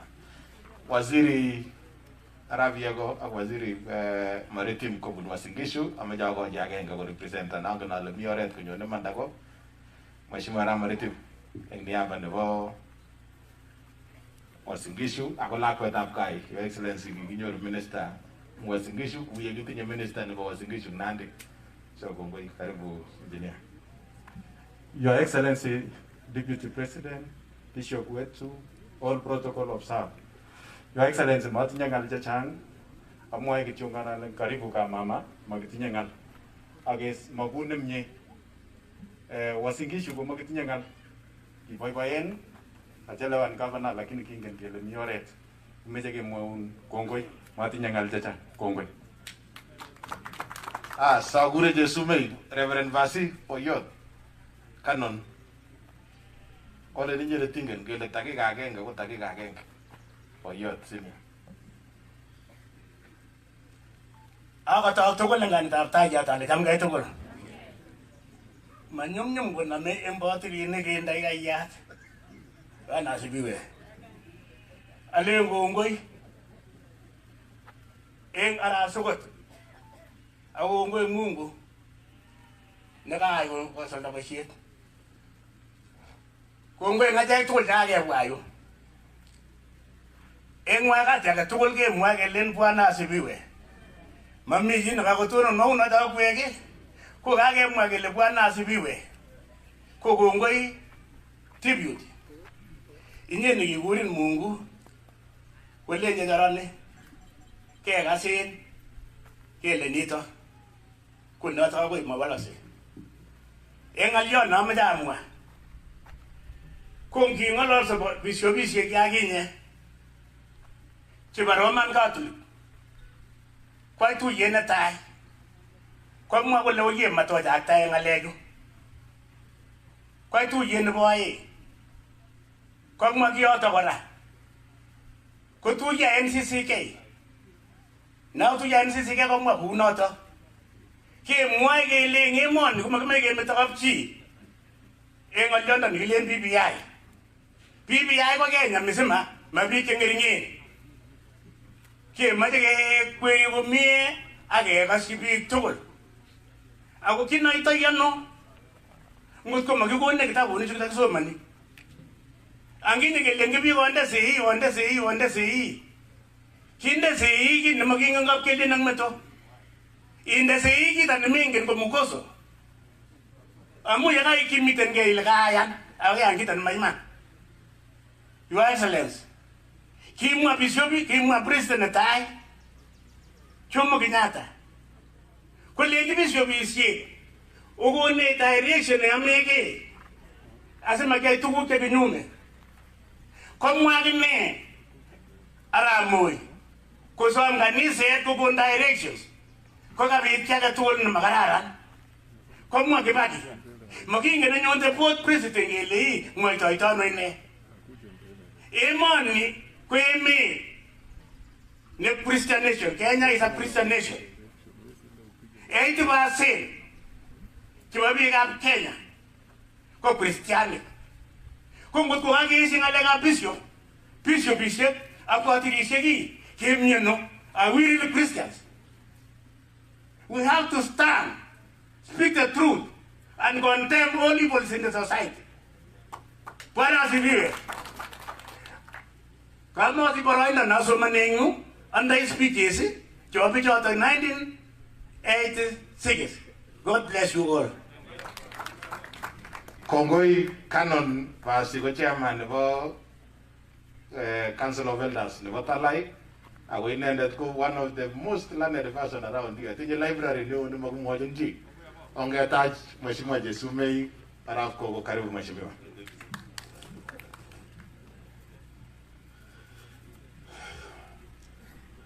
Bas chorwenyo ako lakwenyo nebo Nandi nekikosike kot mising, the Deputy President of the Republic of Kenya. Kandoik chekimite tugul yu komi gavana nenyo ako mite MCS, viongozi wenzangu, kaniset kwa ujumla, kondoiwech bishop, kai komite boyotab kai arap sugut ak family kwa ujumla, ak choronok chekabun moswek cheterchin, ongikatkei kole Bwana asifiwe, tumsifu Yesu Kristo. Bas netai Your Excellency, amache aribun sait. Lakini chamwa Your Excellency eng niaba nebo bichep Chesumei, bichep Talai, bichep Sironoi, ak biikab Nandi kwa ujumla, ak biik chekakoit yu tugul, eng niaba nenywanet atachin ale itakatin Chesumei, ak kelen kongoi nebo man amu imite kobotech kila. Tumpigie makofi moja. Karibu linyo Your Excellency, kongoi amu imi Chesumei kila, kelen kongoi neo kot mising, asante sana. Your Excellency, imi kobotech kila ing Chesumei ni. Amache ale ing biikab Chesumei ketinye kelchin neo kot mising, ak kemoche kelechi kamuktendet kongoi mising amu ing kenyisiek oeng, Your Excellency, chutok chu koketestai keyoe boisiet, amache alechin neiman makiutye boisiet nekoyoiwech ing Chesumei ni. Ak kelen kongoi kokerin inyone kila. Kiitaune Mosoriot iyoiwech boisiet, nyekebe Sania iyoiwech boisiet, nyekebe Chemundu iyotwech CDF office, nyekebe Kimasimba Kiptuiya Kechire iyoiwech boisiet, kebwa Kipterit Girls iyoiwech boisiet, oroni rani imite yu kinyo koit Talaini eng boisiet neo kot mising, kemwoe kelen kongoi neo biikab Chesumei, tupigie makofi His Excellency. Alen kongoi nebo man, ak alen karibu tena. Amache ale kora kongoi kot mising biikab Chesumei komi biik cheu akot arap sugut. Betutab rani kokakomwech bichu tugul ako kakotokwech chito neo kot mising neuni. Amache ale kongoi mising arap sugut ak biikab kokwoni nekokitach kandoindet neuni sikokonech kaberuret. Kit nekingen biikab Chesumei, urwetab kandoin komite kelchin. Kwabaibai kwa mjumbe nengwong amu neiman ngobwa kandoik kuni kemite tai. Ak amache ale Chesumei ni kemite tai kabisa Your Excellency eng boisionik chekiyoiwech ak boisionik chetesetai. Amache ale karibu sana akonyo kora kunotok ak itestai kunotok. Amache kora alechin biikab Talaini, biikab Talai amache alecho kongoi. Kioberur kandoik chekiba ole kinye eng tai koboto Kiptamna. Obwa kunotok akoi oin nekiberur kora He's the Deputy President of the Republic of Kenya.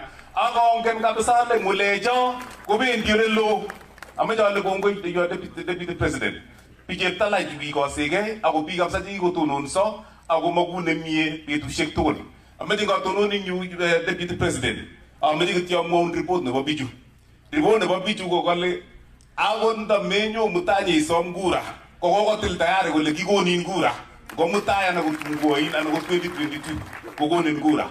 Boision bitu chesome Your Excellency. Ko neiman mite oret ne lamit ing yu ako miten obo lamit kong'ete mwisho wa lam ing yo kwa Kimasimba Kapsisiywo kemoche kityo kele kitokitou oin arawetab 11 komatiketoi. Amache ale Your Excellency oye yeit olimbo Nairobi koteiyoktoiwech sikechokchi ara kalamini ak kechokchi ara kalamit kora nimbo Kapsisiywo eng Kimasin. Boisionik alak kora chekitinye ko kimasta nebo Kamoiwa location kotinye shida nekikoborchigei kong'ete independence komeche kole takipchei lelmo Kamoiwa location komun location saing amu okot mising Deputy President oye yeit olin itwekchi biik che concern asikokonech location age konyo Kipng'eru Kimasi ak kwa Sania Kimasin saetab biikab Kamoiwa location notok kole tabit location age bitoni. Otherwise Your Excellency kitesetai komie kabisa eng Chesumei ni ngo ng'alekab somanet kindoi, ngo ng'alekab sitimet chekiborchigei kong'ete akoi kekere connectivity kokwo barak kot mising. ko ngokwoni ketesetai ak ketesetai ak boisionik kunotok ak biik chuk chebo Chesumei. Amache ale kityo Your Excellency kotakimite yu ak kandoik kora chebo Nandi tugul. Kotakimite akot Rameli kokakinde sait kele saa 7 konotok kikeni kolen saa 7 olin ngelen kokas akoi karon. Kotakimite kora Arap Sirem, kotakimite kora akot Chembein eng Kimasa. Kemite kora ko ki kandoik chebo Nandi tugul kemoche kele takitachin akebe tugul kipkutinak. Ko nebo let Your Excellency, mite kora lakwetab kokwoni Farida Karonei kokatanyone akine saa 7 lakini katinye boisiet eng olimbo Kericho kokakotachin akine akomite kobotech. Ameche kityo ale biikab Chesumei kongoi mising kibagenge nengwong ongeyai nemie kunito kobwa Your Excellency kuni oyie koek borotet eng achek atiketestai kunoto. Ngalek chekotestai eng olimbo Msambweni ameche ale kongoi Your Excellency. Kokiro akot olimbo Naivasha, kokiro kora olimbo Kiharu. Ameche alechi biikab Chesumei ngot komi biik kabisa chekoboiboichi boisionoto kosir ko kwaro biikab Baraton, kwaro biikab Mosoriot, kwaro biikab Masimba Samia ako olimbo Koptel tugul ko kosherekean ak chekomwa kole kakiro ki nekararan eng olimbo tai. Kemoche kemokun nemie Your Excellency yekibendi yumbo 2022. Kikicham kora ayin kora kong'ololwech kora president nebo emoni komwa kole ane Musa ak ane chorwenyu Aaron kemi tulwet barak kokakiro olimbo Kanan. Kenai kabisa Deputy President kele Musa ak Aaron komait olimbo Bitonin olimbo Kanan. Chito nenyokomute kebe Bitonin ko Joshua ama chito age inye noto. Ko yoto ole kemi Your Excellency ara kisaun ak kemokun nemie oye wendot eng olin lakini nai kabisa ile ratat ole ka ak kesupport-inin 100%. Karibu tena na Mungu awabariki. Asante sana. Your Excellency, ako mite kanisosiek somoku chekakotokun kingen kele makepangan boisionoto kakosomin kanisosiek chok somoku nebo Catholic, nebo ACK ak nebo SDA. Komakepangan kora siketoretkei. Kitoretech eng kebeberwek chechang. Ortinwek chekamwa arap koko kelechini kongoi amu nengetekei chepcherit akoi inye nekikone koi mjumbe itomo akot kikakebutan kasi kimatakoi minister. Kichame koi mjumbe nebo Eldoret North. Nebo Mosoriot akoi Kaiboi ko kikone kora koi mjumbe nebo Eldoret North. So kimeche kelechi kityo toretech kosulda kotakosokobise koman ko nekong'et komenyo ikperi koi president nebo emetab Kenya kokakobunjin maiyek. So kingen kele takesukumani sai ing yu lakini tai yo ko neng'ung amri kongen kele isuldo tuguk chechang chekakimwa ing yu. So amu mameche tamwa chechang amu takoloo ile iwendi boisiekab Talai Council of Elders tononse kityo icheket Talai Council of Elders obwa yu boisiecho tugul kimeche kelechi ko chairman Arabasi. These are the Talai Council of Elders. Boisiekcho kimeche kelechi kongoi eng ng'ulek chekikochi Deputy President eng sautik kwok ak maket nemie neomokyini inendet. So kimeche kelechi asanteni sana. Komameche taib kasarta neo ngoi boroini atai Deputy President onge nafasi moja. Karibu Your Excellency. Kongoi. Bas, kongoi missing ongete ng'ony. Kongoi. Bas, Mheshimiwa Governor nebo koroni Arap Sang, Mheshimiwa mjumbe nenyo nebo Chesumei Arap Kogo, Governor nenyu nebo Uasin Gishu Arap Mandakaonyun,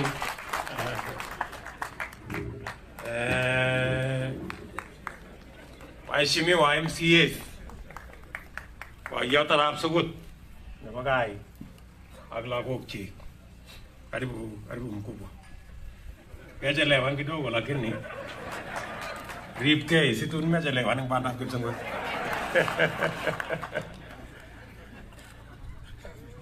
Bishop nenyo Bishop Arap Korir ak biik tugul chebo kanisa chemi yu. Biikab Sironoi ak Chesumei ak Nandi chamgei. Chamgei kokeny. Bwana Yesu asifiwe. Bas, ameche ai boroini korok amwochi Jehova kongoi amu kakenyoru boroindo kakebwa kot keitu gaa. Atachech Arap Sugut asinye keyotchi kot akoberurchi tisik sikotestai yemeng'isye eng yu ak lagokchik kotoret kamuktaindet. Ko akot akine ko kabaibaitu amu kanyoru boroini arap sukutini ko bo komasi ako bo komasin yo bo Uasin Gishu. Okere eng yu sere mi biikab Uasin Gishu yu. Koin moja amejas koy olein hu kanyo arap Ruto amu kibo Uasin Gishu chichi anan ne. Aja arap sukutini ko boyo ak kekonyiti ako kongosome kobit boroindo nemining ale kitesyin eng Nandi kariset katumet. Kounotok koamu katinye boisionik alak ale ngesungulni kemusi siawa chun alak chun. Arais kilen arap sukut pongezi ak mama nebo gai ak lagok. Abaibaitu amu kamwa lagok eng yo kole kimeche ketoret baba kotep kole, meche ketoret baba kotep kole. Osikiro ole kakitoretito ak sotoret baba nengwong. Kararan chi neibwoti sigindet. Kongoi mising boisiekab kokwoni amu kawatachech kongoi eng ng'ulek chekiokono ak kokonech ko ki kandoikab koroni sikimuch kekweri boisionik chebo emet. Kongoi Bishop amu kote osoiwech, osochini viongozi tugul, osochini serikali nebo emetab Kenya. Ngokere kekiligei kuni ko kebeberta neo ko saet noosoiwech ak kemwoe kele kongoi mising. Matinye ng'alek cholen amwoe ra chechang eng yu, kabaibaitu ako kaaker anyun akine ale oye kenu ngot komi chomyet nemi koroni okaro abwat okenu achamo kosir in mangokere nguno olen in kichame chichi achamo kanyun akine nemami komasin amu ngami Nandini kemi gaa akot ngakibunu shamba olin ko kikibityi koroni kikisomoni Kapsabet ino ko gaa oli tugul oli kibunu sigikcho koroni ako mising kechomok amu okiligei utinye boisionik amu utinye kalaba okororon. So ameche amwoiwo kole cho kibendi bani pamoja ak kebendi bani nekiite tugul moit ole masikobit cheitei korarta alak eng oret kibendi kot keit tugul. Arais ameche alecho kongoi kinganyo betut age kosom boisiekab kai kole katakimache koldiane eng kin mosoriot olo. Arais kakibwaiwa karamanda ko kebunu shamba olin ako kimi barua nikicham kemwoe keny olikinye nikibo DC ko maana ale ki barua ne DC ko nikilionoti kakeibu keny inen baruana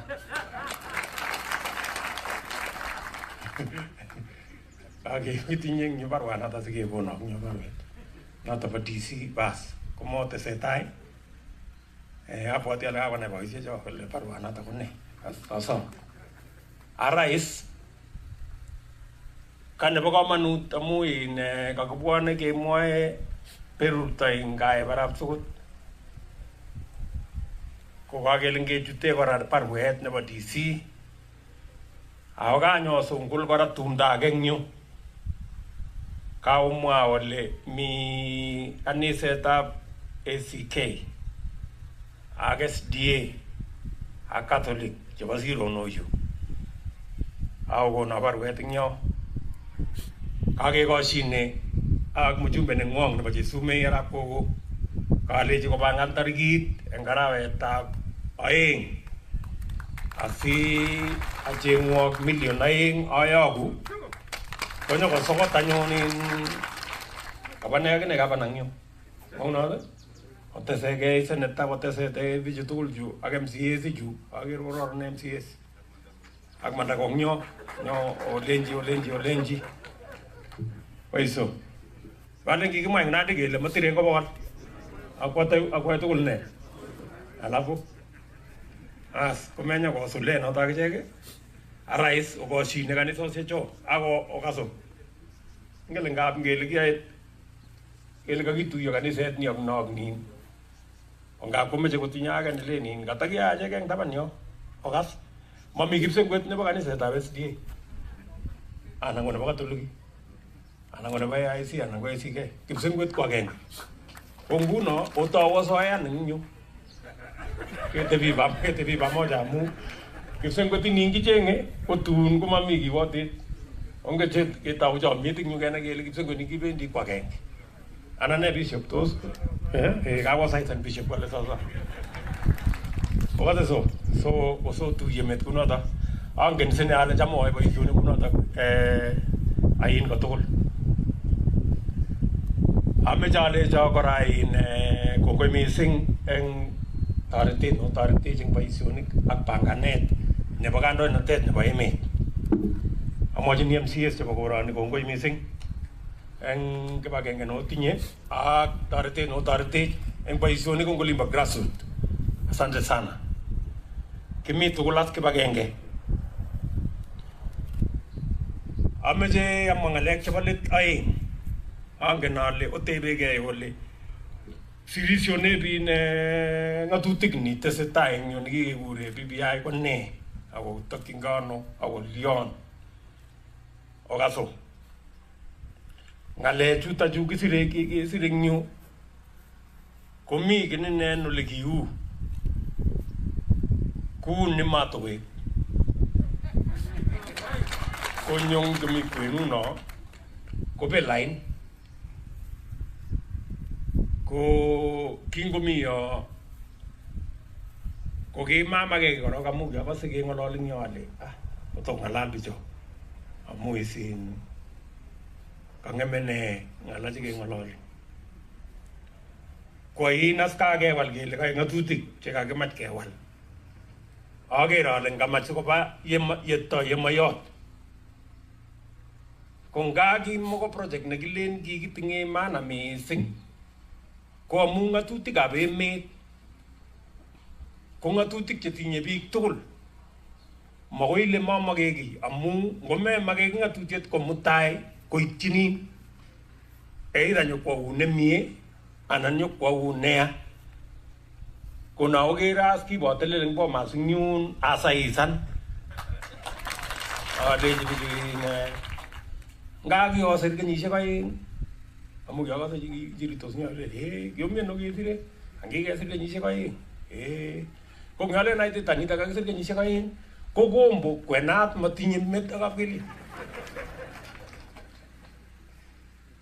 ibotoretas eng yun asaisanchi alechi ngoyani ngokwolot no ngomastat ni ngokwenat ni age ni ko kibachulchul kininen eng yo ak biik alak konyokotoreto kanisosiek kechul tugul koit alak ngolonye kechul tugul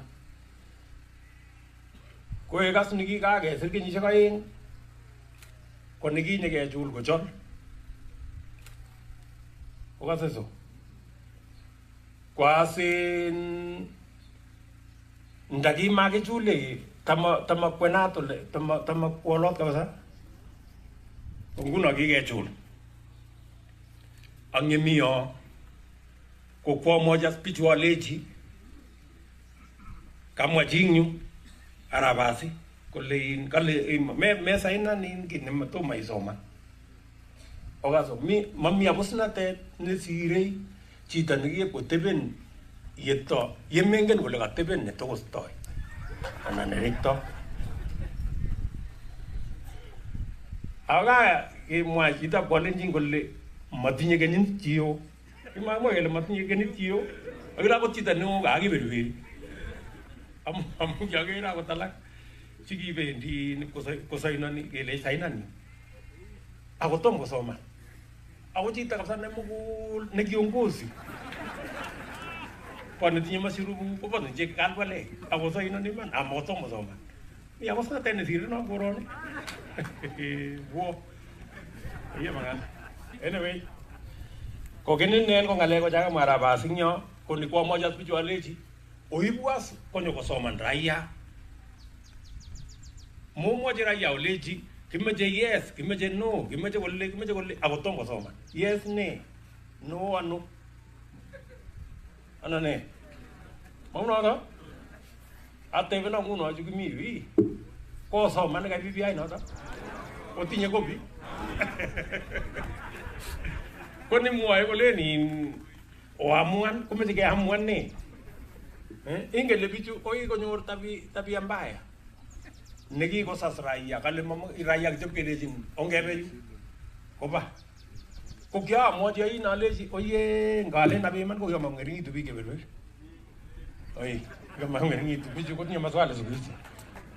Anane, anang ginge tu ne zero no ini. So, kuma je mo ko tungale ke korora ni. Ko ka kesungkul ko dia, alia magi barkan ke le kororon ngale julle. Tebi golle. Ko mo ko telbiju. Ayin ko mo je aleji. Kalia magi ndegele engoliot ni ko wal raya ko le wei ananaja. Engoliot ne rubei ko wei ananaja. Engoliot ne rubei ko le wei ananaja. Ko le alaga nyo aja berberaya ko betos. Aleji ko berberi tu. Anggi kue jai o endi ko bergura amai alali ya president agam sie anangjo alali ka ko nai ni ko legi bire ni ko MCA bi MCA ko to ibir apana ko ur ibir seneta ko le ibir yun ko ngeleje mutai o biranyon en ngolia ta judiciary konni walu engalia ta executive konni walu engna devolution konni walu temenoge kama to temenen mata yalali MCA ak mujumbe amai yalali women rep ak senator amai yalali governor ak president nyabi yalali maina ile jamanga tuti kongiro konne ba devolution kongiro ko ko amoja leji omete in matarao nengoy petut ne mejo ko tebene maswade raya o leji o berber ko petut ne bire gura ko mejo ko kwe o leji o ngome ko ngom di to bire gura ko bat ko nai ko ni ko terang ni ko nyenyo ko katiba ko berber di tingi bon o se ko ingeni le bisu se jang ko matni ga kirwo pi je ingeni le jije so ke yo aki ne so e kono mo ni ku mo gina ke la no was eso endi min golle ko sungul tukun golle o ka se me ger ga ko yen golle a go liya tu ke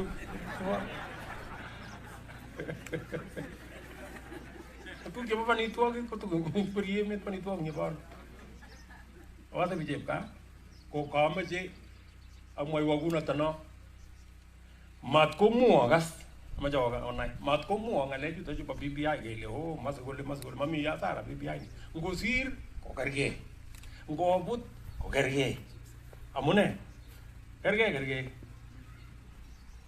o ka eso so mat ko i magni singo ko mutai ugimo ngitinya na bas i mua ju to ju pa BBI ngo betinya na bas ibi gas chai i testai ko ya ka tu ko ri tu gati mati kan ni birte ke ngale ke ma tare tiene ti ane ko kya bang kan na geng dai lin ale ngoi ne ko abang kan nating yung ngoi ni tane pa BBI ga ke wal ke ga ko jang nge ro le ot ni bi ke sere nyap je ji ale ji nam no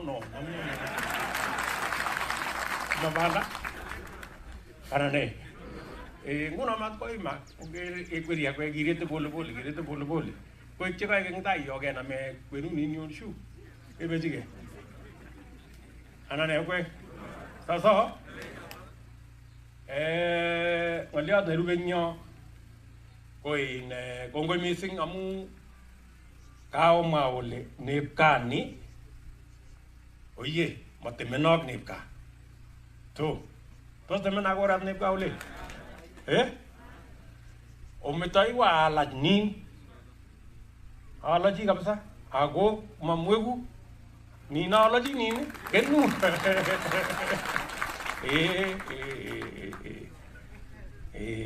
gigera gigilia jepso ke yota in gin ni yun ako jigiti kolen anyoru 80% tuhun magi taburan ako gin ngin inanyi ngejere mi tas cha bang kon jini ni boro oso teste sae oye goto ko sae anane ole amui panganet nekikitinye ak Arap Kenyatta ko nekiwale emet ko naogere eng kenyisiek cha mut chaketai ko kikitet boisionik chechang barabarosiek chu kikitech eng koroni ak Kenya sitima nekikiunganishan eng koroni ak Kenya Technical Training College komi nebo Chesumei ak chun tugul ko kika eng kenyisiek chun kitai mut kenyisiek chu ko koit oindet ak nyokoechech eng yu omir ngele kaya boisiet no koit chuto chu chebo BBI ak ne ak anchik eng yu kitambirir ganyu eng yu ara kama kwa sine salamu ara ma salamu lakini ko kikopotezanech wakati kidogo lakini ngano kopanganat boisiet nekikakipangan kele eng tayu ko kapkirwok nesire kapkirwok age tugul ko lekitetoi mokornotet sikeiste bananda eng emet kapkirwok no nemami nesire ako nemite as kapkirwok ak panganet nebo bandab tayu kingemwa housing ko kikimeche sikonyor neranik boisionik kemwa universal health coverage ko sikeistoe pichiindo nemi eng korik chechang yewo chito sipitali amami insurance kelipani chepkondok kot kealda koret konin bo manufacturing ak value addition ak agro processing ko nebo minutik chu kitinye tugul chu keteshi value simoialdoi eng beit nemi ng'ony ialde eng beit nekaikai asimutai ketech mokornotet nebo biik che ordinary che wakulima ngolek ka wateso ko kapkirwok no nekimi ko kochelewan kidogo amu kokieku busy ak ng'aleche BBI chu wateso ko lakini ngano ko nekis kong'etyo ko makiweke boisiet nekikingen ko nguno boisiet ngale kokomwa in president kole melen kele ki project nebeku in big four kikakile ketoi kosiko kong'et in kename tayun kota ko amu kikitou ak in president ilen mi chito neingen panganet noto kosiro maane chito nepongoni tayun arais matinye ng'alek cholen in amwoe kotes alechino kongoi mising okilgei angen kakomwa bichu kakomwa ole mi boisionik cherartaat eng yun mi barabarani mi Chesumei kiimech contractor eng tai kotun kewal nyekenyoru Chinese nekinyokotoretech koname chepterit yo korok kokweri kwamo university amu kiyo ng'atatiat nekimitei yo yun urene yo bore yo tulon yo ko kiyo ng'atatiat nekimi yo musere ko kikochulak noto ko sikinye kechopwok ni ak kechop akoi tun kwa akoi tenja mi oret angen ale korarartaat oret nin tom kotuyo akoi Kaikoi eng yo tokorartaat kilomita karibu 13 chemi yo ko sikepangan ak nyeketekwo ak boisionik sere chun alak arais angen ale kachaktaenak ako kotinye ng'alek ako kikoet emosto nane kwek lakini onyoiwakat amu ongen ole yekakoit kai betut nekaro tumdo kisochi kuruiyet kitambirire emet sikorut tumdo makimute keter Anane. Anan kaikinel magumi buruye gisaji magigo. Lakini giatinya gisaji buruye gisaji kabisa kwa Castellano tikibojo le bojo. Kwa sine ta ni boisien no ta wendi apolosiayo. Ngoma yun mi mujumbe jorwen yo ne a sungul ya bare be fort Kenya ko tijani ke boisie tuai ko ne na rak mane ko gale na sawai ni bale bole mi gora in ne gele jeremi noman Joseph Nyaga ne boy nembolin ko bara gora ago awendi gora baninda amui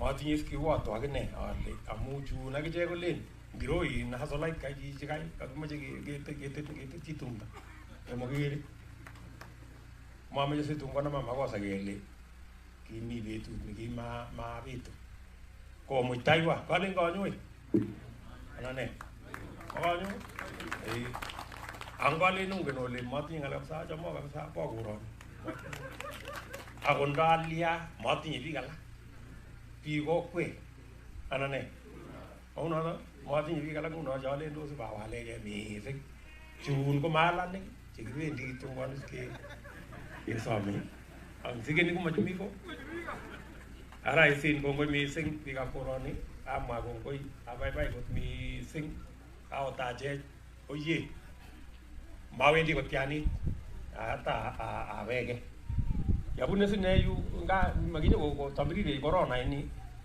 agori ke corona nyon mobiri mo ori ke kamsa agora benet pike cha so gemo ele otebi gole piga serikali anan ministry ne nyana bo ngale gap health otebi kuno magme mutai ko jita ne to ke ay baisi dinyo ko mutai ka ko jirkun onge koni paisioni jota kagemwa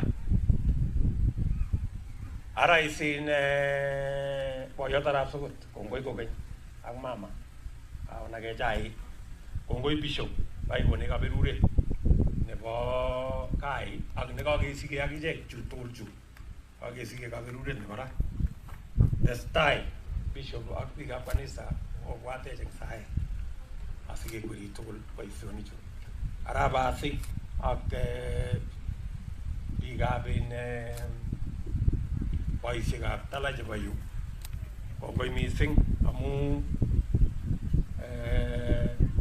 otoreti boisionikab bandab tai nebo emet akosochini emet kararan noto mising arais tulakat kourale ye anane nonoto kotun kotanye kelechi kokonakta yo boisionik chakaketet ak murechu komasiki siya abanganchi kokonu tarikit nekeyai boisionik chotok koit ole kait kongorarta kotokemi makibendi wi keyaitu kokeny nekename ikaru kekweri kwo tai ara isamuto awendi boisiet nin lonini kamwa kongoi ako manachi ngomakituye amait Christmas kongamakwa Christmas nemie netinye kaberuret netala akamakwa ketin nelel netinye kaberuretab Jehova orono mama county nenyo Dr. Tum karibu mheshimiwa nyoiwa kata nene kamusu maboten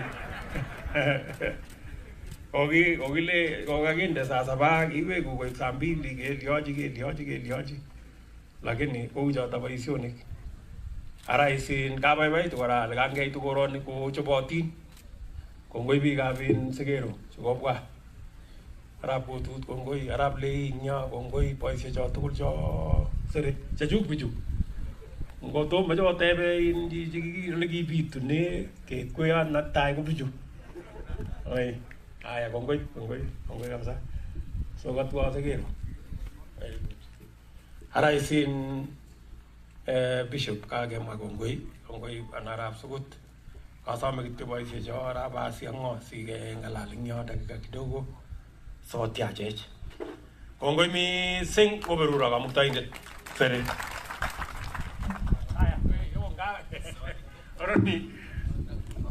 Orni mandako chitap kaulin otemun korok ungen ole gavana sinye ko chito neo nekisise kityo kibelele mamache mutai kostakanata kolimbo kaa kole ngekibe nandi oli ipokostai nibornyoni sikokono kesi ak matata nematinye maana gavana ara ikeken korok ngiro ine Dr. Tu no machamgei sinye Your Excellency, kongoi kainyo Nandi, nyoiwagat kolobatu kabisa, kongoi kanyiyotwe kot, ngo berurin Jehova ngwa unemie kisauna kechamin kongoi. Your Excellency, Deputy President of the Republic of Kenya, Your Lordship Bishop, Baitinikab Jehovah Tugul, Bayadarab Sukutak family nengung, Baisikab Kokwetab Talai, Mengikab Sironoi, Zamagatak Tulganetab Jesu Ale Jamgay. Jamgay Ogin. Navaing on Your Excellency, Yoiwaga Tamuga Lewan. Go to Miat Kozingi Bongani, Umagova Sasaba. Pongya, Walak side, Wingani legit and never tumda. Outia Mu Changajin Paisiuni. When I hear a Kajalil network na uranium, with million Jalewana than you on a new. Like the Meta market to Gile Pongezi, Kilejina Gongoi, Mengigam Nandi, and support no support in easy. Going side, no Gojini Deputy President, Imagine Bagenge. Your Lordship Bishop, Paishatapkanis and Agagamwa, Ogita and Yagai Togul and Gibagenge. Your Excellency, Imagine Gongoi, Amuya eating Yavara in the gate again. I will be Baisi in the Mulepka, Igojini Bijepka or Indo. Okay, me the some get Jungulepka. Yaga Yogir walking the Kunya was some Golagi Hiri. I made a jump Jiangodega Teta Taman and a good tip them. Comata, wait a quake. Maunota. As a get charge, Goraji me to lean, Goraj. A moo, you were chinning a voice in a battle. Congo, Your Excellency, a more ideal Galiota BBI. Hang and let me be king up. Otosibet Rwanda. Line walking legend. Magme Jagazeg and now Lago. BBI ni. Gomejo correcto.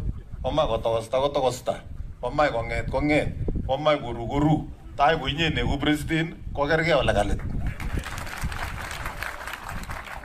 Our Galagini, Alaki on your Rolega, Garaju, Live Excellency, Legini, Ole, Mejo Bossi, Mamalaga, Najareta, President, Nesireni Ibaramui, Saya Nali, Babas. Gunyo raise a gasingu. Among give it was he made a gilejo and in your malor, the Nuejo, Tula, Molep, Cotuitola, to Mogusago. I young Gogusagonga, Diva, an old Digo, let them get man.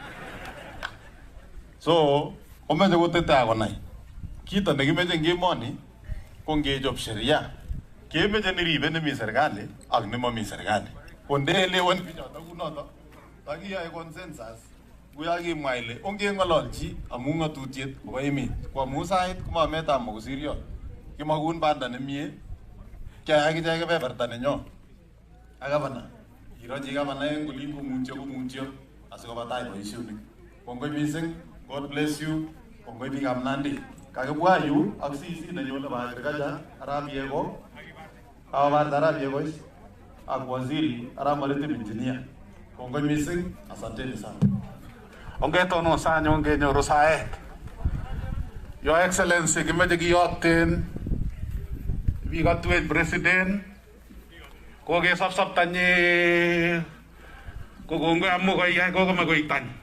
Kongoi, you got to a Jokimakwa Christmas, the Mia, and Yimel, the Baba yet. We Agiwage, Agi Nam Monga Sanyon.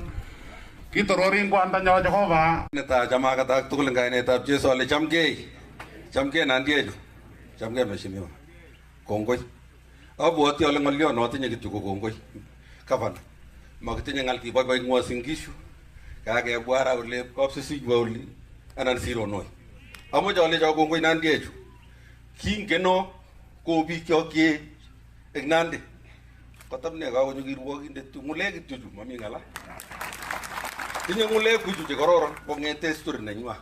Ara in marketing Alcamaja Kongoi, Kongoi Gavana, Kongoi Cabesa marketing ale, Kongoi Rapsukut, Kage Guago Pony, Kagiro, marketing al, abwoti ale ngale kimi kityo kimi yoto bokorosio akekere kele to kisori mi kinen ketuman ing kisori kingen nyikanan makimwoa acheket lejin akuni kingen akongen kinoi lakini ongesochi bishopinik chu kongoi ing sautik kongoi ki age tugul ongesakwek ujon ngalek mami ngala kongoi.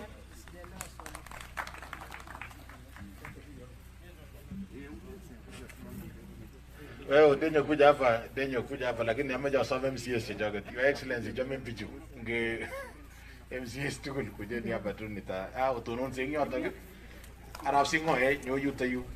Wewe utazungumza Arab singo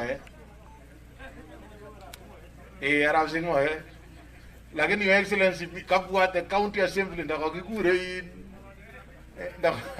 ndakakikure parliament nebo county assembly ko kakonyim mite corruption mite yu wajumbe MCS nekit chitugul ko mite yu meche kelecho kongoi kakas program nebo kirwokindet lakini ngokochi area MCA kongalal ing niaba nebo MCS chu tugul chu. Bas, kongoi mising. Deputy President William Arap Ruto nenendet ko lakwenyo kile karibu mama jama kaina utoka viju tugul yu nakaribisha angen ale kigenge kongete wakati nikibakan makoi tumefanya kazi na wewe hapo saa hii kwa bahati mzuri kukitoreta na dia ja kwanege kansala sikibata kunguna abo goji mure jolala kunguna gemi gumie mami yini mitaban mngem siasi ju kelengo ko yamunata kelengo ko misin President namu arab sokutin ko gonyo gimu mo ko leja kayan i beru ji koi ko gemi ke bangani boisiet alen ko ngoi committee ko doji namos kinemi ko ngale ki ngololi korai tom ke kasimi makosa imi kumie ako ngune jem nandie ju aku jem talaju ko sere maya ko ngagere ko yin ko mama jama ngale ke ja ngale ke am arab gor ku jara jo boda boda ak nang nak boisone galak ko dunni ke moy besyo ka giro bu ngit semuta ya mu kibendi tayo ko manya girwaji ko ngoy mil gaini ara Kongoi His Excellency Kavena Gaiguno. Maibe time. Amaja ale His Excellency nenyonet William Samoei Ruto. Kagimangu ngasa ngumna moja ukasikia itieje yu. Atake mwagele nyeketochi. Kongoi Bishop. Kongoi Gai nekotakwech kandoindet nyo. Kongoi Talai. Amu kikekaskele ngulek chikwa ko ngulek. Ko lina la komenine. Ko kiogochi ngulek. Kimeje kemwaun His Excellency kele kichomi. Age meje kemwa kele mamite chito age nekekere kobate inyege. Ko kebendate ola tugul. Ako ngekas kele kenyoka kouni. Ko makimeje kot kirochini meje komirmirech ing tayu. Ache ko kile kityo. Kemeje kecherin age mwaun kelechi iwendi 2022 imi State House. Ngot kejere ngeti ko laga ngeti losyo wajo kot ko batume. Ko temene kejer His Excellency. Nibaye. Ko giro ako tungusambwe ni tuguk chekotestai. Ko temi ngo His Excellency go office ako ngalal kityo mawa olo. Ko kilo kuiwa chito neo, ko chito ni na keje soge yo. Ako mabiga lage kwai kasit ko soge kityo. Lakini matejo lo. Ko kiiba nan magi. Ketyo wonya ko banga na kotet amu indojin tova nenyo. Kimeje kemwa His Excellency keleji liwe liwalo. Ko kekonuge kimeta inge kiro ke jamu kiswame agebe ke so mununguli.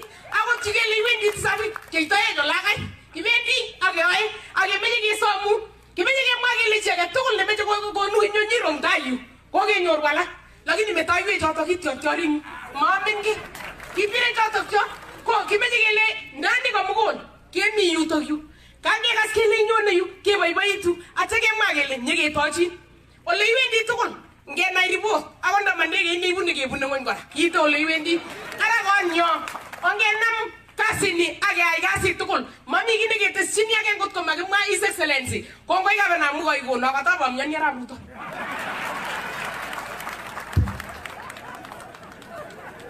Bas, Your Excellency the Deputy President of the Republic of Kenya akiga katukul chamge oge Your Excellency ko seta gati no gogeri abai bai netia go mangusa mbweni yange na le mi gomie 2022 ndani ama namna gani ngomi gemnes manani boise gomiyu amwanga liona na mitabani ngade kwa manenyo kike byoso lakini imwae ako ko ke mangu kigera mai Your Excellency ama jaji lege teje mi oran mai ko sis ako saji la kweni Arap Ruto kingen ngele 2022 gemigo Makeborye Arap Ruto kekeni kityo iwe ko ingen ei baba akiribe yeimi ko kingen kele kotige Nandi ikotin biikab Tindret asa Sonko Soko mwae kongoi gogo nekiketekyi kot Your Excellency kirataki kidogo kilecho kyolechin yekinanyoru Arap Ruto kongoi amu Mungu kanyorin Your Excellency kolen kole gavana alechi to ngamwa akot buch arach mwanu chepkoi kisaun Your Excellency maru lagat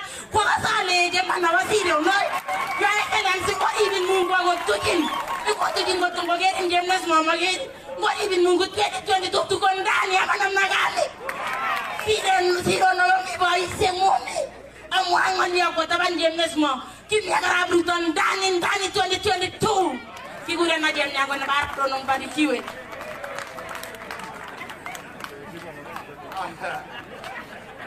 Arabet, boyot Arabet ni hapa na boisiekab Nandi, alafu niingie kwa kiwango kingine.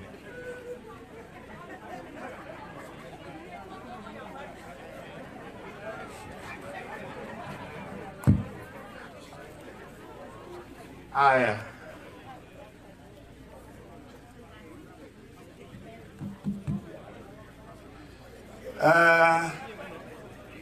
Your Excellency, oyele kokakong'alal chepyosok komwowo kochamukan borto. Your Excellency nekonyitot William Arap Samoei Ruto, Bishop ak clergy chemi tugul ak wenzangu chekakebwa ketach our Deputy President betutab rani. Amache akatach eng kainetab Jesu chamgei. Kongoi, Your Excellency, kongoi. Omi ak kandoichu. Mi gavana nenyo UA, mi MCS, mi wabunge, mi nebo Jesumei nekerikchini kila. Your Excellency, makitinye ng'al chekimwoun nebo tai kelechini kamuktaindet kongoi amu kenyo. Amuti wendoti imi sang olin ang'aloli ing niaba nebo boisiek tugul ak bikyok chemi Nandi. Chamgei kose tuguk cheiyoe eng emotinwekab Kenya. Kikochamin anyun emet olin ako kokakicham iwe yundo korok. Komakokeny Nandi nga kingen kele Nandi echu komami nemastat Your Excellency ter kenyisiek alake. Lakini kenyini eng inye oyemi Nandi tugul mi anan mami? Ko aja bobwa kora boje sikodai boisiek leye kakisomin Your Excellency kele ngot komi agenge cham sekemik Your Excellency kongou sekemik koue moingi komi chetoegei chekekure kamnangik ko ngot komi netakotoegei kingen kito nekiitoi ara kou yekikere kele ingirkiritot kemoche kityo kelechin Your Excellency kongoi amu koinyo. Makimoche kotokei boroindong'ung neo amu kimoche sikemakun safarit nekararan ak kemi tugul anyun yakai. Kimi tugul akot kum kimi Mombasa ino okomioni Nandi. Ang yoisor karon amu makiruye eng runinga. Yoisor karon ko kiune emet akwe. Kukuyo kokebir kura. Ko kamache ale Your Excellency, we shall have to have enough time. We need you and you need us. Thank you so much.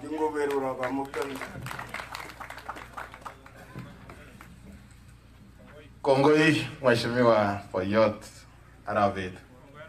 Your Excellency, ngamwa kityo kainautik chebo MCAs ingele kwaro ole kou kasit eng county eng Senate olin.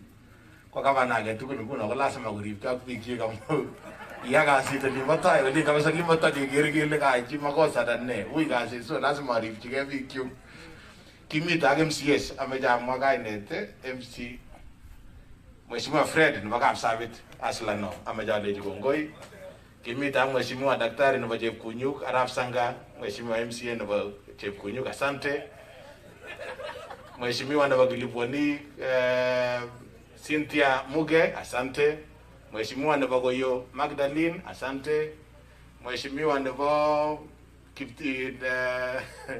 Raila Kobun Kapsimotwo, asante. Nominated Terry Mayo. Mheshimiwa Serem Kobun Jemase, asante. Mheshimiwa nebo Ndalat Beliot, asante. Mheshimiwa Ram Ngetich Basa Kobun Koserai, asante. Kominen maj ne koi saiti ne miteo kule sarasar Mheshimiwa sarasar chorwengung, asante. Mheshimiwa Teno nebo Kaviet, kongoi. Komamilga nebo Kipkaren no. Mheshimiwa Arap Komen Kobun Terik Ward, asante.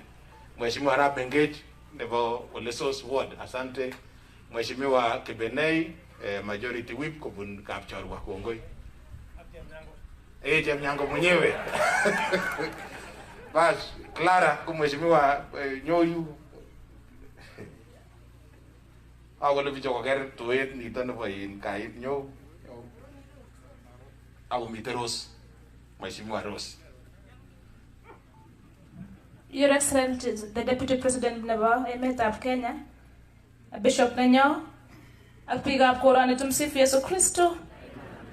Kongoi mising Your Excellency, chepyoso nemi tai ng'ung ko chepyoso nebo kaplelachit nenyitat chego mo ko chepyoset age nekonyitat chego kinet.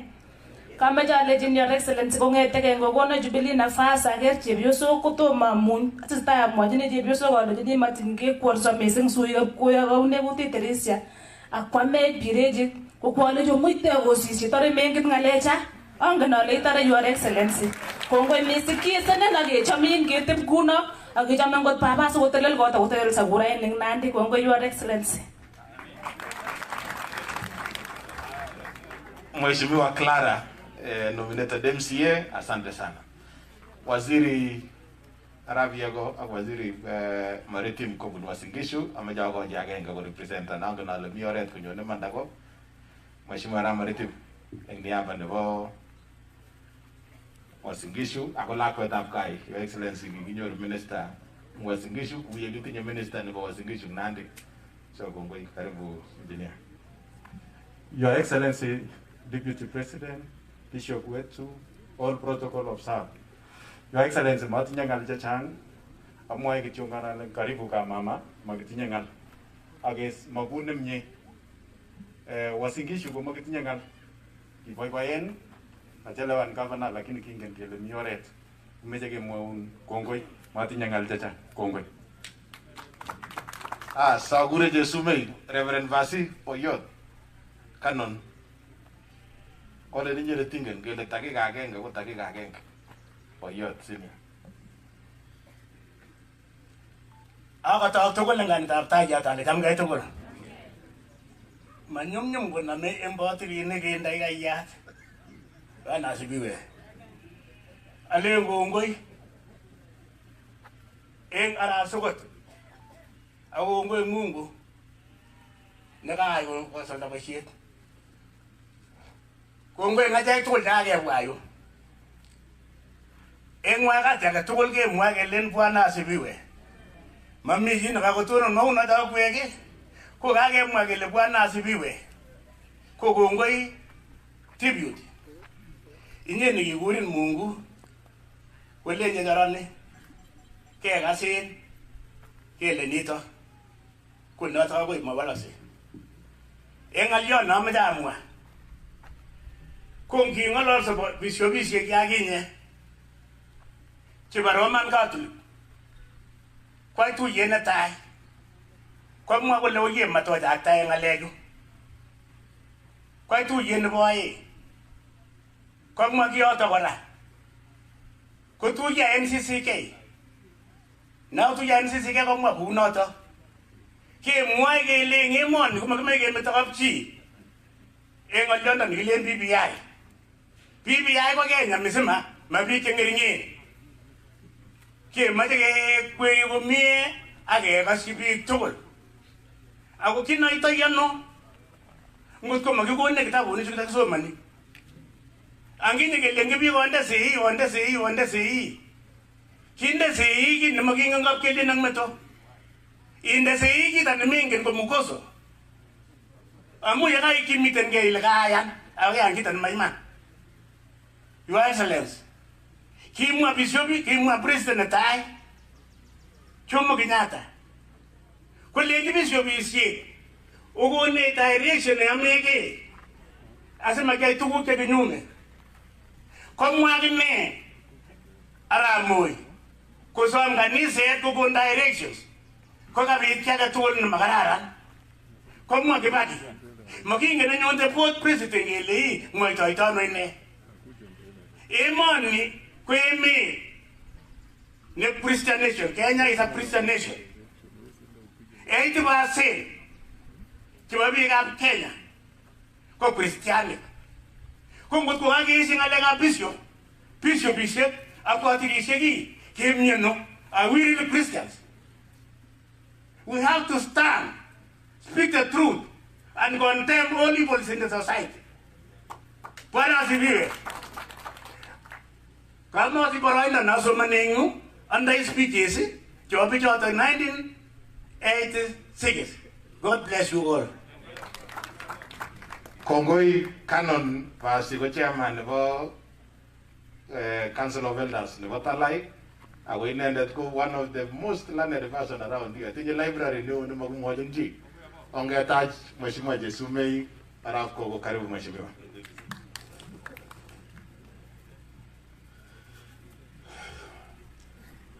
Bas chorwenyo ako lakwenyo nebo Nandi nekikosike kot mising, the Deputy President of the Republic of Kenya. Kandoik chekimite tugul yu komi gavana nenyo, akomite MCS, viongozi wenzangu, kaniset kwa ujumla, kondoiwech bishop, kai komite boyotab kai arap sugut ak family kwa ujumla, ak choronok chekabun moswek cheterchin, ongikatke kole Bwana asifiwe, tumsifu Yesu Kristo. Bas netai Your Excellency, ameche aribun sai.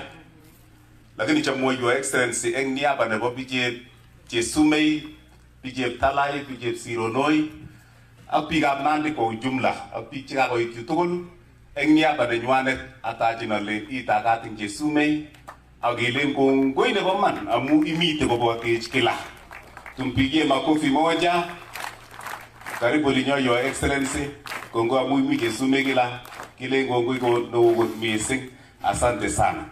Your Excellency, imi kobotech kila eng Jesumei ni. Ameche ale ing biikab Jesumei ketinye kelchin neo kot mising, ak kemoche kelechi kamuktendet kongoi mising amu ing kenyisiek oeng, Your Excellency, chutok chu koketestai keyoe boisiet, ameche alechin neiman makiutye boisiet nekoyoiwech ing Jesumei ni. Ak kelen kongoi kokerin inyone kila. Kiitoune mosoriot iyoiwech boisiet, nyekebe Sania iyoiwech boisiet, nyekebe Chemundu iyotwech CDF office, nyekebe Kimasimba Kiptuiya kechire iyoiwech boisiet, kebwa Chepterit Girls iyoiwech boisiet, oroni rani imite yu kinyo koi Talaini eng boisiet neo kot mising, kemwoe kelen kongoi neo biikab Jesumei, tupigie makofi His Excellency. Alen kongoi nebo man, ak alen karibu tena. Ameche ale kora kongoi kot mising biikab Jesumei komi biik cheu akot arap sugut. Betutab rani kokakomwech bichu tugul ako kakotopwech chito neo kot mising neuni. Ameche ale kongoi mising arap sugut ak biikab kokwoni nekokitach kandoindet neuni sikokonech kaberuret. Kit nekingen biikab Jesumei, urwetab kandoin komite kelchin. Kwabaibai kwa mjumbe nengwong amu neiman ngobwa kandoik uni kemite tai. Ak ameche ale Jesumei ni kemite tai kabisa Your Excellency eng boisionik chekiyoiwech ak boisionik chetesetai. Ameche ale karibu sana ako nyo kora kunotok ak itestai kunotok. Ameche kora alechin biikab Talai ameche alecho kongoi. Kioberur kandoik chekiba ole kinye eng tai koboto Kiptamna. Obwa kunotok akoi oin nekiberur kora the Deputy President of the Republic of Kenya. Ak ongen kabisa ale ng'ulecho kobendi ole loo. Ameche ale kongoi Your Deputy President. Bichep Talai chekikosigei ako biik kabisa chekikotononso ako maku nemie betusiek tugul. Ameche katononing yu Deputy President.